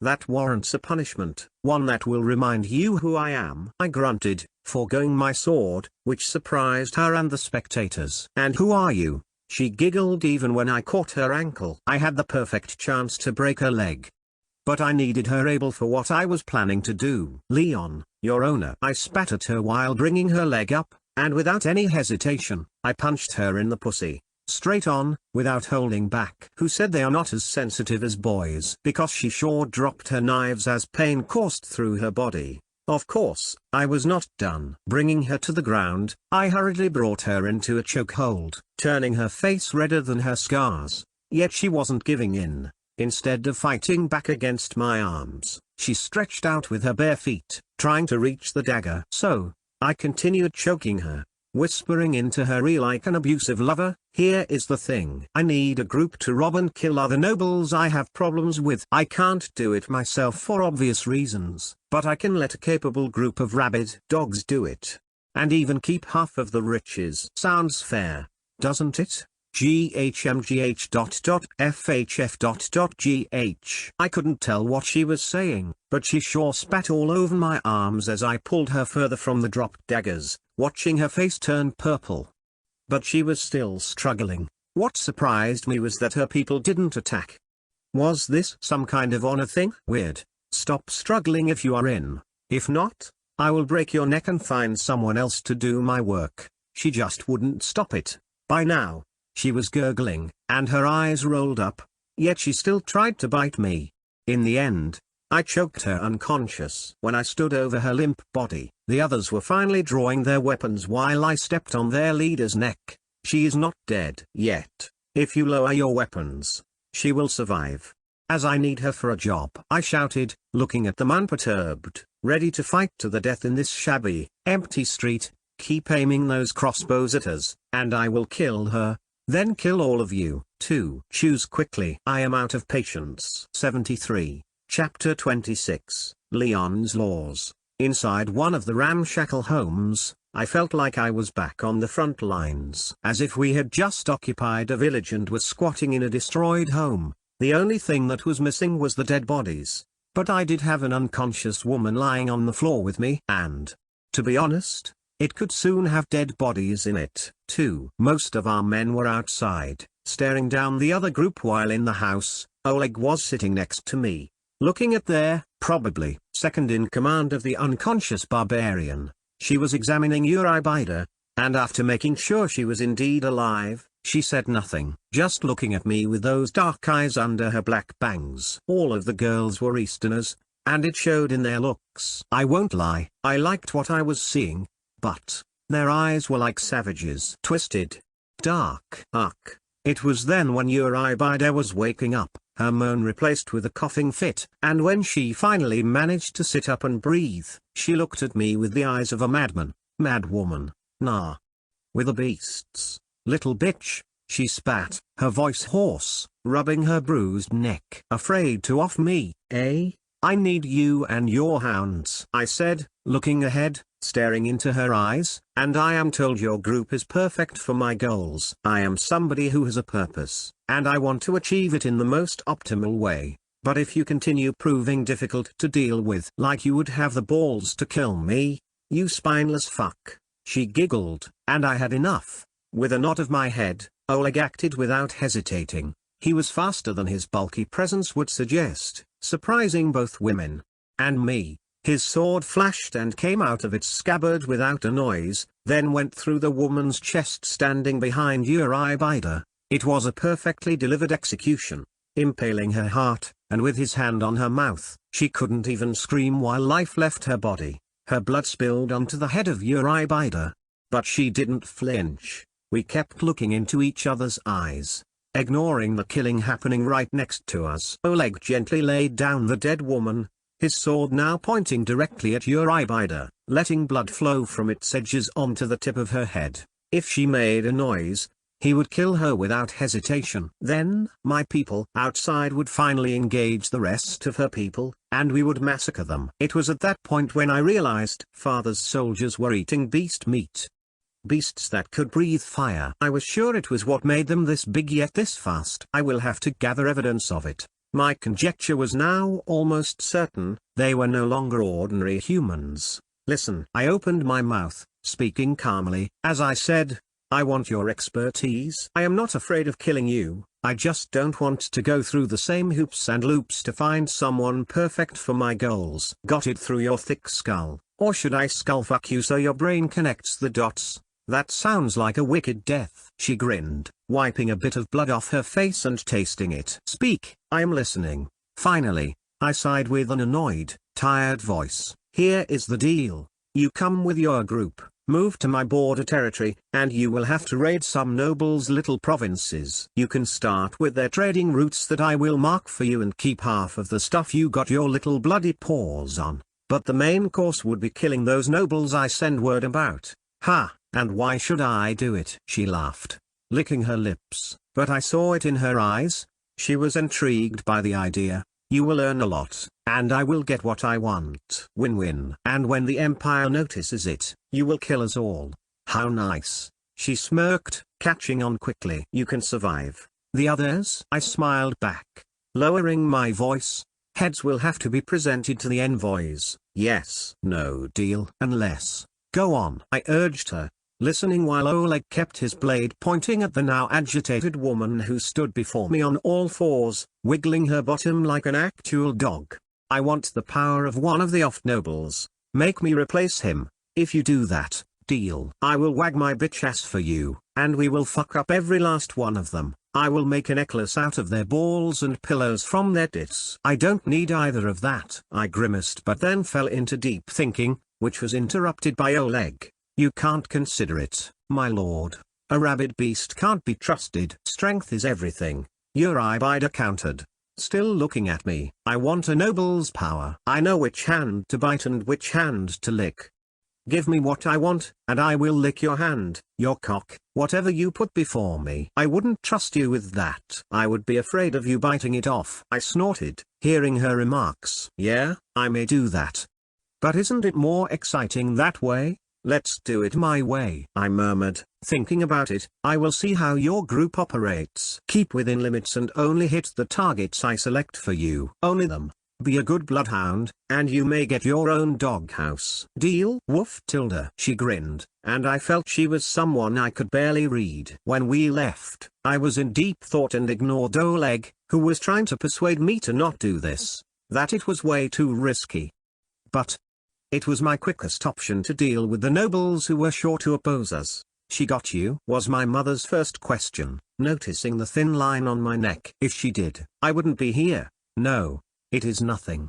Your father would have gone after your soul and spank you if you lost to a mere bandit, she added in a strict voice, but I knew she was simply worried. Hey, worry not, Mom. I can defend myself. Anyway, that woman is crazy. Probably her gang, too. They are not right in the head. And you will use them? She questioned me, and I knew this type of tone. She used it when she was testing others. There are things that can't be done honorably and must be dealt with under the table. Every empire needs forces that can be deployed and tasked with missions that will be forever forgotten, never to see the day of light. Empire, you have big ambitions. She chuckled before pulling me into an embrace and rubbing my head. You are definitely my son. Ah ha.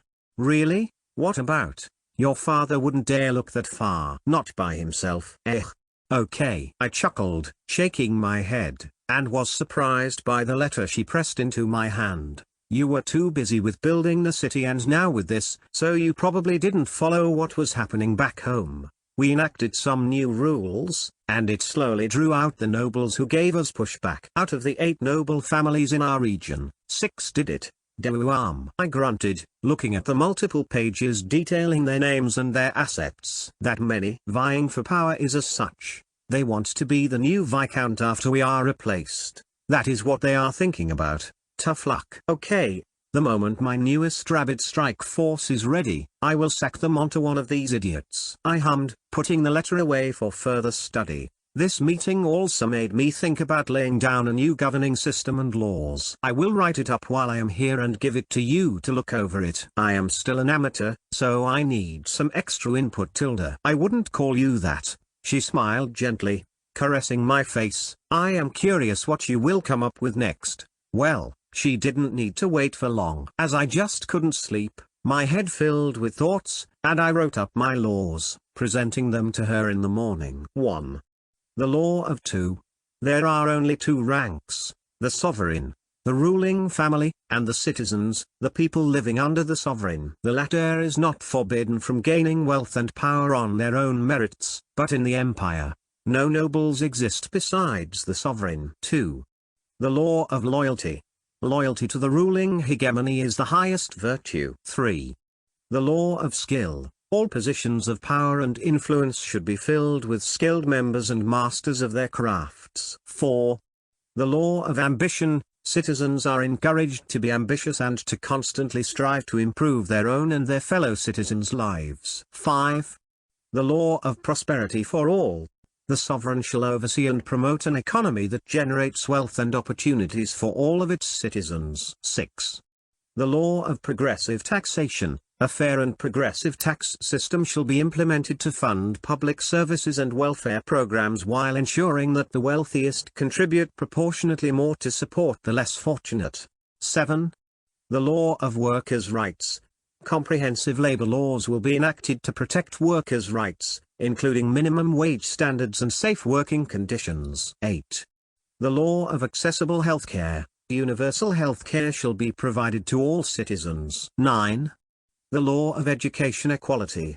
A high-quality and equitable education system will be established, offering free education from kindergarten to high school level, empowering citizens with knowledge and skills. Higher education will be provided for free for those who show exceptional skills and talents. 10. The law of philanthropy. Encouraging individuals and guilds to engage in philanthropic efforts, contributing to social welfare and community development. 11. The law of fair competition. Businesses will compete in a fair and regulated marketplace, with anti-monopoly laws and consumer protections to prevent exploitation. 12. The law of innovation and entrepreneurship. Encouraging entrepreneurship and innovation by providing resources and support to individuals and businesses striving to create economic opportunities. 13. The law of empowerment. Encouraging citizens to participate in their communities, fostering a sense of ownership, and providing opportunities for civic engagement. 14. Centralized military authority. The sovereign has direct control over the military. Soldiers receive their pay and benefits from the sovereign and will remain in the sovereign's service even after leaving the armed forces, be it due to age or injuries. 15. Military loyalty. The military is expected to pledge loyalty to the sovereign and uphold the sovereign's authority. 16. National security. The sovereign can use the military to protect the nation's security and interests, ensuring stability and safety. 17. Defense and deterrence. The military's primary role should be the defense of the domain and deterrence against external threats. 18. Humanitarian military interventions. The sovereign may also employ the military for humanitarian purposes, such as disaster relief or peacekeeping missions. 19. Professionalism and training. A well-trained and professional military is essential to ensure that it serves the nation's interests. Any soldier must go through basic training and evaluation before joining the military. 20. National Defense Council, a body of advisors, military leaders, and experts who help ensure military decisions are made with absolute certitude. 21. The law of magical registry. All individuals with magical abilities must register with the Royal Magical Authority, providing information about their powers and capabilities. 22. The law of magical education. All witches and wizards must receive formal magical education and training under the supervision of the sovereign's magical academies. 23. The law of magical military service. Witches and wizards are considered a vital part of the kingdom's military forces and are subject to conscription when the ruler deems it necessary for the nation's defense. 24. The law of magical research. Magical research and experimentation are considered top priority for any capable witches and wizards. 25. The law of magical oath. All witches and wizards must swear an oath of loyalty and obedience directly to the sovereign, pledging to use their magical abilities in the service of the empire. 26. The law of magical council. A council of magical advisors, including representatives from different magical schools and disciplines, assists the sovereign in making informed decisions about magical matters. 27. The law of magical equal rights. Non-magical citizens are protected from magical abuse or discrimination, and any use of magic to harm or exploit them is strictly prohibited. This is also true in reverse. No magical individual can be the target of discrimination. 28. The law of magical citizenship. Witches and wizards are granted a unique status as magical citizens, allowing them certain privileges and responsibilities within the kingdom. 29. The law of magical rehabilitation. Individuals who misuse their magical abilities may be subject to rehabilitation and re-education to ensure their loyalty to the sovereign and the empire's well-being. 30. The law of magical inheritance.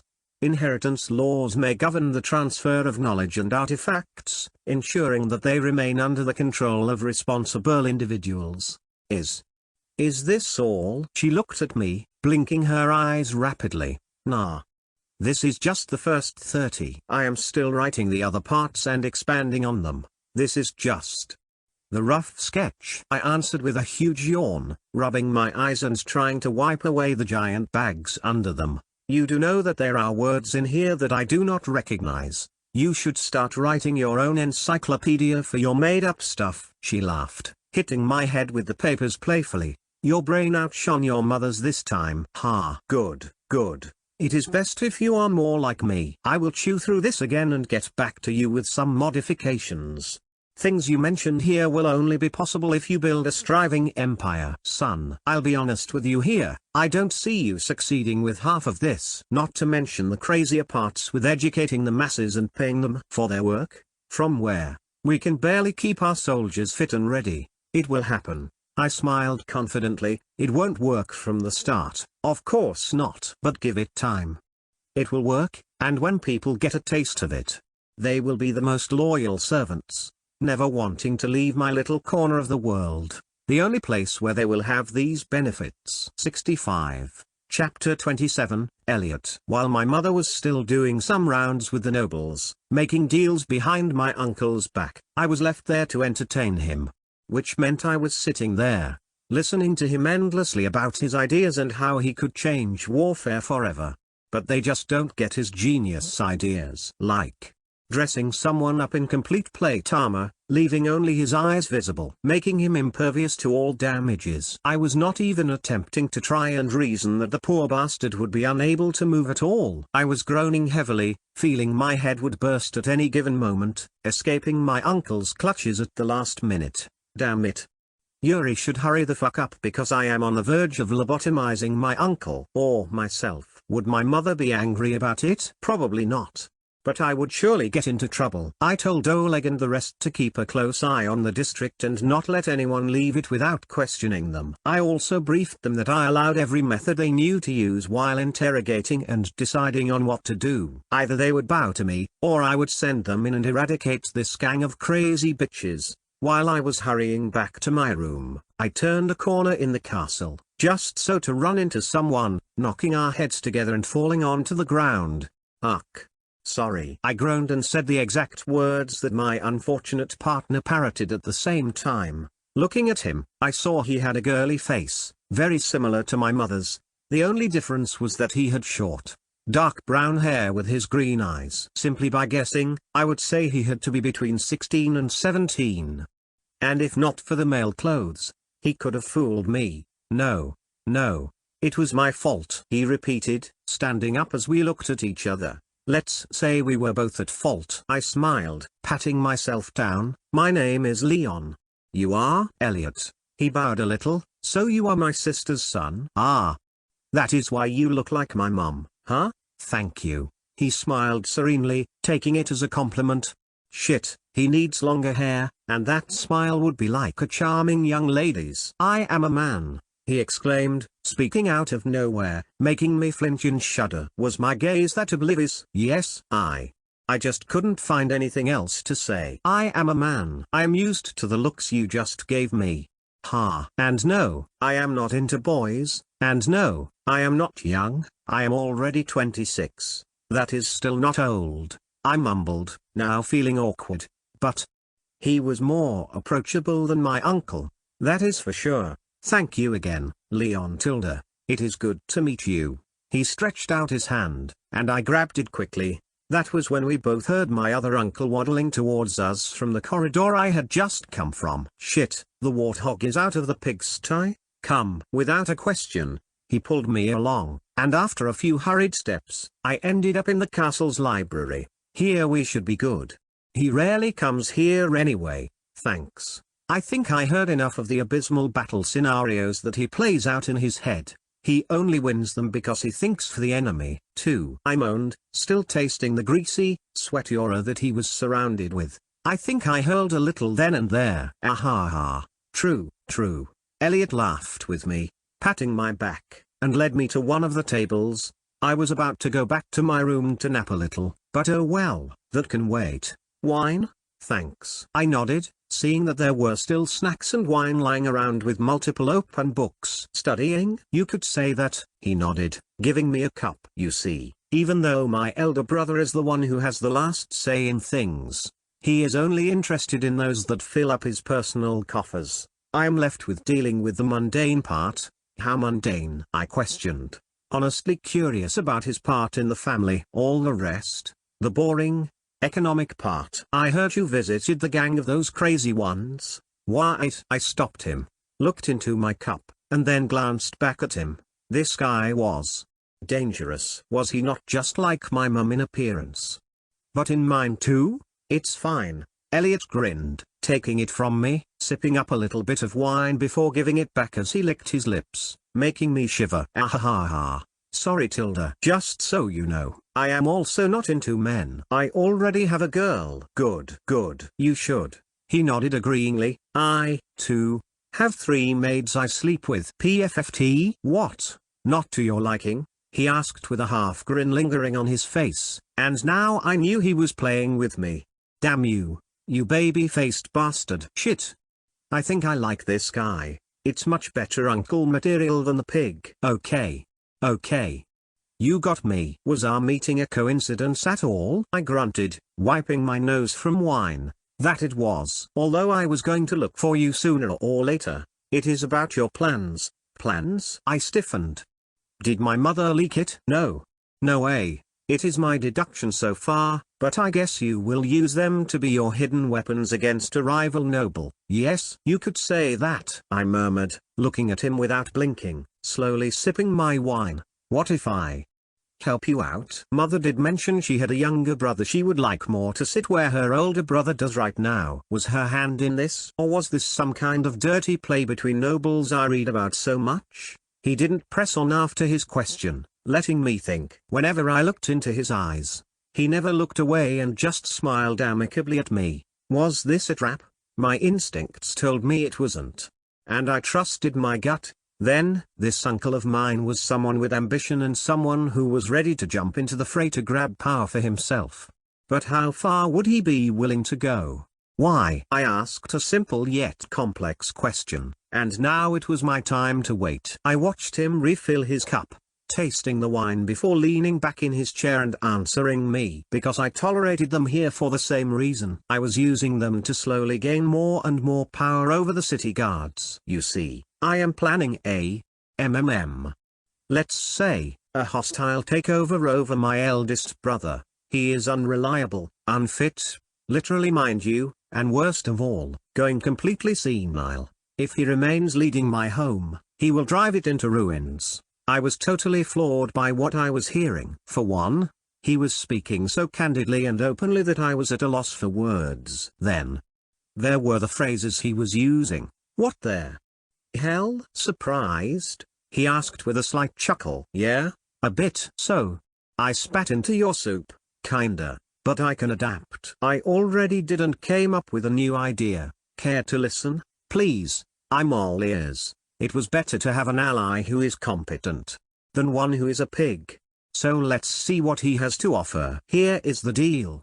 Whatever you are planning will sooner or later drag the Empire's eyes onto our little corner. Now, We don't want that to happen without providing any solution right after. Any sign of destability here would make them dispatch the military and replace us with new puppets. The thing is, they don't really care who sits here.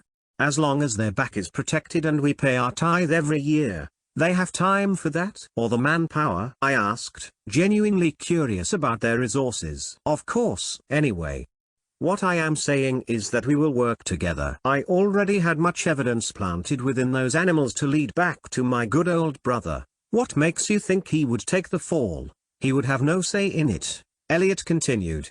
The evidence I would provide to the Empire's agents would be enough. If you are backing me with it, then it would be done even more quickly. They would take him away, make me the new Baron, and everyone would live happily ever after. Are you a fox in a man's skin? I asked. But he just laughed at it, not answering. What if they decide you or we are too much of a hassle and decide to kill us all? The Empire is pragmatic. Putting me into power is much easier than raising a completely new family. Yes, that could happen, but the chances are slim, but not zero. Risk is with us in every facet of life. I could have run into you while you held a knife, and bam, you just stabbed me to death. What a specific example. I shrugged, shaking my head while Elliot continued smiling, looking at me. It was how the 17th Empress was murdered, and her cousin took over the Empire. So, it is not as far-fetched as you would think. Huh.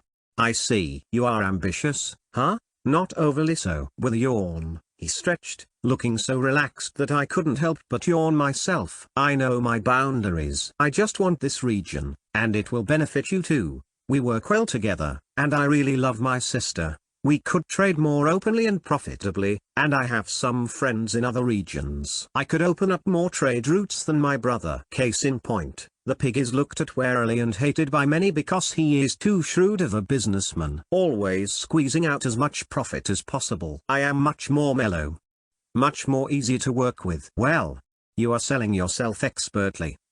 You can think about. No. I shook my head, standing up and patting myself down. I am already determined to go through with my plans, and if you are lending me a helping hand, I will take it. I am doing something essential, and any aid is appreciated. You scratch my back, I scratch yours. Ahaha. Good to hear it. He jumped up, stretching his hand out, which I grabbed as we shook on it. If you want, you can scratch my back in the bathhouse.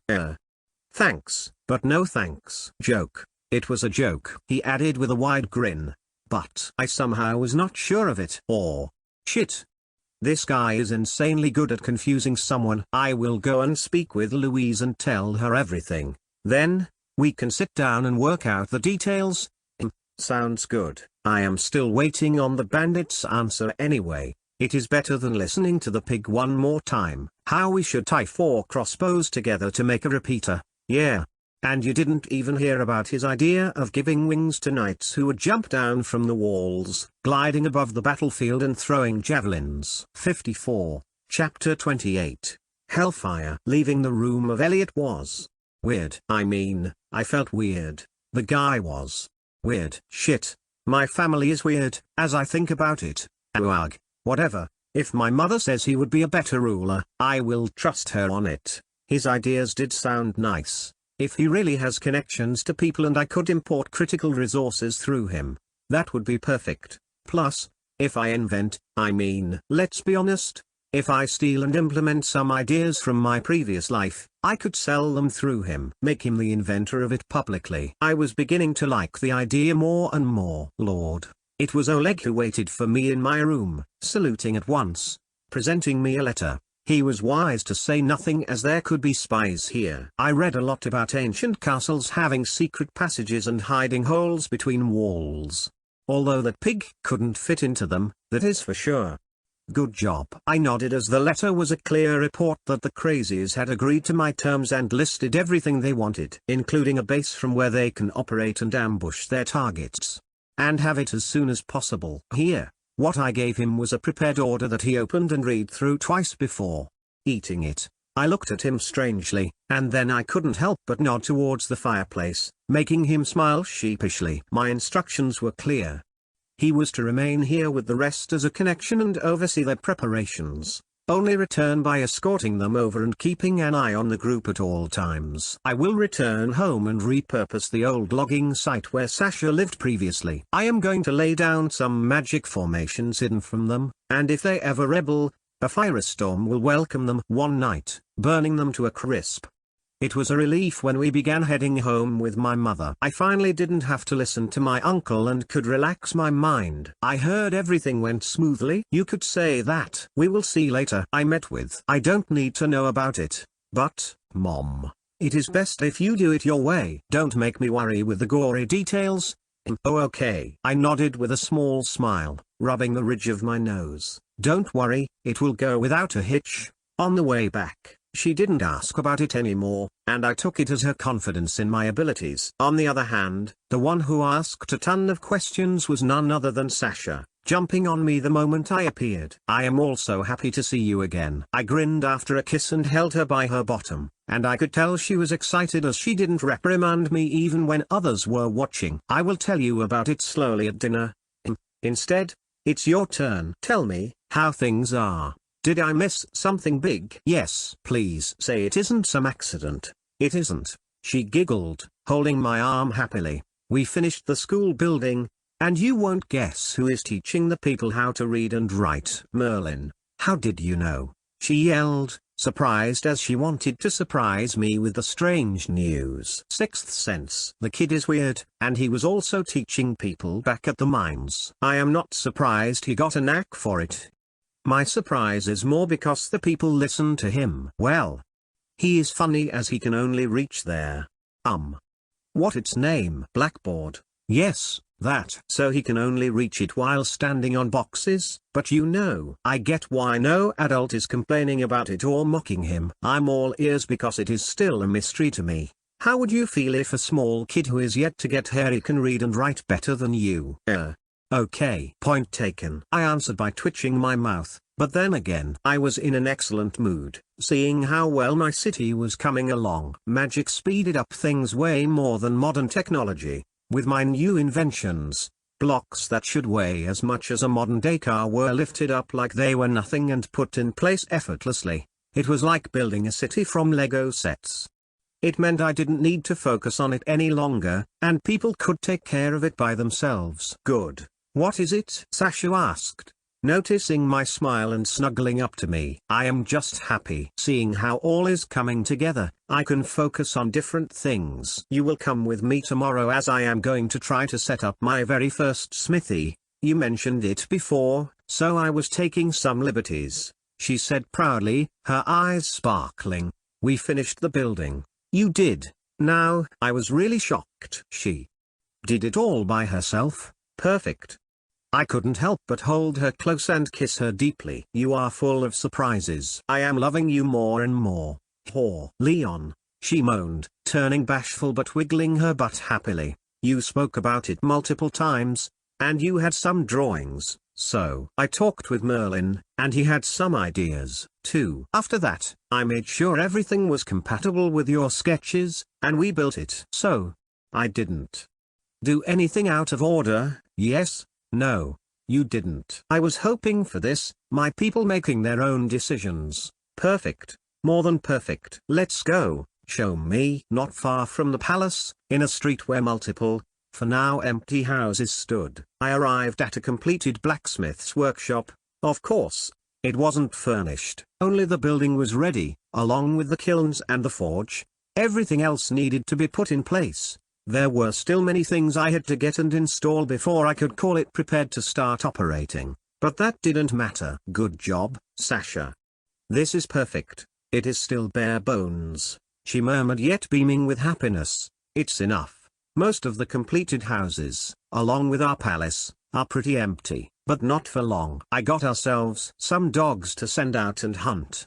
So when they start doing their job, we will start building up our treasury, and we will buy resources and furniture from what they get their hands on. She asked me, trying to put it together, and she was correct. Mostly. Partially, yes. The gold will go towards that, but I am guessing we will have many items I do not need, like jewelry. It isn't very helpful to me right now, So those gold and silver knickknacks are going to be melted down right here. Along with the scrap metals. I will have to create molds to reforge the tools we need. But that shouldn't be hard.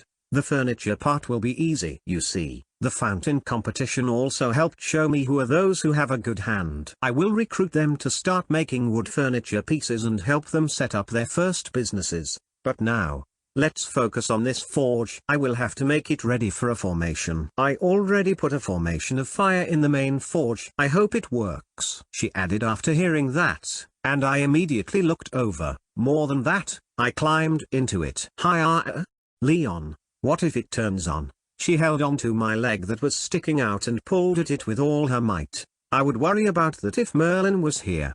But with you? Nah, I'm safe. I laughed while checking it and crawling back out after a few minutes. Nice. Superb work. Let's test it. I grinned, throwing my boots into it as fuel. When Sasha circulated her mana, it immediately came to life, and the fire burning inside was more intense than I anticipated. Whoa. I was forced to take multiple steps back, shielding my face from the heat. Turn it off quickly, I shouted as I still felt the heat rise, and only she was unbothered by it. Why yes, it took her more effort to halt its workings than to start the fire. But after a few seconds, she managed to cancel it out. Luckily, by now, Sasha's control over fire and her mana was way better. Did I do it wrong? What happened? She asked nervously, looking at me, seeing if I had any injury. I have a theory, I muttered, watching the glowing insides of the forge, the formation still flashing with a bright red color.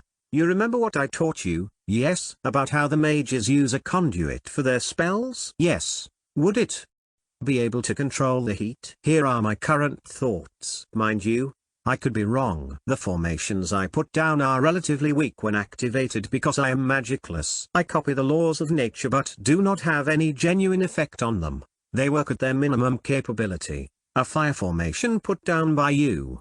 Just look at how hot it was burning. I think it would easily melt tungsten. It was like fires straight out of hell. Awesome. What is that? Tungsten. I mean, not important now. A type of metal. But this is a small problem we will have to deal with. No human could work in here if the forge is on with this kind of fire.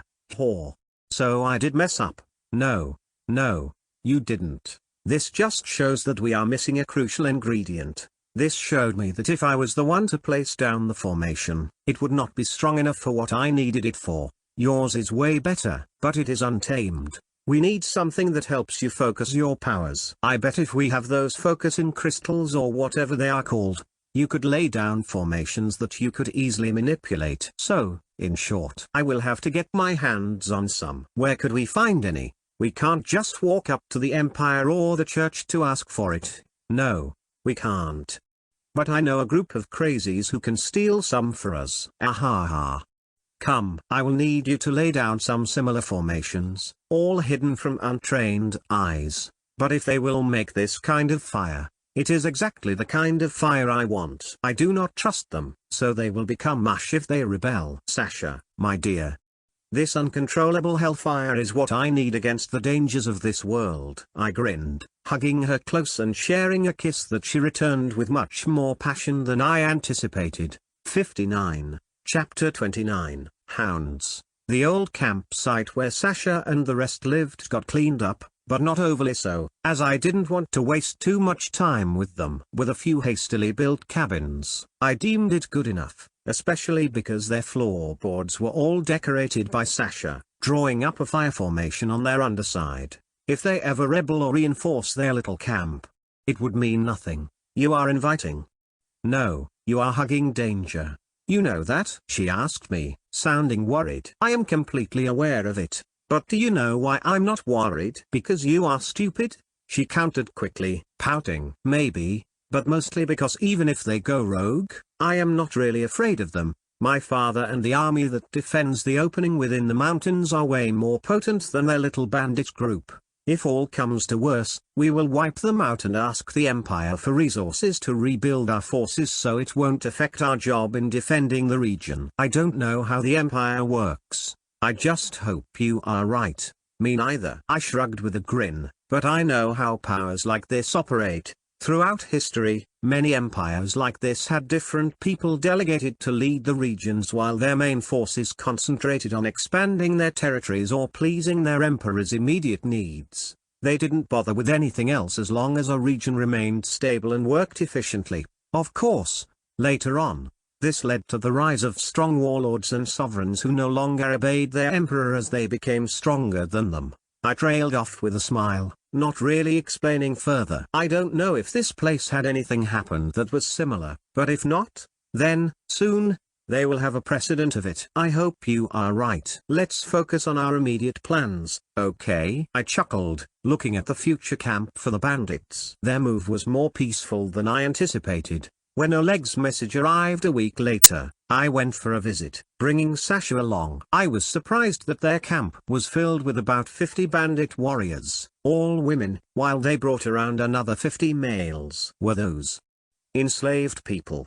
It was hard to tell, but they were acting weird and subservient to the women present, groveling before them from what I could see. "What's this?" I asked while Yuri Bida walked forward, grinning at me savagely. "Jealous, pretty boy." HMPH. Sasha snorted, momentarily drawing Yuri's eyes onto herself before I interrupted the bandit leader's thoughts. "Nope. I'm just not going to feed your pets. Don't worry, we feed them well, and we will rob enough food for us, bwahaha." "So?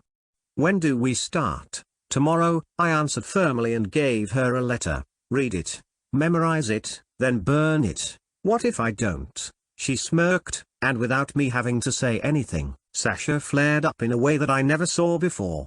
But it was hot, literally. "Then I will burn your people." Her breath was searing the air, surprising Yuri, and I was a bit afraid that the formations may combust right now and right there. "Wait a minute," Yuri whispered, furrowing her brows, looking into Sasha's eyes, who maintained eye contact, not wanting to back down. I was looking at them with great interest because how Sasha acted confirmed my suspicion. It seemed that the nature of their elements influenced the wizards and witches more than I first assumed. While Sasha could quickly get angry, changing her mood just as fire changes direction depending on the wind, she could also be mellow and warm, beautiful like a fireplace on a cold winter night. "You are a witch," Yuri exclaimed, making Oleg and the other soldiers draw their blades, ready to jump on them and protect us. "So?" I laughed, raising a hand to stop them. "Is that a problem?" "No," she murmured, biting her lips, drilling her eyes into Sasha's, who withstood it with such pride that I wanted to make her mine right there. "I am more than a witch," she sneered at Yuri, grabbing my hand and pulling me close, and I could feel her body's heat that made me think she had a dangerously high fever. "I am his wife. Now all things are clear," Yuri whispered, turning towards me. "I want to change our deal." "Fuck you." That was my immediate and straightforward answer. One she should understand. "You can fuck me if you want." She nodded, "Or I fuck you if you are into it. We do have some things that can be put on." "Pretty boy." "I will burn you," Sasha said through gritted teeth, holding my hand even more firmly. "Whatever." Yuri waved her hand, ignoring her and watching me solely. "You are planning a fucking rebellion. Now I am 100% sure, you are not just power hungry, you will stick it to the Empire. Or you want me to fuck if I care about the conquered lands." "Don't bring that up," she interrupted me immediately. "I asked you to make me into a noble because I want power." "Fuck that. Make me your bitch." "Eh?" It was not just me who said that. Sasha and even Oleg joined in our little exclamation of surprise. "Being a noble is nice, but if you are planning to create your own empire, I want to be on the top. Make me into your concubine, then I can ride you like no other girl." "Fuck. If you want, you can stick it into me anytime, anywhere. I don't care if others are watching. Fuck me in the public square, who cares? But I want in on the big ones." "Sit on those massive balls," she said, heaving heavily, wanting to grab me by the crotch, but I drew my sword, holding it against her neck. "This is fine too. You can be rough with me. My Prince Tilda." "You are out of your mind," I whispered. "What about your followers? Every queen can have their own little guarding force, no?" "As if," Sasha shouted at her. But Yuri Bizarda didn't even flinch and just kept looking at me. "Think, baby. I will be your rabid little bitch, and I will go and kill anyone you want. No questions asked." In turn, You make me into one of yours, and I can enjoy a life of utter luxury and power. Sweet deal if you ask me. You are not running ahead of yourself, Yuri. I whispered but slowly drew back my blade. You are flying. I won't promise it. Not when I am not even ready for a breakaway. I am willing to risk it. She grinned even wilder when I acknowledged her guess. You brought us here because you need a dirty little whore for your dirty little plays. Every emperor has a hand that is covered in shit. She heaved as she grabbed my arm and started licking and sucking on my fingers. Shocking Sasha. I could tell that she was fuming like a chimney but held her tongue. Unlike Yuri, I don't mind. I will lick it off. Listen closely. I shrugged, grabbing her tongue and pulling on it. Keep to the original deal and plans. If everything works out fine, we will sit down and talk about the future. I won't promise anything now. I am not someone who builds on a foundation held up by empty pledges. Prove yourself that I need you so bad that I risk putting anything of mine into your holes. Capis. I knew she didn't know what that last word meant, but she still nodded, moaning before I let go of her tongue. Perfectly. With a moan, she read the orders I gave her and then tore it up and ate it before blowing a kiss towards me and hurrying back to her people.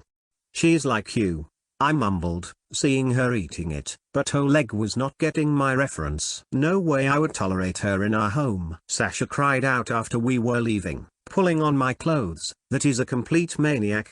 You can't trust her. Her head needs to be on a pike and not between your lap. Whoa, whoa, I laughed, trying to calm Sasha down. Easy there, my love. I haven't promised anything to her yet. We don't even know if she survives it. On one part, that crazy bitch does make sense. I will need a group that could be used for black ops, I mean, murky, nasty operations. We are loyal, my lord. We can also. Oleg started, but I shot him down. I don't want to use you for things that would trouble your consciousness. You are a good man. You are my first general. My lord. Enough. I dislike heavy topics, so don't bother with it. For now, I will take it as if everything is going on as planned. And I will deal with the crazies when all is settled and we are seeing the results. What I didn't mention to them was that an old saying popped up in my head while leaving. Never put it in crazy, but, oh well. I will let fate play itself out and stop worrying. Only 2 days later,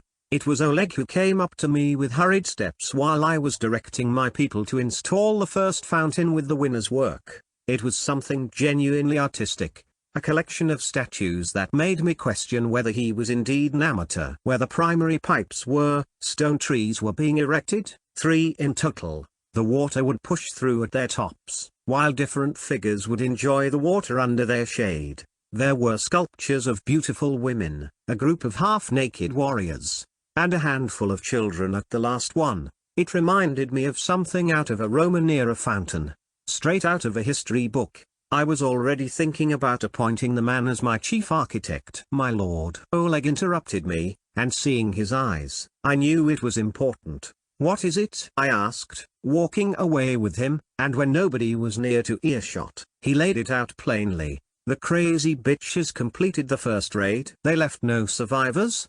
It was a complete massacre. I expected as much. Refugees are coming down from the northern villages, afraid of the news of the slaughter. Divert them here. I need their workforce anyway. What else? We are already collecting them. The thing is, the woman sent a messenger directly to me. She says they looted something. Well, unique. Did she say what? No. The message only stated that Lady Sasha would love it. That daughter of a bitch. I cursed, surprising Oleg, who waited for me to explain. She either got her hands on some magic books, or the crystals I was looking for all this time. Gather the men. I am going to see them. Now. Yes, my lord.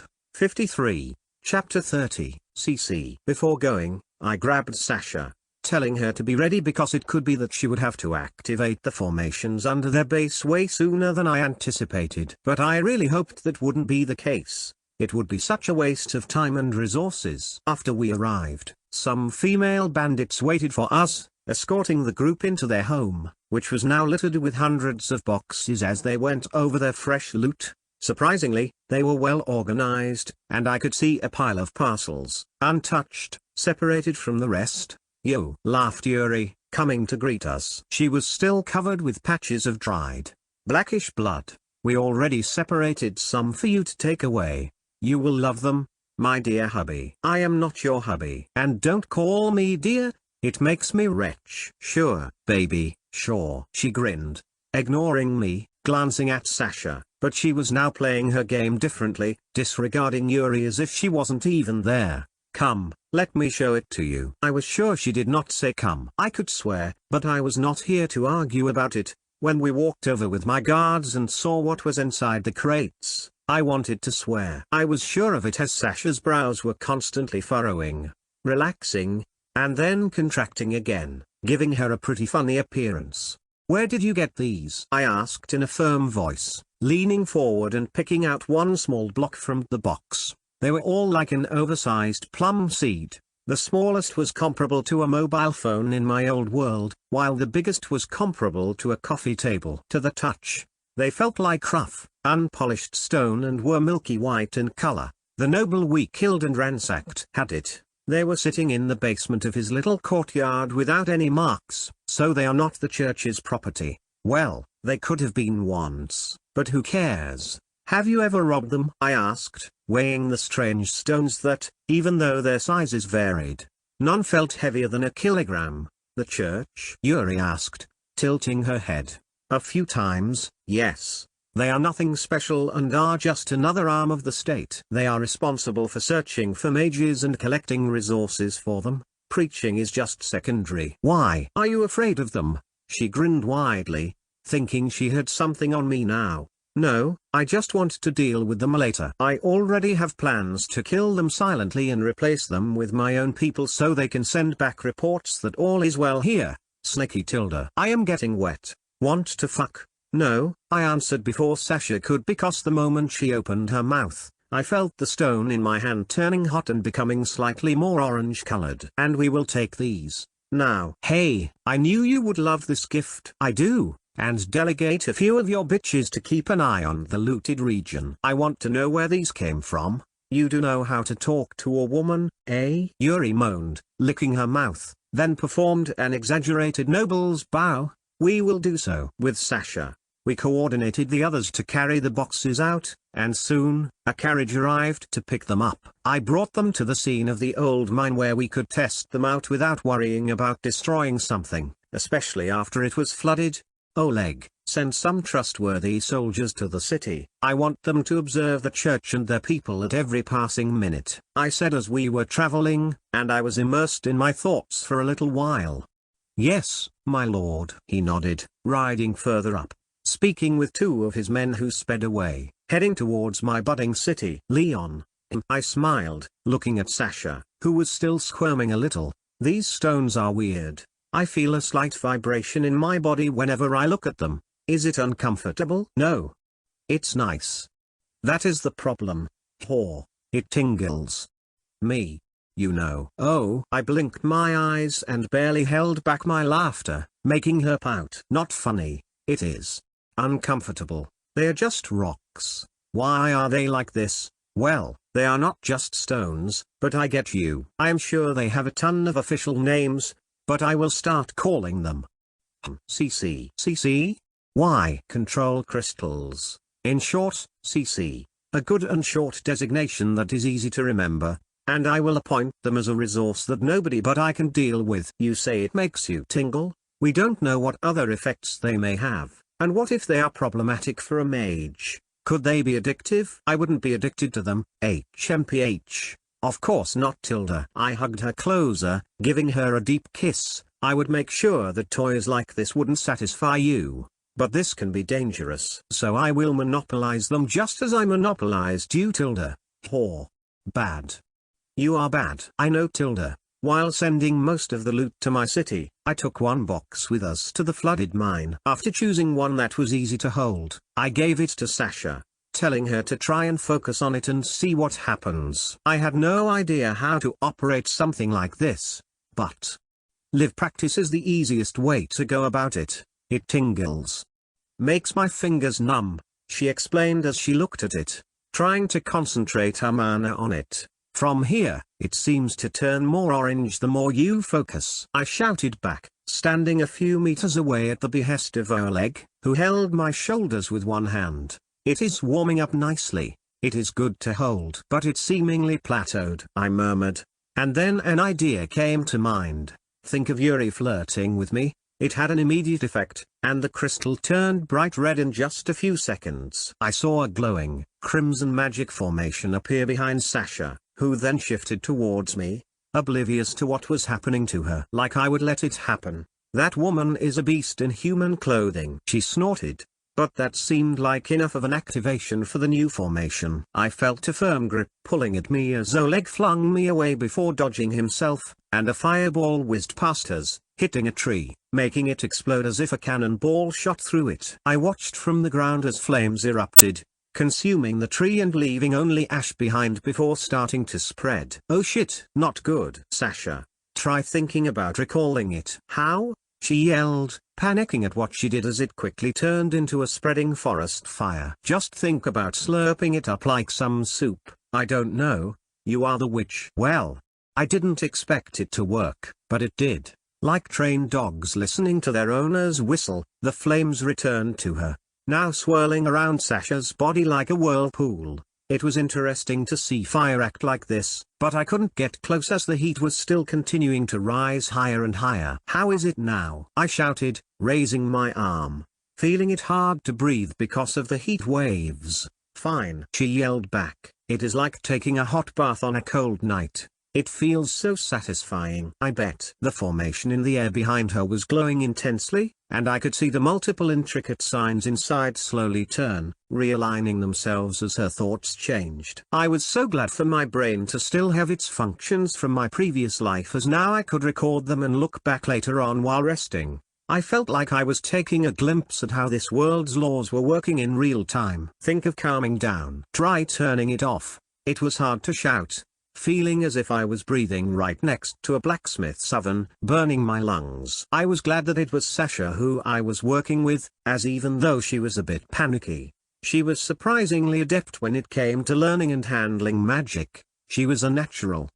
But maybe all witches were. I watched as the flames began cooling down, retreating and dissipating, leaving behind a completely scorched area around her. My lord. Now I understand why they are whisked away and used sparingly. That fire was like flames from the underworld. Unleashing that on an enemy would be more deadly than a well-equipped army. Didn't you get used to it fighting beasts that breathe fire in the winter? I asked, looking at Oleg with raised eyebrows. The monster's flames don't feel this hot, my lord. You may be right, I whispered, finally being able to approach Sasha and realizing a problem. She was naked. Okay. It was not a problem, but a bonus. Oleg had already turned away, not looking, and it was what prompted her to cry out, "My clothes, they are gone." Duh. I grinned, exploring her curves to my heart's content. You have grown. Seeing you now in natural sunlight, I must say, a good diet is all a girl needs. I can't go back like this. She continued shrieking, trying to cover herself, but didn't know where to put her tiny hands. Why not? You are perfect, Tilda. With a grin, I couldn't help but start tickling her as she protested and laughed at the same time, hugging me. I will crawl under your clothes then. Sure, Tilda, but enough playing. I whispered, kissing her and giving her my clothes as I didn't mind heading back in nothing but my underwear. What you did here was eye-opening. Was it? Of course, I whispered, taking the completely intact CC from her hands. No wonder this is important for mages. In a battle, it can significantly enhance and focus your spells. Didn't you notice how much easier it was to control the flames? Still, it has a wind-up and cool-down time. It wasn't instant. What are you thinking about? She asked, looking curiously at my face, holding a sweet smile that made my heart melt more than her fires. Just some fancy idea, something unreasonable. Like, and don't laugh, what if I can store mana in them? What if I can program them somehow and activate their effects at specific times or in different conditions? Could then they be used by even someone like me? Or more importantly, could I make them to be the energy source of some particular machines? 50. Chapter 31, Experimenting. Back home, the construction was still going on, entering the phase when people were building the outer city where most future residents would find a home for themselves. These houses were less spacious and not meant for those who had been there since the first day. Still, they were leagues better than what most people were used to, and the moment they were finished, we could begin erecting the first wall around the city. That will be an actual undertaking. As groups were emerging, with enough experience to take over in delegating the work and showing the newcomers how it was done, I was free to start studying my newest resource. My first problem showed itself when we were still returning with Sasha, and I tried breaking one of them apart. It just didn't work. Even if I beat it against a slab of stone, it remained whole, without scratches or dents. Then I tried cutting it. Nothing. Smashing with a hammer? No results. I threw it into a kiln. Of course, it withstood it without a problem. It didn't even get hot. Is this the most resilient piece of ore in the world, or what? Well, this is a problem. I shrugged, visiting Sasha, who was in the middle of designing the interior of the palace, and she was wholly immersed in how it should look, working on it with none other than little Merlin. What problem? They asked, turning towards me. I am running out of ideas on what to do with these CCs and how to split them apart. How are they mined? Merlin asked, quickly narrowing it down to the question also floating within my head. It is a good question. I shrugged, rubbing his head. But I can't really go to the Empire, ask them, hey so. These strategic resources that only you can access. So, how are they mined? Why? Oh, I'm just curious, that's all. I see. He nodded, thinking, you are right, my lord. And magic won't be of use as they react to it then. Why not hit one with another? Fuck. I stopped as I exclaimed, wanting to hit myself instead. That's it. Leon. Not before the child. Sasha grumbled, but Merlin just looked up at her with an innocent smile. I heard worse. I know that coarse people use it to express intense feelings when they can't do it otherwise. You little shit. I grinned, pulling on his face, stretching it. Are you calling your daddy here uncultured? No, my lord. He giggled, answering without complaining. TSK. You win this round, kiddo. I don't know why I never thought about that. It is evident in hindsight. I started out small, beating two at each other, and the moment the impact happened, both shattered into a dozen pieces. Okay, so this needs to be refined, or I will destroy my stash. For the second try, I picked out basically the same sized CCs. And this time, I put one on a table and hit it with the second one. Success! I exclaimed when only one was smashed apart like a glass. How quaint! I couldn't help but wonder about the properties of CC. What happened right now partially ignored a fundamental natural law in my previous life. So I had to develop some tools to help me study it. This led me down a road that kick-started some extra development I didn't expect. First, I needed a universal weight system as I couldn't go on with my feelings alone. I could have used what was present in the Empire's books, but they were using past Emperor's body parts as a base. Screw that. So, how did I decide about what was a kilogram? Easy. Thanks to my memory, I could quickly determine how long a meter, centimeter, etc. was, and I had already used it while building the city. It was normal for me to draw the plans with those included, and Merlin had already taught it to the masses. The little genius didn't even question it, accepting it at face value and deriving the rules of the decimal system, correctly guessing all the exchanges. I was still somewhat doubtful he was not a reincarnated person.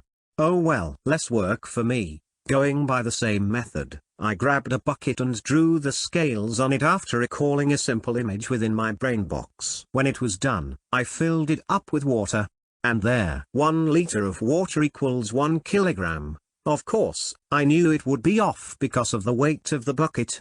But, oh well, I am creating it now. In this world, 1 kilogram will be this from now on.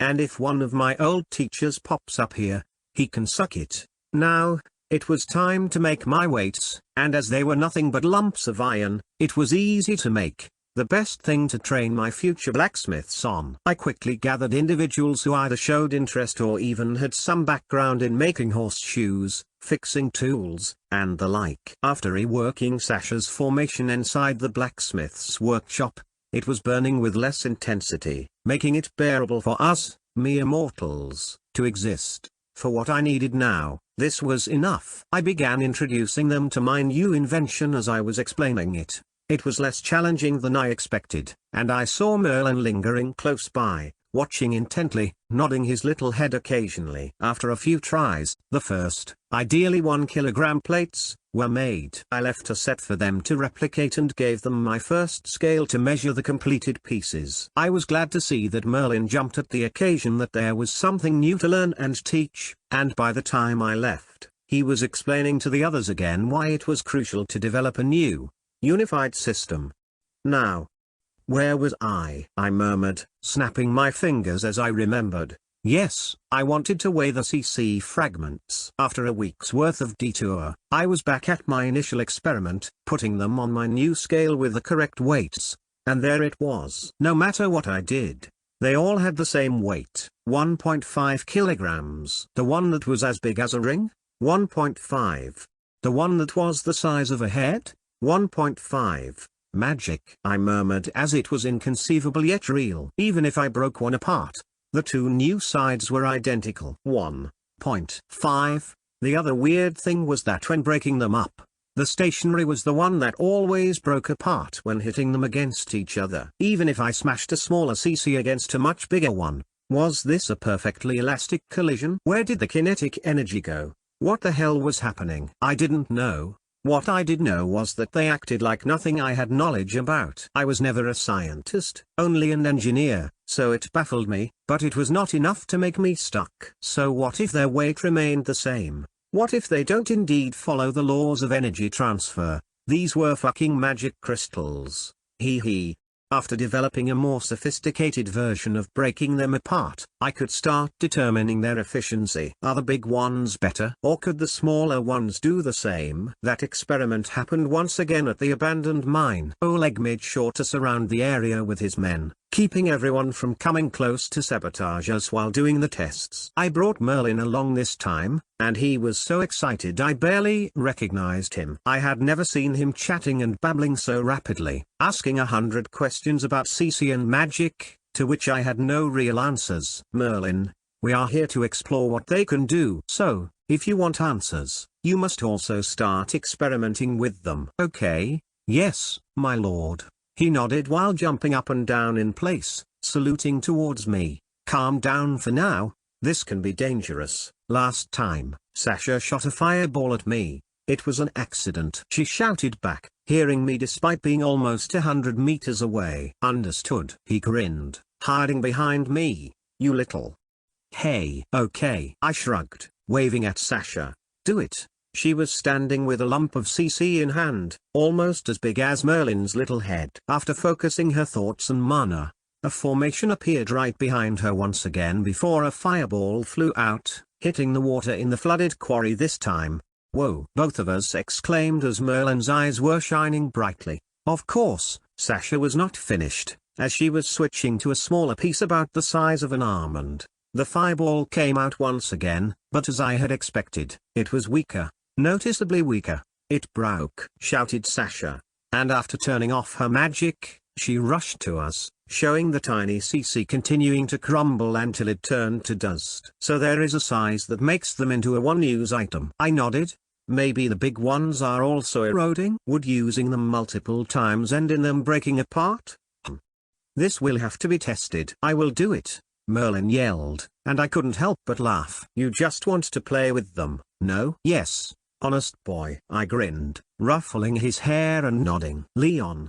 Is this? You know, Sasha murmured, feeling shy, but he may be too young to feel that way when holding it. So far, he didn't mention anything weird when standing close to CC. Ah, well.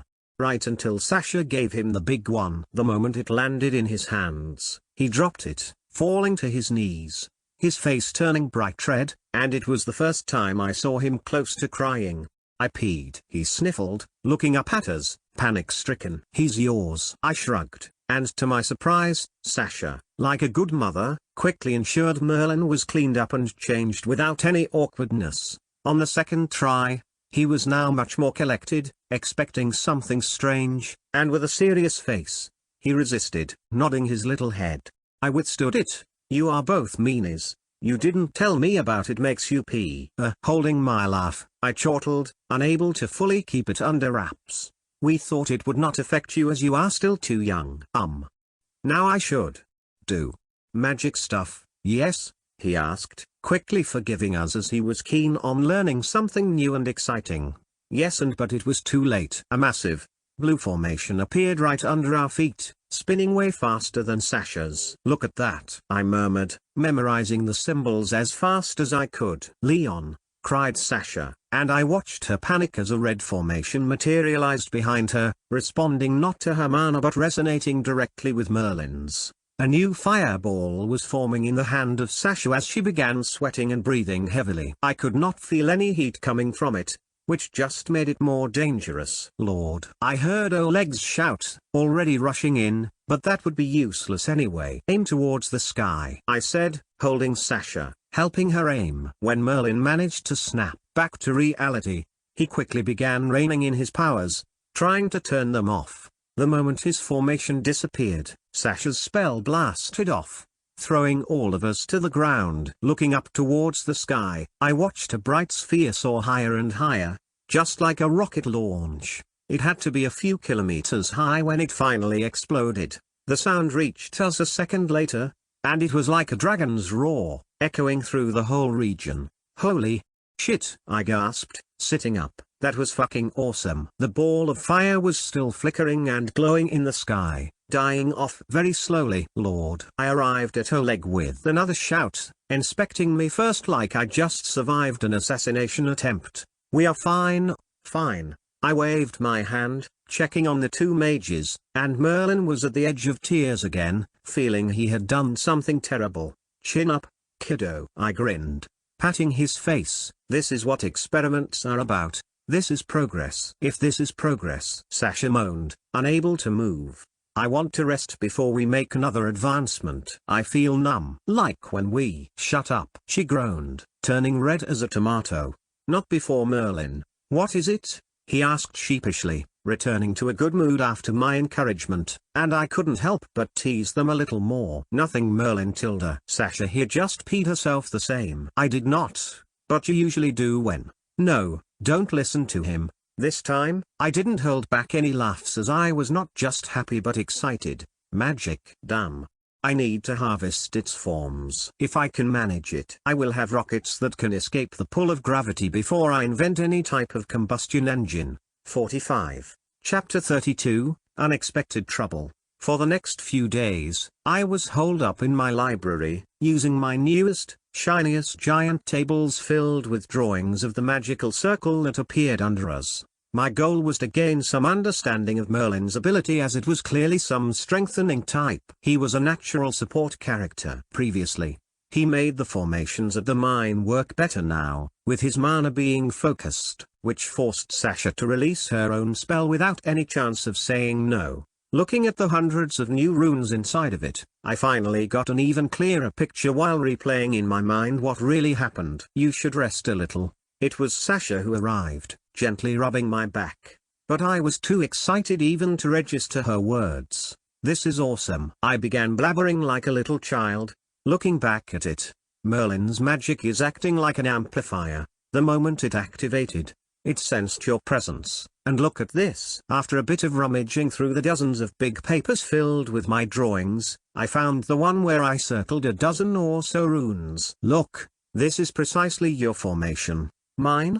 You mean the one I left behind on the ground once? Exactly. Merlin's own rotated and threw out the unnecessary runes right until the point they matched yours. It automatically synced up with yours. Do you know what this means? It means Merlin's magic formation has all the runes. I have all the building blocks of magic, right here, right on this table. Are you sure? She asked, feeling it hard to believe. No, but I am pretty confident. The fact that it mimicked yours and amplified your strength means that Merlin can use his inborn gift to boost any other mage's output. He is like a little dynamo. What's that? A little mechanic thing that converts doesn't matter. What I'm saying is that if your spell has a strength of 10, with Merlin's help, it will have the strength of 100. He is invaluable. Is he? She murmured, sounding dejected. smiling in a somewhat sad and jealous way. "Don't be like this, Tilda," I giggled, hugging her waist.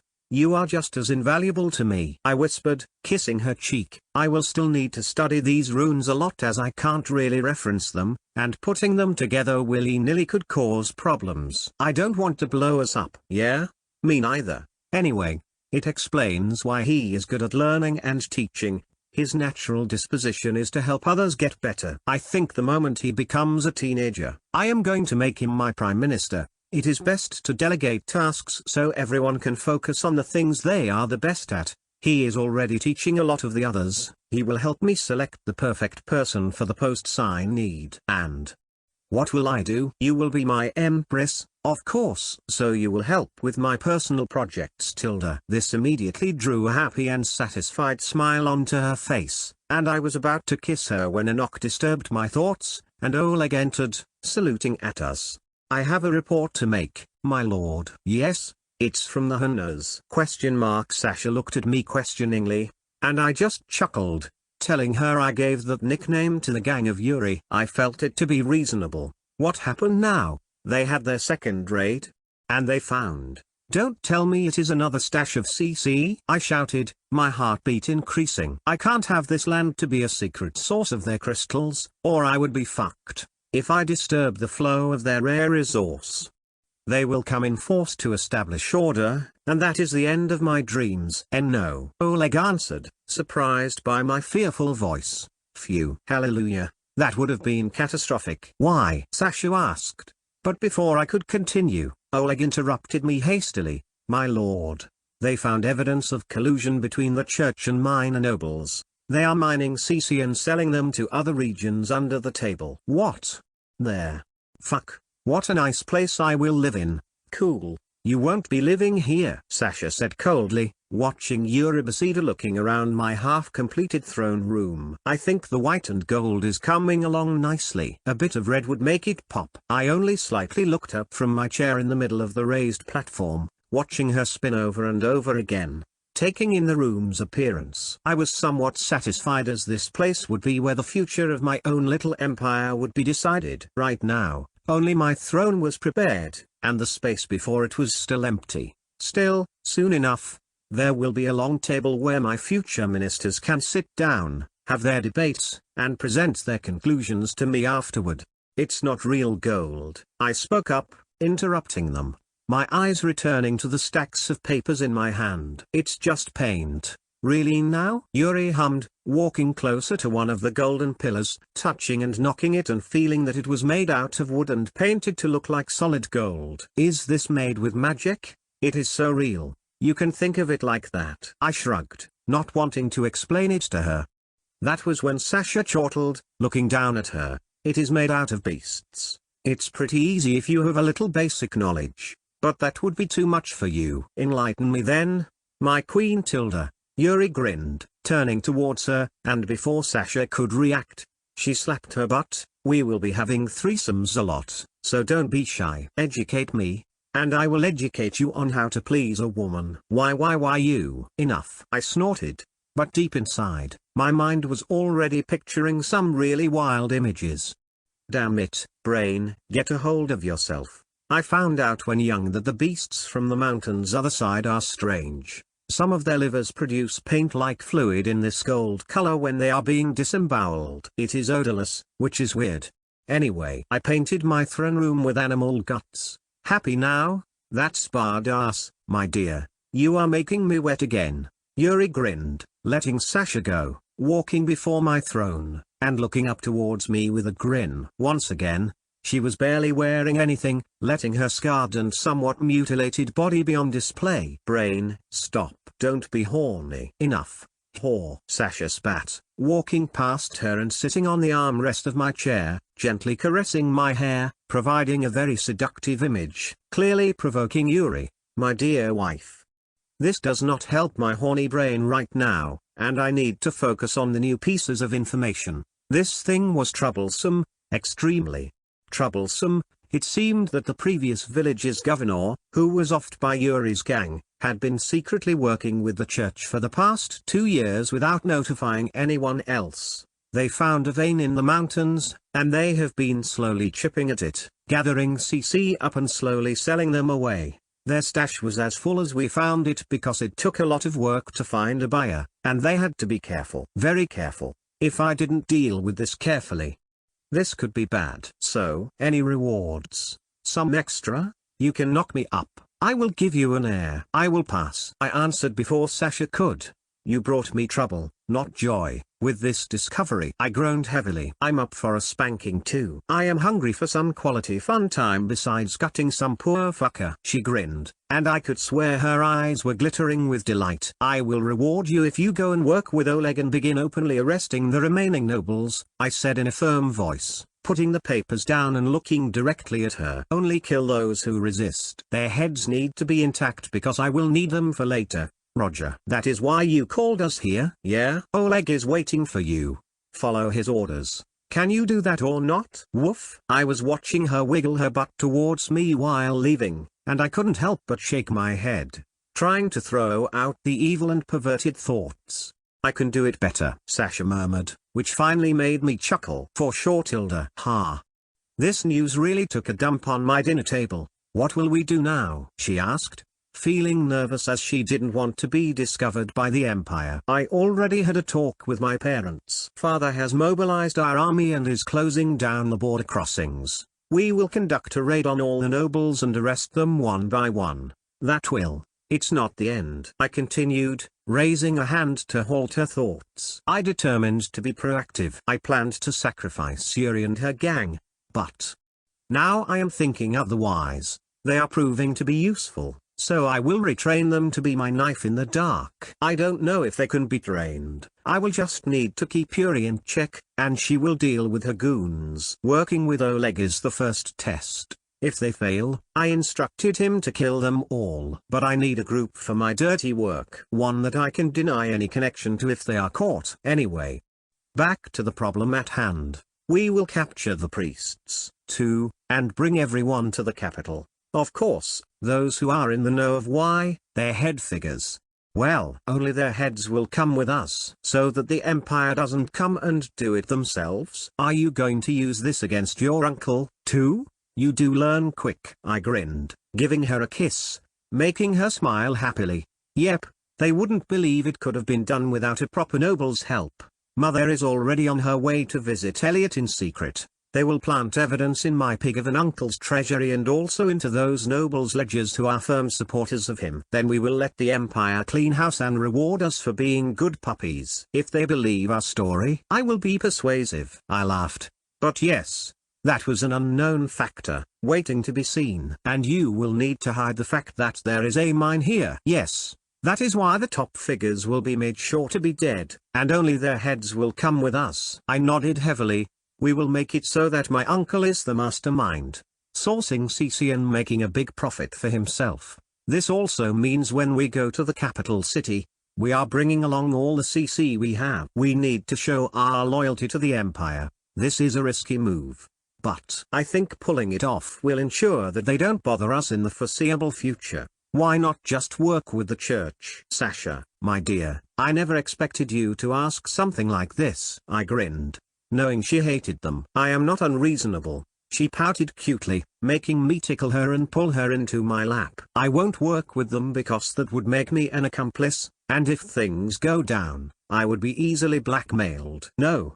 I will pretend to be the most loyal subject and make sure this backwater region remains out of the focus of the big and scary Empire, at least, until we can defend ourselves. 46. Chapter 33, Yuri's Story. Traveling to the Empire's capital city would be long and exhausting. I knew that, and my estimations told me that I would probably miss a good chunk of the year, so I ensured everyone had their missions and tasks delegated while I was gone. When I returned, I made it clear what I wanted to see finished and left everything to my mother and Sasha. Take care, Sasha murmured, standing next to my carriage when I was about to board it. I know you want to come, but what if they discover your gift? I smiled at her, giving her a long kiss. I'll be back before you know. Don't worry, I will satisfy him. Echoed Yuri's loud voice from the side, sitting atop her horse. HMPH. Don't knock up that crazy one, she whispered to me, almost making me choke on my saliva. I am sure she has some disease between her legs.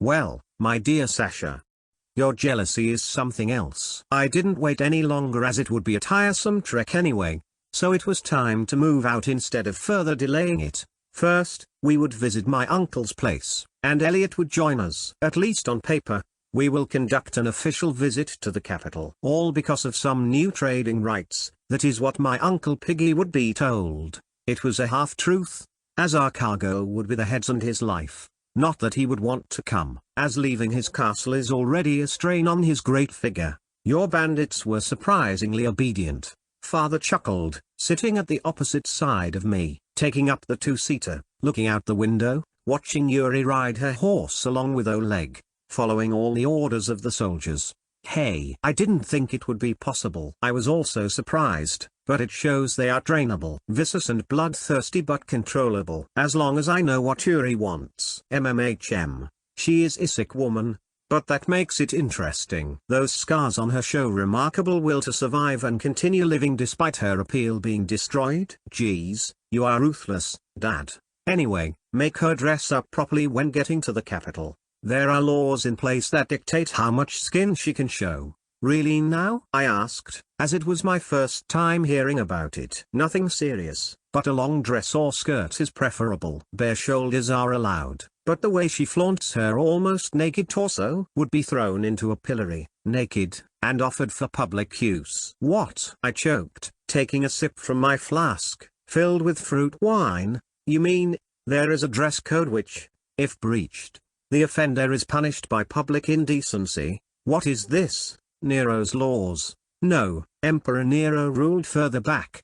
His most famous law that is still remembered is that you can't marry within the family for more than 2 generations. Emperor Usborne made the public shaming law some 200 years ago. He loved watching it happen. Since then, it remained in effect. What the fuck? You see, old laws established by the other rulers are rarely revoked or changed. Maybe they get slowly forgotten about, but changing it goes against the image of the empire. Our monarchs are chosen because they are the best of us. Their bloodline contains the righteousness of gods, so their decisions can't be wrong or questioned. That is how it is. Well, going by their church, the righteousness doesn't last long. I groaned, shaking my head. The massacre that happened a few days ago was surprising. When we confronted the local church, they were fighting viciously to escape, even killing multiple innocents trying to use them as hostages or meat shields. It was a total shit show, so we left none alive. By the end of it, their headless corpses were dragged away by the ordinary people, being paraded around the town. The church's brutal act quickly turned everyone against them, so at least I don't need to find excuses for why we did what we did. We exchanged letters with Elliot. After a brief silence, Father added, he will bring the evidence that supports us. The little bastard is really crafty. Your mother said his forgeries would fool even her. Is he a bastard as in bastard or? I asked, ready for some juicy gossip, but I was disappointed. Nah, he is alright. I just like calling him that. Anyway, if everything goes smoothly, you will be named the new ruler of our region, and I can finally relax. Huh? Duh. He laughed, taking out his own flask and swinging it hard. Everything will be your achievement. I will step down, and you will take over. Don't worry, I will live in the castle with your mother, beating back beasts in the winter and fucking like bunnies. It will be like when we married. Why am I not surprised? I moaned softly, rubbing my face, but it wasn't like I wasn't doing that already. No wonder they were content with letting me do what I wanted. They were enjoying their early retirement. Bwahaha. You will do fine. You are already doing it. Our little caravan was an interesting sight throughout the journey, but it kept most people away when they saw my family's flags. It was a simple but recognizable symbol as it was the image of a white rock before a black mountain, the identifying mark of the frontier region. Our journey went through the middle regions of Ishilia, a very flat land dotted with nothing but thousands of square kilometers of farmland. I thought this whole world was nothing but wheat fields while passing through. What is the long face for, my dear? Want me to suck you off? Yuri asked, riding next to me. Just bored. Nothing more, I answered, not wanting to entertain her offer because it sounded way better than looking at another wheat field. I expected more, but damn, this was just as boring as watching paint dry. Let's do it on the back of the horses. I sit in your lap, and we start galloping. We can fuck by matching the rhythm. Why are you so horny all the time? I asked, looking at her with one eye. I was now questioning if it was a good idea to borrow a horse from one of the soldiers and decide to change up the monotone journey a little. Because I am also bored. So are my girls. At least they can have fun with the guys when we make camp. What? I chortled, looking around, but it made sense. And you are doing nothing? Are you pulling my leg or something? I am keeping myself for you. Yeah, sure. If I lie, fuck one of my eyes out, she said forcibly, and I was surprised by how serious she was. I can't risk it.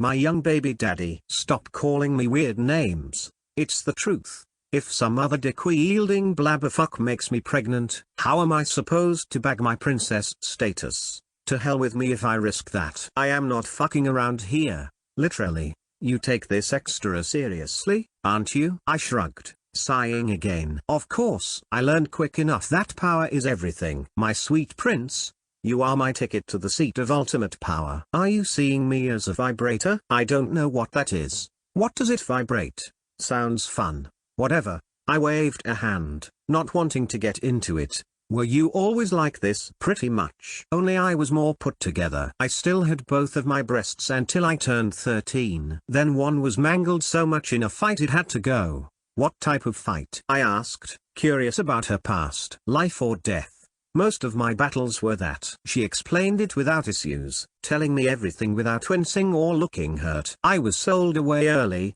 My first memories are about being railed in a cheap brothel. But before I could even say the word, she waved her hand. Nah, it happens. I don't care because I made my own fortune. By the time I was 10, I had 7 kills under my belt, and I robbed the fuckers blind. It was easy to get into their bed as little bitch. Good sex, and I slit their throats while doing it. They never suspected a thing, and then I just had to leave with the money. You do realize that this makes me more reluctant to get naked with you? Don't worry, my prince. She laughed. I wouldn't hurt my ticket to a good life. No wonder you are this wicked. Shit. You have been disfigured in the head. I'm liking it like this. She countered me with a hearty laugh. I am me, pure and undiluted passion. I wear no fake masks and say no honeyed words because I am what I show. Have a problem with it? Too bad. Ahaha. How did you collect the rest of the girls? I asked before she would go on another tangent. Trained them myself. The first of my partners is no longer alive, but she accompanied me to a guy to serve him, and when I offed the old brick, she got hooked on it there and then. We did multiple heists together, and it was awesome. Later on, we gathered more girls, and, well, here we are. What happened to her? Blown up. We had a botched run-in with a mage. We realized it too late, and when she struck down while riding the guy, an energy field blocked her swing and blew off her torso. Instant death. Luckily, he thought it was her idea, and I could play it off as a scared little girl. Wait. I almost yelled out, and Jury just shrugged. It was a quick death. It was always a possibility in this type of work. She began speaking, rolling her eyes. What energy field are you talking about? Oh? That? It took her a while to continue, recollecting her memories. Yeah, I think it was the necklace he was wearing. It lit up before turning into dust. It blocked the strike, and the rebounding force tore him apart like a paper doll. Was it CC? I asked, not really expecting an answer. It could have been. I don't remember too many minute details. My mind was focused on playing the crying, terrified little girl persona to not get killed. Are you sure it was a mage? Yep. He used a long incantation afterward, cleaning up the mess with a spell. It was the first time I saw magic. It was pretty awesome, but I wanted to avoid running into another one, so we moved to your region. I guessed that in a backward place, there were easier targets. It had to be a one-time use artifact, I whispered, already thinking about multiple possibilities. So they have artifacts developed, one-time use trinkets, maybe even weapons? I guess I won't really be able to find out more about them, not even in the capital city. but that doesn't mean I won't try. 33. Chapter 34, Luna. While traveling forward, my mind was stuck on thinking about the usage of CC. So, techniques that gave them different properties and made use of them were already developed. My next question was, how far did they go with it? What could I do with them? How will I get my hands on some samples to reverse engineer it? I discussed this with my uncle, too, while traveling, having exciting debates with him throughout the night. The perfect reason to ignore Yuri, who was trying to rape me. No, I'm not joking. One night, I woke up to her sneaking into my tent, all naked, trying to tie me up. It was the harshest beatdown my guards received from Oleg and me, especially from my general, because I made him responsible for failing to guard me, and he took it to heart. Good, because Yuri is a wild card, and what if she decides that she wants to relive her old habits? I had a feeling that it all happened with my father's blessing because I had seen him laugh, turning his back to me. We are getting close, my lord. It was Oleg's voice that disrupted my thoughts, and he was talking to my father. Leaning out of the carriage, I could see a massive city in the distance. It was right in the middle of a flat field, and a circle of 30-meter-high walls surrounded its central part. Before that monstrosity, I could see a secondary city and then a circular moat. No, it wasn't a moat. That was a river. I was sure it wasn't natural, as it was a perfect circle where the city stood while flowing from the north and heading down south. I know of no river that does a roundabout by itself. From the land, 9 bridges connected to the secondary circle, and we were on a stone road, heading towards one of them. Now, this is what I expected. I whispered, as this was the type of city I imagined when I realized I had been granted a new life. It is unique. Father laughed, patting my shoulder.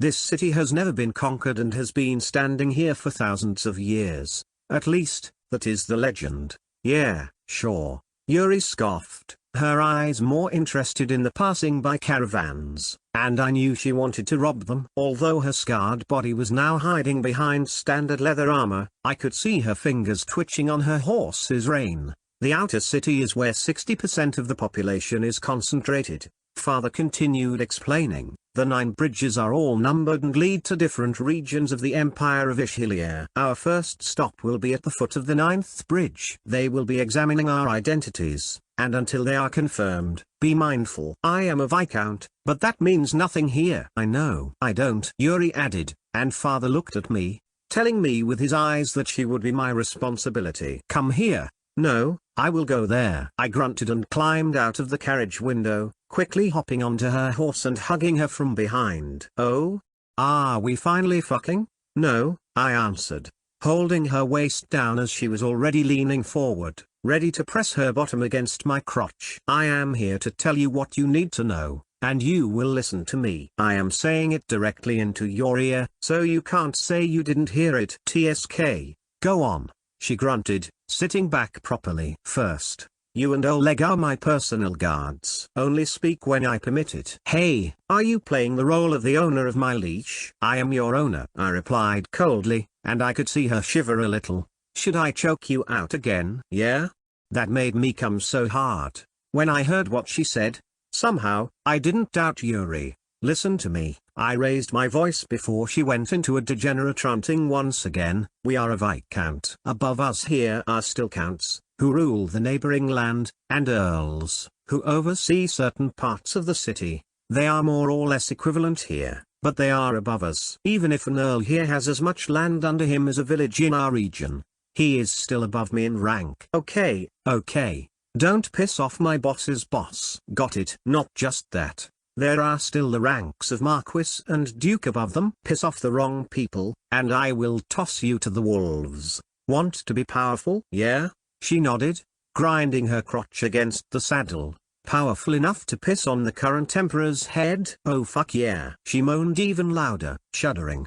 Then follow every word I say while here, and you can get closer to that power. Screw this up, and I abandon you without fucking you once. Got it? Jeez, you know how to speak to a woman. I'm wet. No.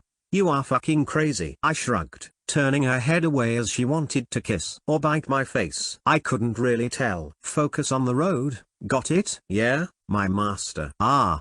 Shit. Talk to me like this next time, too. If you spark my fantasies this hard, I will get pregnant from your voice alone, son.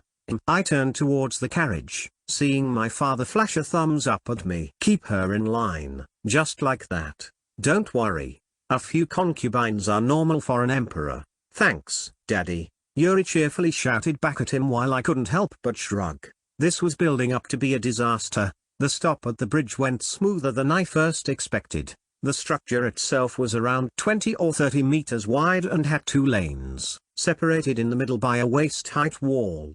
The left one was for the regular people and merchants to use, coming and going in great quantity, while the right side was for nobles. Thanks to this, we didn't have to wait for long. A handful of soldiers appeared at a moment's notice and conducted the inspection of our identities from a thick codex. Watching their armor, it was clean, new-looking. It consisted of black cloth undergarments with shiny, silver plates strapped to their arms, chest, and legs, giving the feeling of a knight, but not one that would be useful in battle. Mainly because these were highly decorated and way thinner than they should have been, with golden accents and the image of a sun plastered everywhere on it. You don't use armor like this for battle, not when the soldier would drag it through mud and guts. Show-offs. I murmured as silently as I could, but Yuri next to me clearly heard it because she let out a small chuckle. Luckily, it didn't bother anyone, and after father proved who we were, including my uncle, before we were let into the city,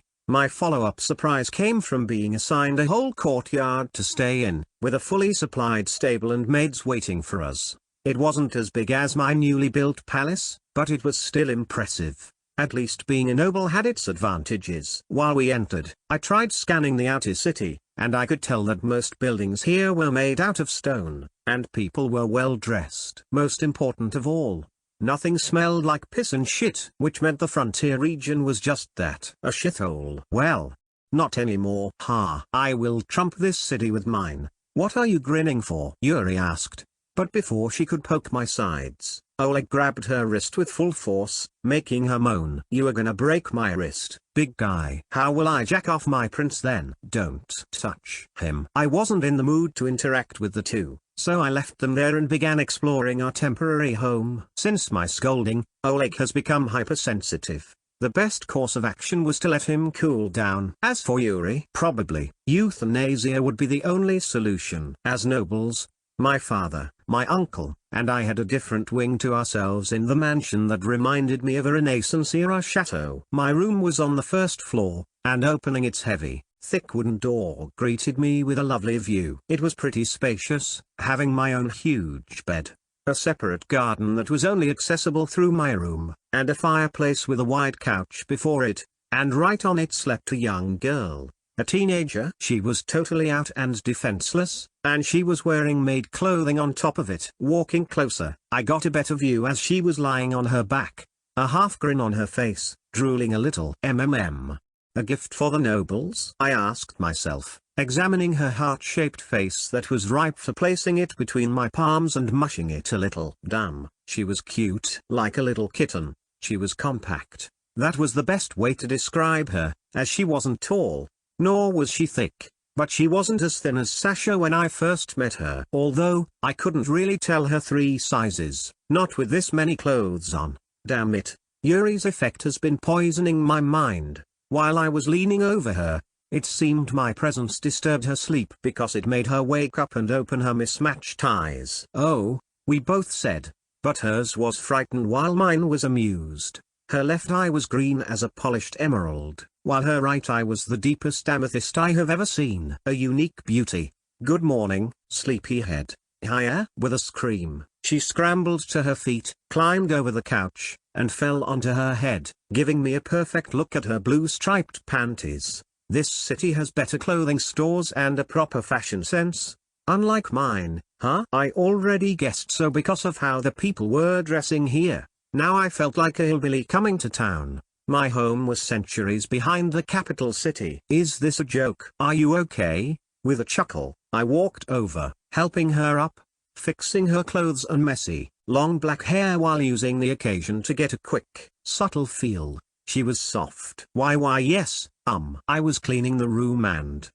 Who are you? My name is Leon, and I am here on official business with my family. Which family? She asked, looking confused, trying to figure it out. But I looked out of place with my red hair. Since coming here, I have seen nobody else having it. My father is Kalash, Lion of the Frontier. Hi, the barbarians. Ah, I couldn't help but stand still, feeling my eyelids twitch, watching her get teary-eyed and begin trembling. What she did was probably worthy of flogging. Name? I asked, trying to sound unbothered. But now I finally had a first-hand experience of what the others think about my home, and it made me sound irritated, because I was. Luna, my lord, she answered, bowing with elegance. I won't bother. She wanted to leave, but I reached out with a hand, stopping her physically. Good. I need a personal maid who follows me around and does what I say while staying here. I will notify the. Thank you for volunteering, Luna. I didn't.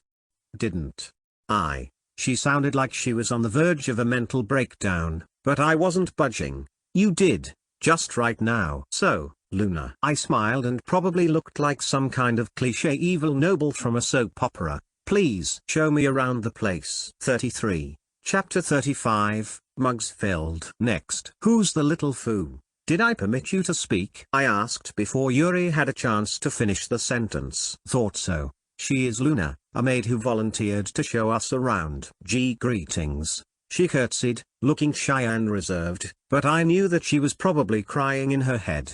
They are my personal guards. Yuri and Oleg. You can ignore most of the things Yuri says as she is sick in the head. I am not, she answered, but after I gave her a doubtful look, she simply shrugged her shoulders. Whatever, you're the boss. Leon. My father's shout reached me, and as I looked around, I saw him hanging out from one of the windows on the first floor. Heading out. That was my plan. I want to look around the city a little. Don't stray far.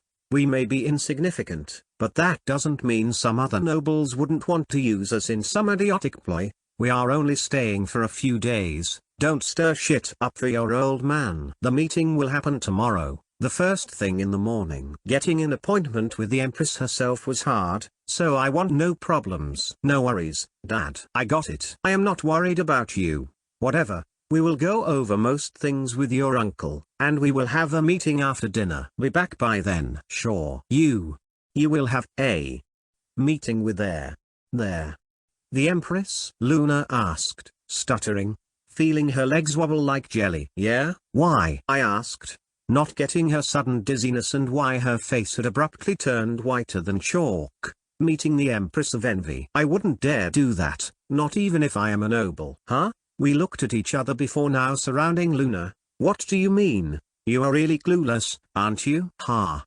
Bark KHM. She flinched, holding back her tongue and looking at me with pleading eyes. Can we go to a place where nobody can listen in? I don't want to end up without my head. Please. This sounds juicy. Yuri grinned, licking her lips, and I couldn't help but agree. I'm hungry. Luna, take us to a place you think is fine, and we will sit down, chat, and have a fulfilling lunch. I have no money, she whispered, which was a surprise. I thought she would catch on quicker. I will pay. Really? It was as if a switch had been flipped. She looked much more eager and ready, the shaking evaporating at once, her legs standing firm and travel ready. Okay. This isn't a prank, yes? No, I answered seriously and honestly. We are not barbarians. That made her blush and fall silent, looking at the ground, drawing circles with her toes. Now that we have established our first goal, let's go. I am interested in what you can tell us. Maids are nice.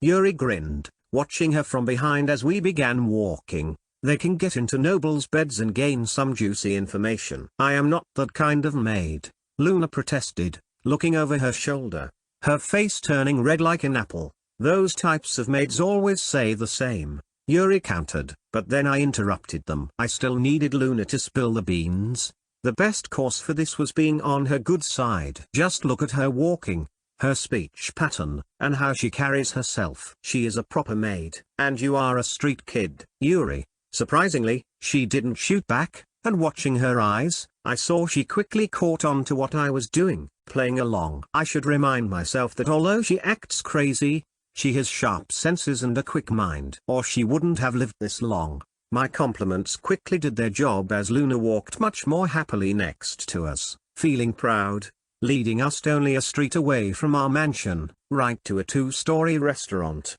Mugs filled, Oleg murmured, reading the sign above the front door as we walked in. Filled mugs? Weird. They have been here for more than 100 years, Luna explained proudly, but I wasn't really listening. On the way here, I was inspecting the roads and buildings, all made out of stone and bricks. There was not one that was made out of wood or any much easier material to get and work with. The way the city was built was a minimum of 5 or 6 centuries away from what was present in either our territory or my uncle's region. Not to mention, I didn't see any mines nearby, so all of it had to be transported here from elsewhere. This also meant that the technology that the empire was sitting on was way more advanced than I first thought about. I just never guessed that there could be this much of a difference between regions within the same empire. Is he okay? Luna asked, and her question knocked me back to reality. He is fine. When my boss's mind gets ticking, he goes into this ultra-focused mode. Then why are you squeezing my thighs? I asked Yuri, who quickly withdrew her hands with a grin, not explaining anything, making Oleg snort and Luna blush. Let's switch, my general suggested, but we were already seated at a private booth on the 2nd floor, reserved only for nobles. Leave it. I shrugged, looking around, examining the empty tables as right now we were the only ones up here. You can't turn a wolf into a sheep anyway. Woof? You are weird, Luna whispered, making me look at her. She looked even tinier, with Oleg sitting next to her. Before I could question her, the waitress came up, wearing an article of red and white clothing with an apron, reminding me of how waitresses used to dress in old movies, at least in my old life. That is, she was young, a teenager maybe, and clearly nervous but also happy that she could serve nobles. Was she expecting tips? Is tipping a thing here? Damn. I truly felt like a country boy coming to the big city for the first time. In the end, I let Luna order for all of us, and going by the names of the dishes, I was sure we would get some chicken and beef with either rice or potatoes. I wasn't sure and couldn't deduce it from the names alone. While the dishes were being prepared, the young waitress suggested we order drinks, and I was expecting the usual. Oleg and Yuri didn't hesitate to call for some wine, while Luna only asked for water. Me? I was feeling mischievous. Coffee? Most certainly. She smiled, bowing and hurrying away, leaving me awestruck. Coffee? The others asked, looking at me, and they were just as dumbfounded. I didn't know it would work, I said honestly before shaking my head. I will need to get me some for home. I almost added that I was missing the taste of a good coffee but managed to hold the last part in. I didn't know about any nobles who drink coffee. It is the ordinary people's drink. It seemed Luna rarely could hold in her thoughts, speaking them out loud again, making Yuri nod. Yeah, and soldiers. They say it is the workers' and slaves' drink. It keeps them functioning longer. Bullshit, I scoffed, now feeling angry. It is the best drink, period. Oleg, no. I don't care what you want to say. Coffee is the best. I didn't try to say anything, he murmured, glancing away, looking troubled. Okay, while we wait, we can have a little chit-chat. So, Luna, please explain, I said hurriedly, ending the conversation. Well, this place is. Don't play dumb. I chuckled, seeing her try to divert the topic. Empress of Envy. Why? Please don't say it out loud. It is not something you want others to hear, she pleaded, looking around, but luckily, the waitress hadn't returned yet. She ascended the throne 12 years ago, and since then, they say whenever she found something she liked, it simply disappeared, taken away and placed into her private collection. I know that there have been some laws made that prohibit other nobles from wearing certain colors, like purple, or black, or crimson. Only the royal family is allowed to appear at events, donning those colors. PFT. I could barely hold back my laughter after hearing it. It isn't funny, Luna complained, pouting, turning silent while our drinks arrived. It is. It is precisely what I imagined that some self-centered noble would do, I countered, lifting up my mug and enjoying the aroma I had subconsciously missed for all these years. Oh yes.